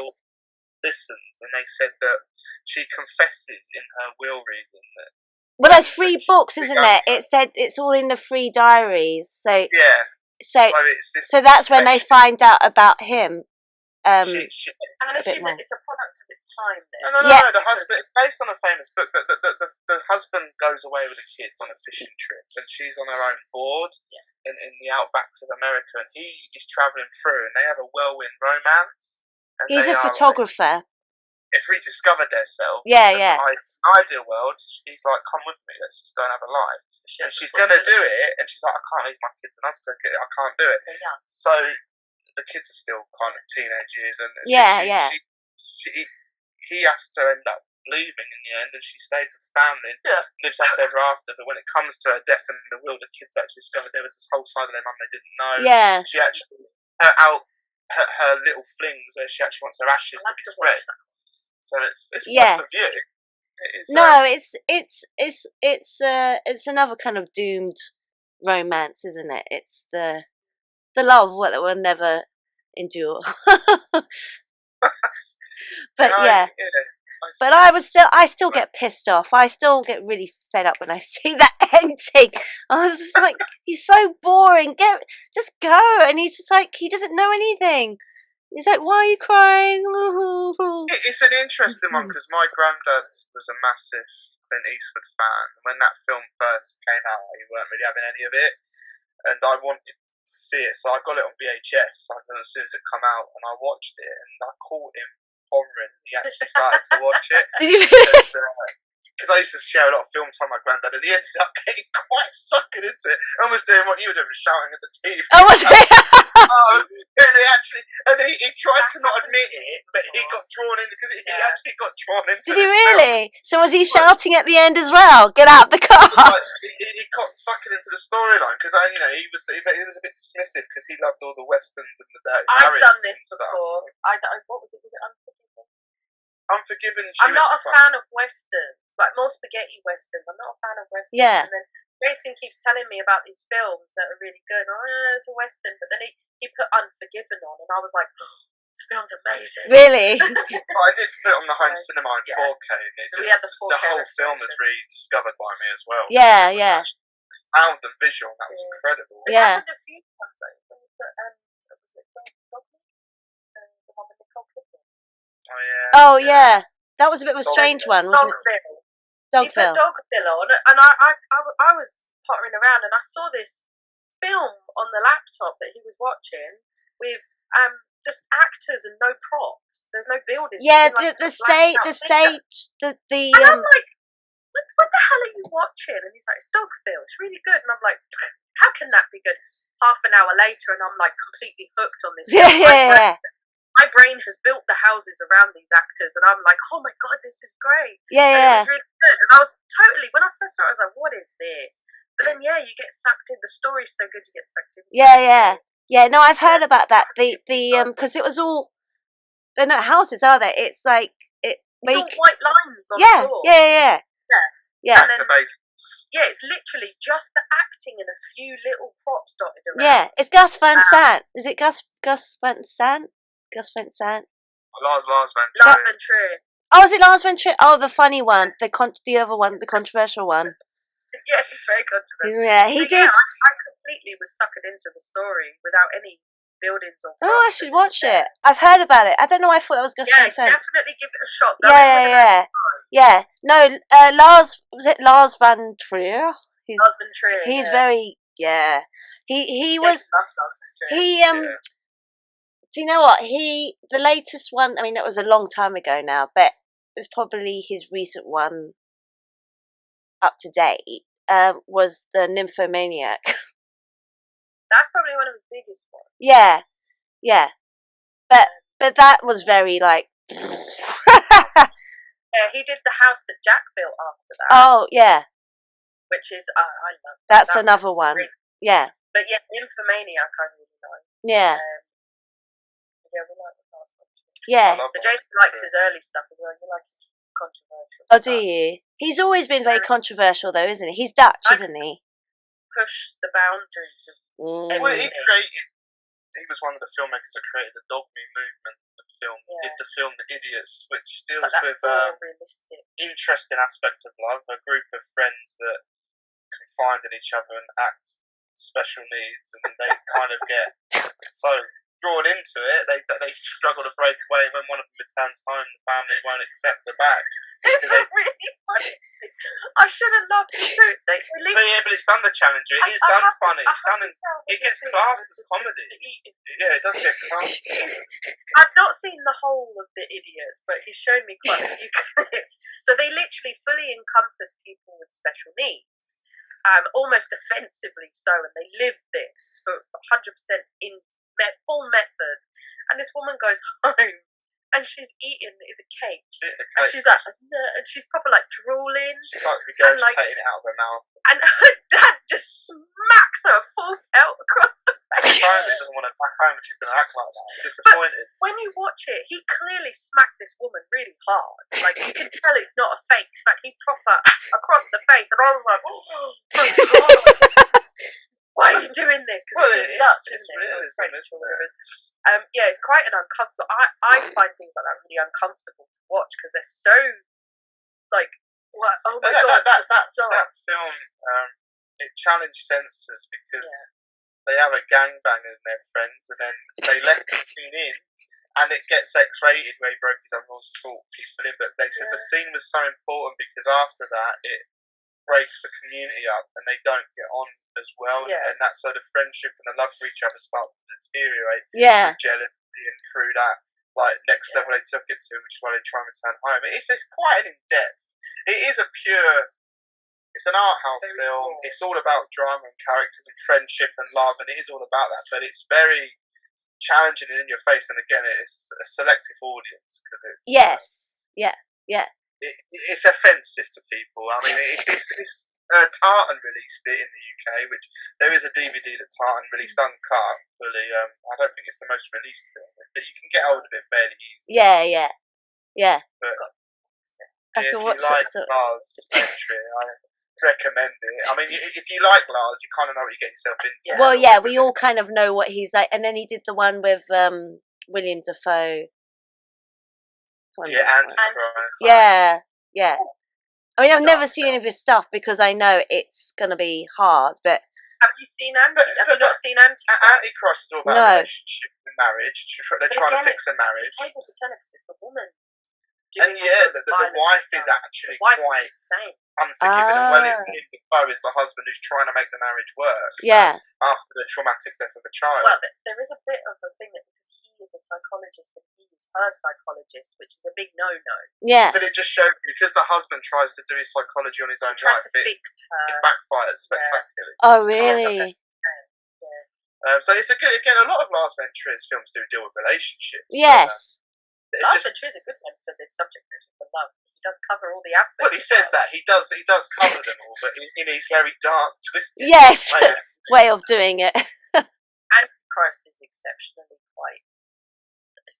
Is it a good film? Is it worth watching though? Great film. I watched it. It's recently. A great film, but it's really hard hitting. It's got really strong scenes in it. Very strong. The whole film is based around this very passionate couple whose child dies by falling out of a window whilst they're being intimate with each other. So she then develops this problem where she can't be intimate because it reminds her of her son. Yes. It was a very young child, like a toddler, like 2. Yeah. Yeah, he falls out the window. Falls from the window when they're having sex. He climbs out the cot and falls out the window. So it creates this instability in her. He's a psychiatrist. He's trying to medicate her and talk to her and heal her. But he's also a husband as well. Yeah, so that's why it's a no-no, because he's probably not going about it the right way. Yeah. She's struggling, and they end up taking a holiday away to try and rekindle their romance. Yes. She ends up basically completely losing the plot, and it's very dark. There's some very painful scenes in that. There's a particular scene involving her and a pair of scissors, which even I find hard to watch. And I'm like, no. So I won't spoil it for you because it's really, really good. Okay. But if you have any kind of low tolerance for violence, don't watch it. Okay. But she does lose the plot, and she hurts him, and she hurts herself. I think it's violence is really it's not fantasy violence. No, it's quite graphic. Yes, but that's it. Is that's the kind of violence I really can't handle. He does intertwine it with the methodology, with the metaphors, though, because there is some crazy stuff going on in the background. The whole film essentially is the breakdown of a marriage. Okay. So you start with a happy married couple, and then the whole film is their marriage deteriorating, just going so off into madness. Madness. So it's evolving. Well, no, it's not evolving. It's disevolving. It's almost like a into their own purgatory. It is, hell. He always wants to make the marriage work and loves her, and she's completely growing more distant and distant and but distant. He also wants to be physical. And he can't. He just can't hold on to her anymore. He's losing his grip on his marriage, basically. Yeah. Like she wants to be physical, but is always interrupted by the memory. It's another rare one where actually the male isn't. I would say he's the one who's generally he's trying. Really he's the victim of this shit. Wants to make it work and do the right thing. Yeah. He can't control his wife. Yeah. Everything just sends a little bit like my old marriage, that film. A little bit, yeah. But it's a great film. There are some artistic bits in there as well. Yeah. It's a real art house film. Like a lot of these films are. Yes. It's kind of got his, the house that Jack built. Have you seen the house that Jack built? No, but I know it's very gory, and it's with Matt Dillon and. I don't think that's his worst violent bit. There is parts there's some dark parts in that film. But that's another one. This is a man's descent into his own hell. Through murdering. The good thing is he does show a difference, because there is the house that Jack built is another example where he took a similar idea, but the female is the victim this time. He gets with a woman and she's got kids, but because he's a narcissist and he really is, he's almost like American Psycho. He really is self-loving. But he does build this relationship with a woman, and I felt really sorry for him. And he accepts her 2 kids when you think he does, and he takes them for a picnic. But as they take him for the picnic, he decides that they're going hunting. It's hunting season. They are the bait. He sits there and like hunts his girlfriend and his 2 kids, and it's really like. I must admit, that was one film I sat there going. I was a bit like, oh my god, this is actually really bad. There's a graphic scene where he shoots one of the children, and it's all on camera. It's not even like insinuated, implied, or the camera turns away for you. No, it's full wow. And even I was like, oh, that's dark. And then the whole thing, the house that Jack built, is he builds this house out of the bodies that he makes. Oh my god, I didn't know that. Keeps them in a big freezer, and he's like putting them into different scenes, like standing them up and stuff, and he does it with the children as well. It's a great film. He builds this house. It is a great film. There's a lot of metaphor in it. If you like American Psycho, this is a little bit of a companion piece to American Psycho. Yes. This is more art house. American Psycho, I'd say, is a more mainstream film. And the house that Jack built is a similar concept, but done in more of an artistic way. It does have I wasn't expecting it. No, it goes very arty. But unlike American Psycho, if you really go into the whole storyline, then it makes sense. Like, you follow this art. As American Psycho, as I said, I think it was a bit abrupt, and they didn't want to end their film. I don't know how to end the film. So just had enough and move on. It's a great film. Be prepared for a weird ending. Yes. So does anyone else want to say anything more about the bridges of Madison County, or give any more examples? No, I think we've done. Is there any films that we haven't mentioned? Do you know what? I'll hate myself if I don't say it, but I forgot to mention When Harry Met Sally. Come on, you can't not mention that film. It's all right. I'm also going to mention There's Something About Mary. Yeah, that's a fun one. That's is it the Farrell Brothers? That one. Is it the Farrell Brothers? It's not the Coen Brothers. Yeah, it's the Farrell. They're the funny ones. With the hair gel. So I generally think, again, that's one of those romantic comedies I think did work, because that generally made me laugh, that film. Yeah. And I think out of all these rom-coms, There's Something About Mary is it's got a diverse audience. It appeals to a lot of people. It's pretty fun. Again, it deals with autism, because the brother has autism, which I do find funny, because he's sitting there and beats the hell out of the date. But they're quite. They also did. That's quite realistic. But they also did Dumb and Dumber, didn't they? And I remembered a bit where they've got a blind boy sitting in the back, stroking a budgie that's lost its head. You know what? But Dumb and Dumber, the first Dumb and Dumber is quite funny, and that's a really good friendship film. But I saw that, and it was really just like some scenes, like when Jeff Daniels' tongue gets stuck on a ski lift, and the toilet. Oh, and they're not a couple, but they do that whole romantic music that I love, where they have their little tiff and they've gone their separate ways and they reunite. It's all done like a rom-com with all the heavy music going, and they're crying. He's sitting there crying, pretending not to, but that's a good one for friendship. It's a good friendship. They did Me, Myself, and Irene as well. I just remembered. Yeah. That film's really strange, Me, Myself, and I, because it's like, you got the father, don't you? He's so lovely, and he's like, his wife is this, I don't want to say it, but it's like a whore, and he's been sleeping with a black man, and all the kids are black, and she leaves. Oh, it's a dwarf as well. That's it. So she runs away, and all the kids are black, and They're like, and all the neighbours are like, Charlie, have you never noticed that your kids don't really look like This you? is why he has his episode, isn't it? Because he's in such denial. Yes. He's completely dissociated. And so ends up, he snaps and this persona comes out. It's like a way of his brain. Yeah. And this other side to him, who's, what's the other character called in him? Oh, I can't remember. It's been so long since I've seen it. Yeah. I can't remember. He's the complete badass, isn't he? He's the one. Total opposite. He don't take no. Yeah. Okay, I do have one film that covers all of them in a really morbid way.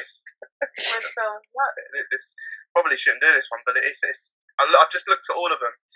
There is a true story, and there's a film that's made based on a true story, and it is all about consent and a relationship. And it's called Cannibal by Marion Dora. And it is actually... that's a really good one. Rachel's laughing, by the way. Because she knows the film does cover all this. It's true, it does. It's based on a true story. I don't know this thing, so tell me about it. So, it was in Germany. And the film is pretty much exactly what's documented as well. It was a famous news story. And it is famous incident. And there is a man that goes on an internet cafe who's had enough with life, and he's looking for someone he wants to completely consume as love and as the ultimate act. Oh, and I remember this. Yes, yeah. Cannibalize his lover. And he goes on a few dates, and it goes wrong because they actually have misunderstood. So he can't find it, and he goes on the dark web, and he finds a man who's in a relationship, but he's depressed and wants to die, and he gives consent for him to be consumed by him. So it's consensual. Kill him. So they actually meet up. They have a whirlwind, fully consented romance. They sleep together. They kind of gel. They get to know each other. And they do become this gay little couple for a weekend away. And then it comes to it. The guy wants to be eaten. He wants him to be consumed by him. They start. The guy tries to, but then doesn't have second thoughts. But he's like, hang on, he does kill him first. Yes. No, they want to do it together, and you missed a crucial. I missed a crucial part. They tried to do it, and the guy that thought he wanted all this, when he's coming to do it, is like, I'm struggling. It's a lot harder than it. I can't do it. He also gets attached to him. They've slept together. He likes him. He doesn't want to, but he talks him into it. They have their little lovers' tiff, and they go for it. So they cut his thing off and eat it together. They sit there and he cooks it up. That's how they start. They chop it off, and cook it up, and eat it. It's not as nice as they were expecting. No, and then he does fully lovingly. He does fully lovingly kill him, but together in a loving, romantic way. As you do. Yeah, with him cuddling him, they share it. They have this really intimate relationship. It's an intimate love story, and then he's bleeding to death. And then he actually does eat him, and then in real life, the film will end there. But in real life, the guy got arrested, but went to court and challenged because it was consensual. Yeah. It was a consensual. Yeah. He never tried to hurt anyone that didn't want that. And he did film it all in real life, but those tapes are hidden away. He had a video consent from the man. They talked about it. It was a really controversial case because although he murdered him, it's not really murder. It's more like an assisted suicide. Well, it's kind of like euthanasia in a way, sort of. In a big way, the guy was depressed and wanted to die. But the other guy wanted to consume someone, but they kind of had this whirlwind romance as well, which it's a bizarre love story, a very bizarre love story. Marion Dora did the film Cannibal, and I think it's his best film. I think it's an amazingly shot film. Marion Dora's the film, artistic man. The lighting and the cinematography, incredible. It's very well shot. It's very well portrayed. He tried to keep it as close to the truth as he could. And it's very homoerotic. Yes.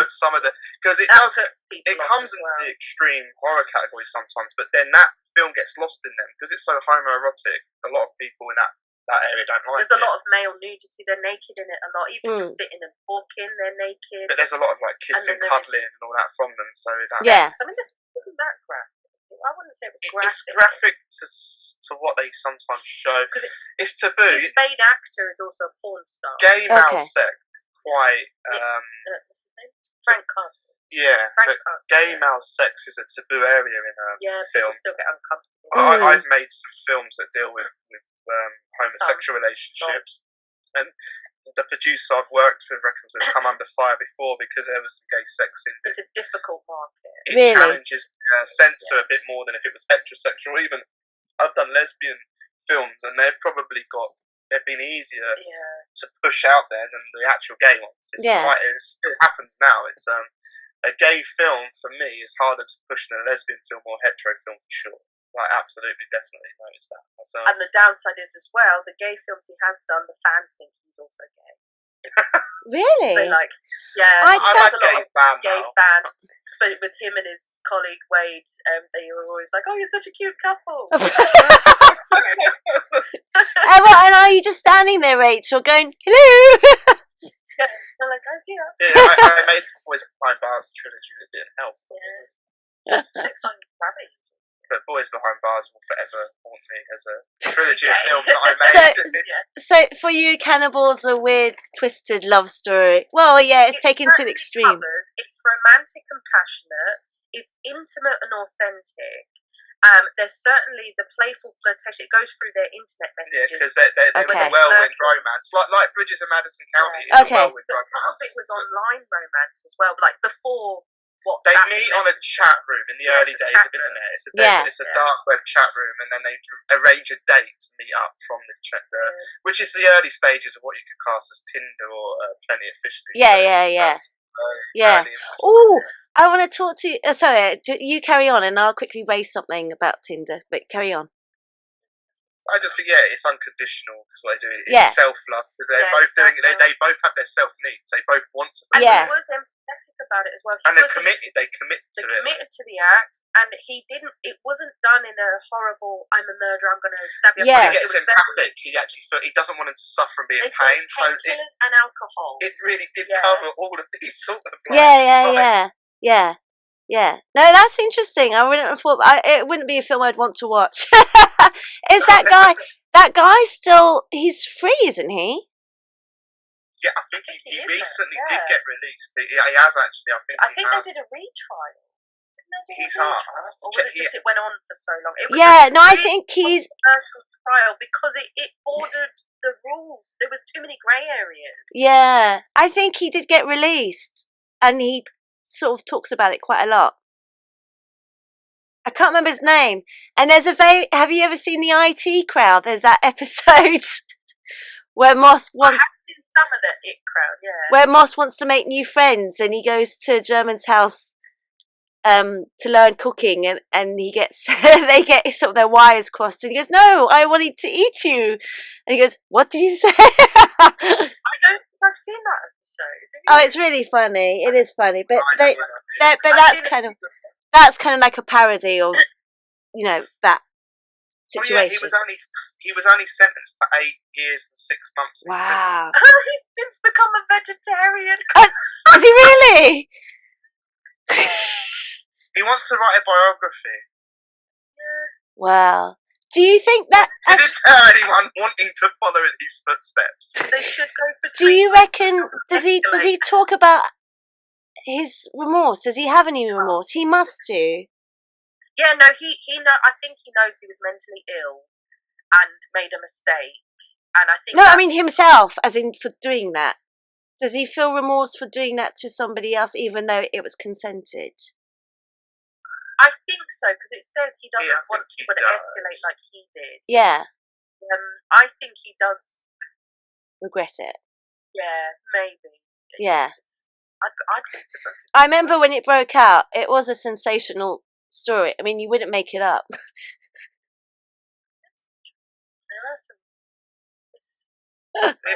We go back to that one. If you're into true crime as well, and like the whole, Netflix do a lot of I want to quickly talk to you about something, because last night, and this is actually good because this kind of ties in with quote love. I'm doing the quote sign love. So last night, and you should both watch it. I watched The Tinder Swindler. Oh, we were just looking at watching that. We haven't watched it. Oh, watch it. Oh no, it's amazing. I've seen a few people comment that it is mental. It's real. So that's a real documentary, but you got to watch it. But I won't spoil it because I want to talk about that now. But because that's obviously quote love, but I don't want to spoil it for you. I quite like things Do you know what the situation is in that story? No, I just saw Tinder Swindlers. Like, we need to watch it. Okay. I saw all right. being interviewed about some of I'll tell you what. I heard they're quite upset. Yeah, no, I'll tell you what we'll do is another time we'll do one on documentaries and then we can cover it. Yeah. Let's do that. All right. Yeah, no, we're going to watch it. I watched it last night and literally your mouth kind of drops like an inch it gets more and is more. That like, let's do the documentary because there was that one, yeah. I want to do a documentary one because there's lots of documentaries I want to cover. About the girl that was kidnapped by her groomer and her parents just allowed it all to happen. And I can't remember. I don't know. I mean, there's some amazing documentaries out there. There was one. This one was one that was talked about because of like the parents just had no clue, and there was like this person would come into their home and stay in bed with their child, and they just didn't understand what was going on. And then he kidnapped her and he wanted to get her pregnant because the aliens told him to. And he was very unstable, but he was like an upstanding member of that. He was a Christian, he ran the church, he was helpful and kind and was married, and even to the point where he convinced the father of the child to do a sexual act with him because it was in his best interests. Like, so like this is a very weird. Loads of people were talking about this documentary. Yeah, I can't remember what it's kidnapped something behind closed doors or something. There's quite a few on Netflix. We have watched a few. Yeah, we watch a lot about the serial killers. I like the true crime documentaries. Yeah, no, I like the true crime documentaries. They're really interesting, intriguing. And, what's the staircase one? Yeah, the staircase. The staircase. About the man whose wife tragically died, and then it became a murder investigation, and then they found out his previous wife also died from falling downstairs. Essentially, on paper, he did kill her because he pleaded guilty to get off it. Yeah, so he got on paper, but he claims he never actually killed her. It's that's an interesting one about this happy couple. A Netflix stuff. Yeah. We'll do one on documentaries for sure. Yeah, and then we can cover lots of documentaries we want to talk about. I think we should try and end on a more lovey-dovey note again. So let's just throw in lots of stereotypical titles. We don't have to talk about them. So When Harry Met Sally. I don't know. It's not stereotypical, but it is kind of a nice film. Go on then. I don't think you've seen it. Have you seen her? Oh, I know. It's about a man who falls in love with the AI in his phone. It's called Her. Oh, I like that film. Yes. Yeah, he just develops this Joaquin Phoenix. Yeah. Joaquin Phoenix. Yeah, develops a relationship with his phone because he's a very lonely man. Yeah. And his phone becomes his companion in everything. I think at one point they even have like an intimate. Well, it gets quite complicated because they want to. They want to, but she's. Scarlett Johansson voices the phone. Yes, and at one point they get someone to come in to be her physically. Because they fall in love with each other because she's an artificial learning intelligence. Yeah. And who just wants to be loved, but eventually she chooses to develop further in her intelligence and disappear off. And yeah. And you know what's funny about that film? What's interesting is that actually that director was married to Sofia Coppola, who directed Lost in Translation. And if you put them together, they're very similar. Lost in Translation is a great film. Do you like that film, Jason? I'm quite surprised that you like that film because most men hate that film, but I love that film. I like it. I really like it. I like it, yeah. So they were married, and Her was done after they split up. But actually, they're very similar looking films, even though they're a former married couple. Do you know what I mean? They're very kind of isolated. So like you see Scarlett Johansson a lot of the time she's by herself, and then in Her, Joaquin Phoenix is a lot of the time he's by himself. So they're kind of very similar and sort of parallel to each other. So, and then when you find out that actually both directors were married at one point, that's quite an interesting take on it. Yeah. But I thought it was quite a nice, interesting film because I like technology. Yeah, no, I like that film. It was interesting. I like good films, and it just kind of it's nothing epic. It just I watched it and I was pleasantly surprised. Yeah. How the story progressed. You're not a fan. Yeah. It just was a night. I just remember sitting there watching it, and I was like, I don't understand how this film's going to work. And I watched it, and I was like, okay, that's a nice little film. Yeah. And it was a sad ending, but it's kind of an interesting. A happy sad ending in a way. Yeah, because they both know it could never work. Yeah, yeah.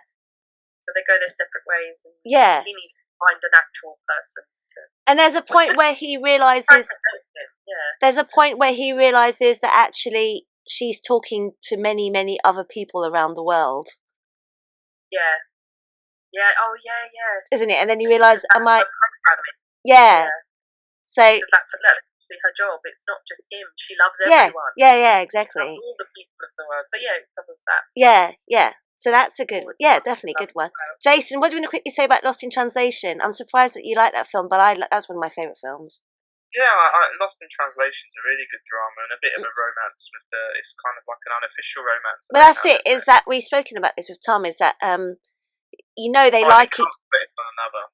Yeah, they like each other, but they're not going to cross that boundary because they're both married. It's like Romeo and Juliet. It's forbidden. It can't work. It can't be a thing. But Two Lonely People on the Other Side of the World. I thought it was just. And it's got echoes of Bridges in Madison County in it because Scarlett Johansson is that bored, wife. Housewife, yeah. Again, similar. All these films are very similar stories and run parallel, but it's almost like a retelling of these sort of things. It reminds me a lot of Bridges in Madison County, really, just not as an affair as that one was. Yeah. Actually, that one's quite good for Lost in Translation because you could put that under the what was it called for the companionship. Did we cover that bit? Because it's not the love. You never see them. They obviously never cross that path. They don't have sex or anything, but they love the companionship element of the love. So that would cover that. Yes. So it's not a physical relationship, but it's very emotional and intimate. Yeah. And Sleepless in Seattle's fun one. Yes. I'll throw Brokeback Mountain in there for it. Oh, that's on Netflix at the moment. Yes, that's a doomed gay relationship. Yeah. I think that's that caused a huge hoo-ha when it came out, didn't it? And by Ang Lee directed it. Yeah. Well, Ang Lee's well known for doing controversial stuff as well. I've not seen Brokeback Mountain. Oh, it's really good, but it's so sad. I'm not a fan of romance at the best of times. So. No, it did get a lot of backlash because it was, about these two gay cowboys, which I never had a problem with. But there were people. No, I don't have a problem with the gay aspect. I just thought, is it lovey-dovey with cowboys? No, it's quite it's a difficult film because they both have to get married and have families and so it gets very complicated. So it's another case of doomed, unrequited love.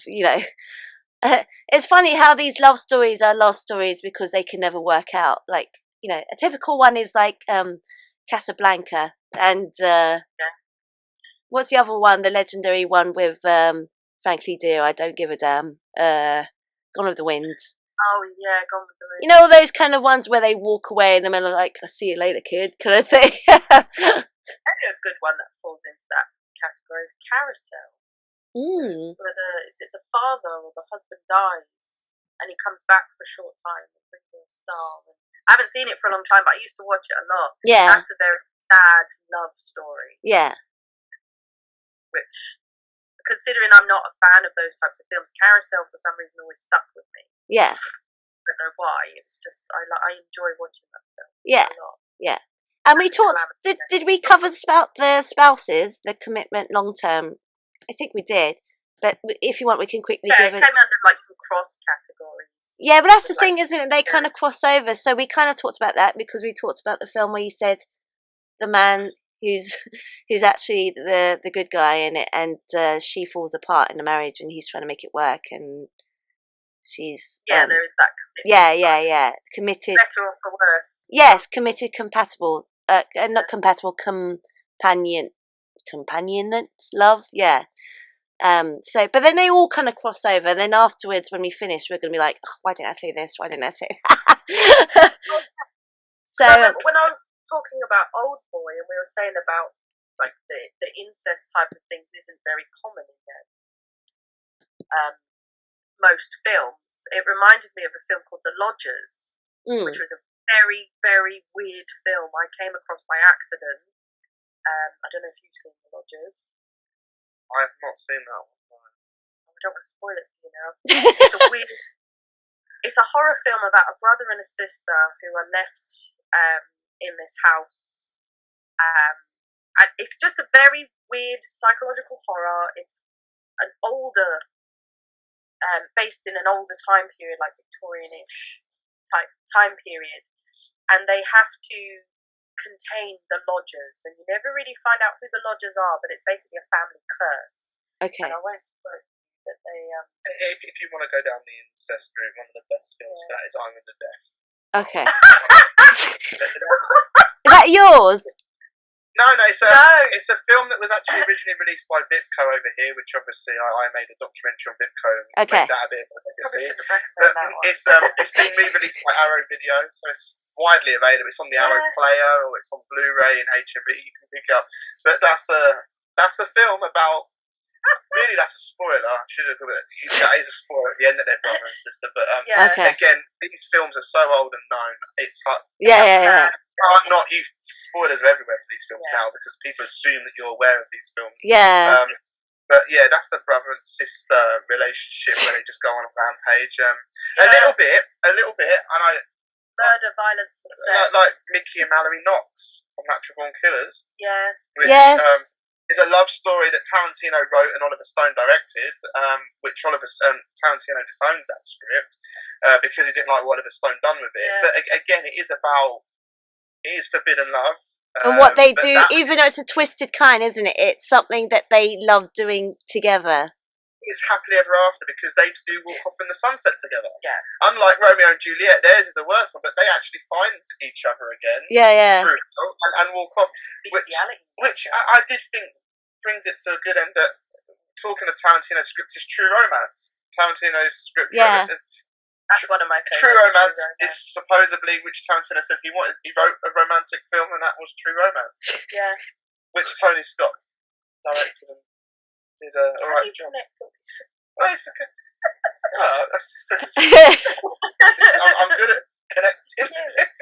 Yeah, no, True Romance is a good one. Oh, okay. Originally, it wasn't a happy ending of that one. No. It is True Romance is a film where, it wasn't. The film ends where, a geek boy finds his soulmate, and throughout that mad journey, they walk off happily ever after, have a kid, and they have a child, and they live a happy family life. So it is a happy romantic ending. For Tarantino-esque film. Well, it's not a Tarantino film, but he wrote it. You can tell it's got Tarantino from the script. That Tony Scott directed it. I do think it probably is a better film that Tarantino didn't direct it. Because if Tarantino would have directed it, it would have been darker. Not a happy ending. I do think the comic book feel it's got from Tony Scott makes it a more fun romantic film. Yeah. With Gary Oldman. Yeah, Gary Oldman. Alright then, is there any other films you want to quickly put in? No. I want to go down the happier route. I like You've Got Mail as a love film. Go down happy route, not the... Sleepless in Seattle and Sleepless in Seattle. They were two films that I've watched quite a lot. But they kind of go the same cast, doesn't it? Yeah. You've Got Mail always makes me laugh because it's not your stereotypical lovey-dovey, because in reality they hate each other. No, they hate each other, but actually they get on. They're perfect for each other. Yeah. I quite love that. It's a bit like When Harry Met Sally as well, isn't it? Yeah. It's backwards kind of. They hate each other, but they love each other. Yeah. the fight and the banter is part of the passion. Yeah. The feelings, I suppose. But yeah, that's fun. Yeah. Rocky Horror Picture Show. And then Shock Treatment, which is the sequel as well. I haven't seen the sequel.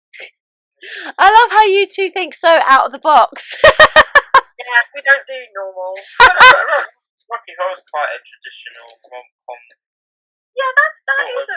I mean, you've got the happy couple. It's still a successful theatre show that's still running. And then Dr. Frankenfurter is creating his own perfect lover because he knows no one is good enough for him. True. Because he loves himself so much. Which leads to weird science.